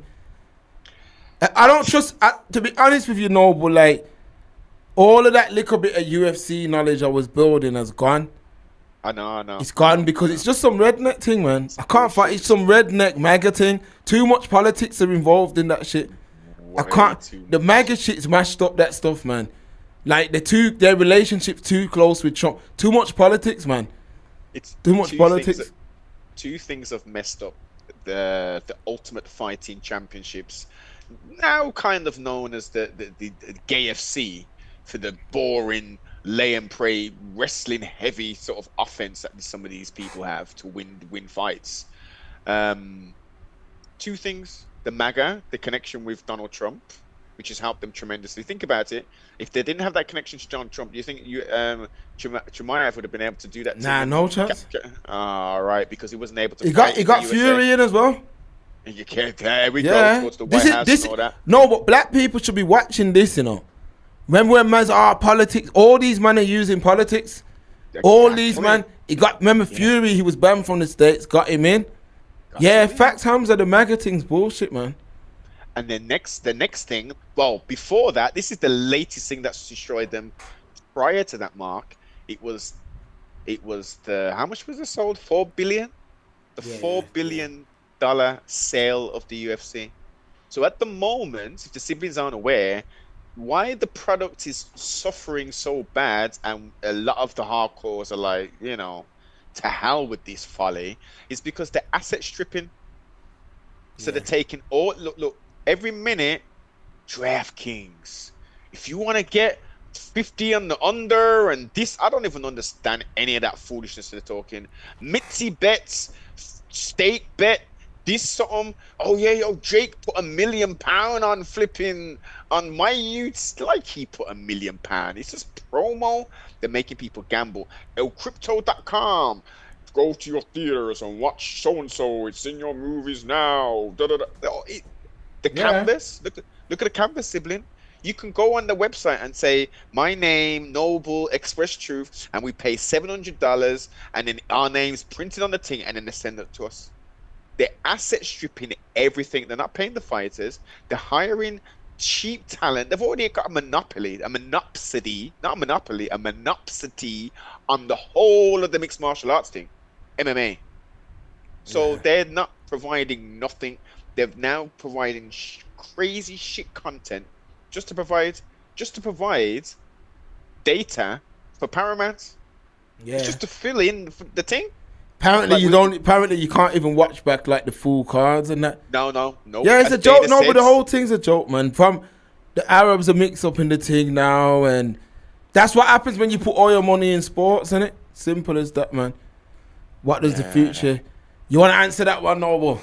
What does the future of the UFC like? I'm gonna let you answer that one sec. The future of it, as we're seeing now, it's going to get worse and worse and worse, to the point where, as I say, only maybe the ones who came in when Conor McGregor came in, that's when a lot of people came in, and then the other wave would have been during the zombie apocalypse. So maybe those people will still stay there because they didn't have a taste of real, the raw, the gritty, the realness of it, when the best were fighting the best. Even though, don't get it twisted, there were manicured matches in between of those, but it will take a bit of time. We're in Gregorian year of 2026, so I would say give it until, it's going to be quick. It's going to be quick, and it's going to be a whole new crowd of people. Another 1.5 to 2 years. The product is awful as it stands. That Usman and who did DDP fight? That was all right. Usman's done. His knees have been done for ages. All he was doing is just taking punishment. Hardly tried to wrestle towards the end. Coaching was abysmal. There's no excitement no more. There's no real storylines. It's just crap. It's they're wearing these little stupid what's his name? Dwayne Rock Johnson did that sneaker deal with them, so they'll come out in these stupid looking shoes all the damn time, and they don't get no money for that. When they're at the ends and their hands are getting raised or they've lost, they've got to hold up a monster can. If they don't do that and put on the crypto.com song, they don't get the 200 flip it or the 2,000 flipping dollars. It's just foolishness now. Absolute foolishness. So it's done. It's done. Stick a plastic fork in it. It's done. Just watch some of the old stuff or look at regional MMA if you can stomach some of that. It's a bit more low level of sorts, and you won't recognize some of the athletes, but there's some entertaining fights. Definitely. Karate Combat was on yesterday. That was pretty interesting. Uriah Hall, gassed out. He should just stop fighting. He's turned into another Tyrone Woodley. He just doesn't want to pull the trigger. Does not want to pull the trigger. If you're fighting, you can't just use distance or just stand there pretty much stationary and wait for a counter. You're going to get your head jabbed off. You're going to get low kicked the hell. Terrible. It's a terrible landscape that mixed martial art, no, combat sports is in. It's a terrible landscape. They're destroying boxing with the Arab money. The Arab money is fled and bled over to the UFC. One championship is on its flipping knees. on its knees, sibling. I'm not into that. I'm not even watching that no more. It's done. It's unfortunate, man. But reasons and seasons, everything in life is subject to change. And once you grow and go through life, you'll be heavily into things, and then things change, don't they? Like when you realize that wrestling's fake, and you think, "Oh man, the WWF's fake. I thought all this shit was real," and then you stop watching it. And then you move on to MMA, and then when that gets effed up, you're like, well, you know, getting a bit older now. There's other things I could be doing. I could be reading some more books, maybe. I could be getting out in the fresh air. I could be looking at my stocks. I could be imparting like we're doing now. We could be doing this builds. You know what I mean? Oh, PFL as well. PFL is actually is becoming a better product, sibling. I know you don't watch that, but PFL, they're actually for the UK siblings, and proof them. You can actually go into BooTube and watch it. That's how desperate they are to get the viewership, because their marketing is awful. Remember when we was going to go down to London and do the thing down there? Yeah. Official press pass. Official press pass, people, we had for PFL, yeah. Event in London, but it got cancelled last minute. It got cancelled last minute. That was the Fabian Edwards versus Johnny Ebelin thing. Was it Johnny Ebelin? Yeah, it was Fabian versus Ebelin, yeah. Yeah. So yeah, but they're trying. They're making moves. That you know, the fights are so much better. Yeah, Bellator, man. PF was it? What did they call it? They put the two of them together. Bellator / PFL. Yeah. Oh, hold on, phone's ringing. Hold on, people.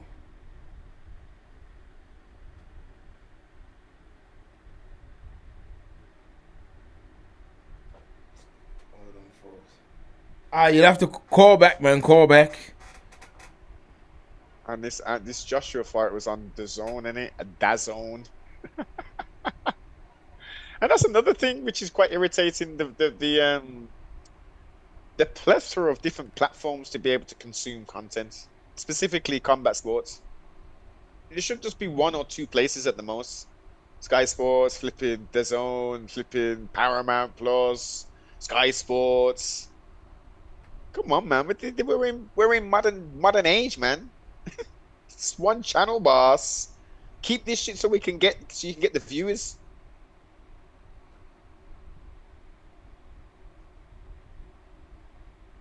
Oh, scene. I didn't even know we had Texas on this.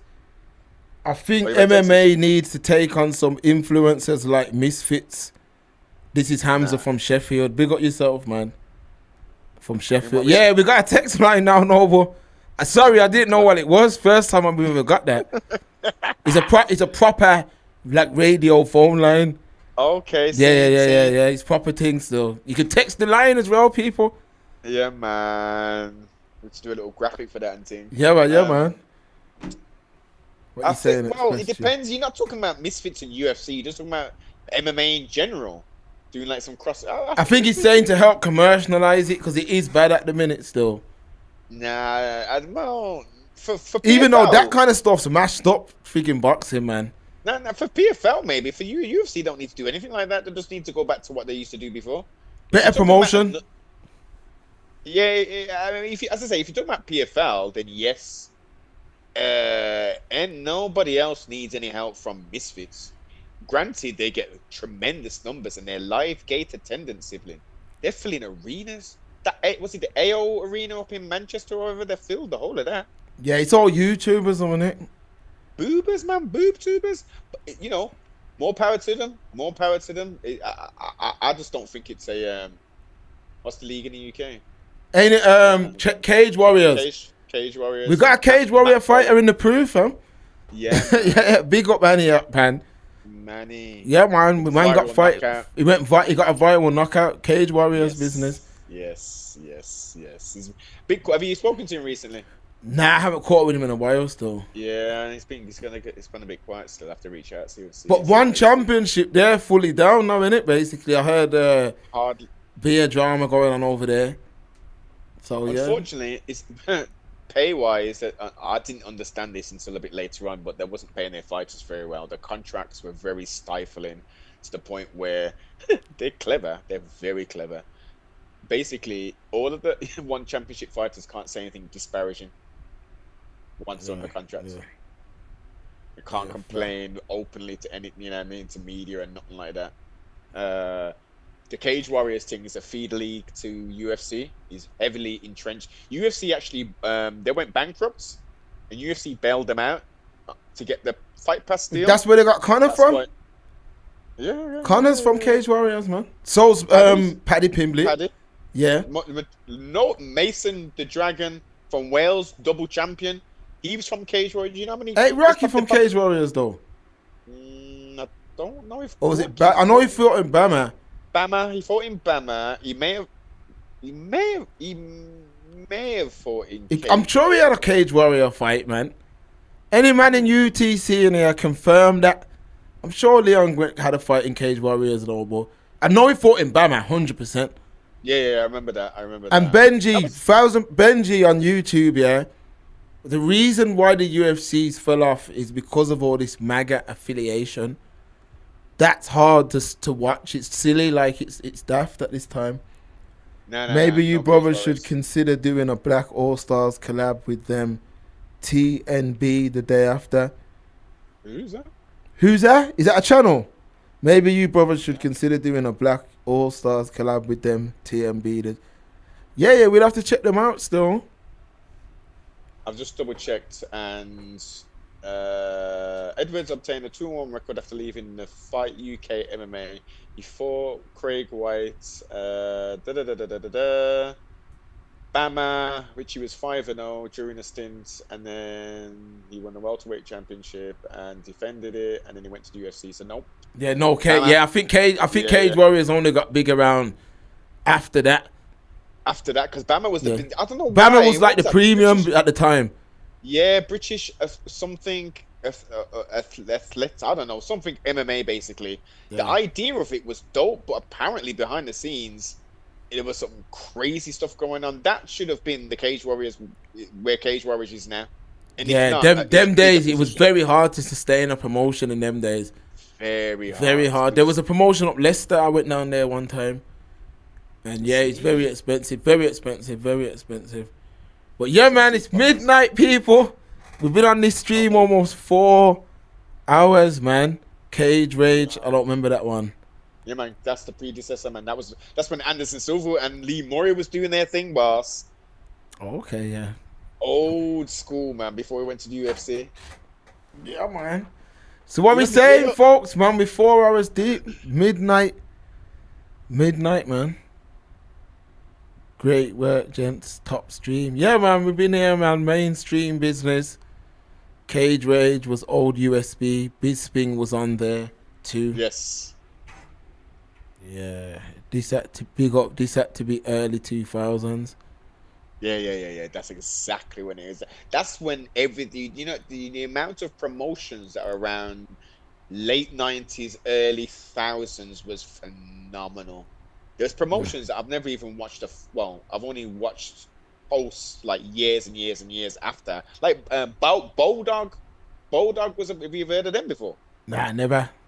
It's kind of stupid names that as well. Bulldog. Yeah, but you know, it must have stand for something. But again, some big names that we know of now were fighting on these. This is when MMA was like an ecosystem. Yeah. Yo, I can go to Bulldog and become a double champion there.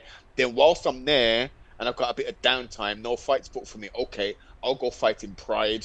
Boom, I'll get 20,000. Yo, that was a bigger. Yo, Yo, I'll go. And you could just bounce around.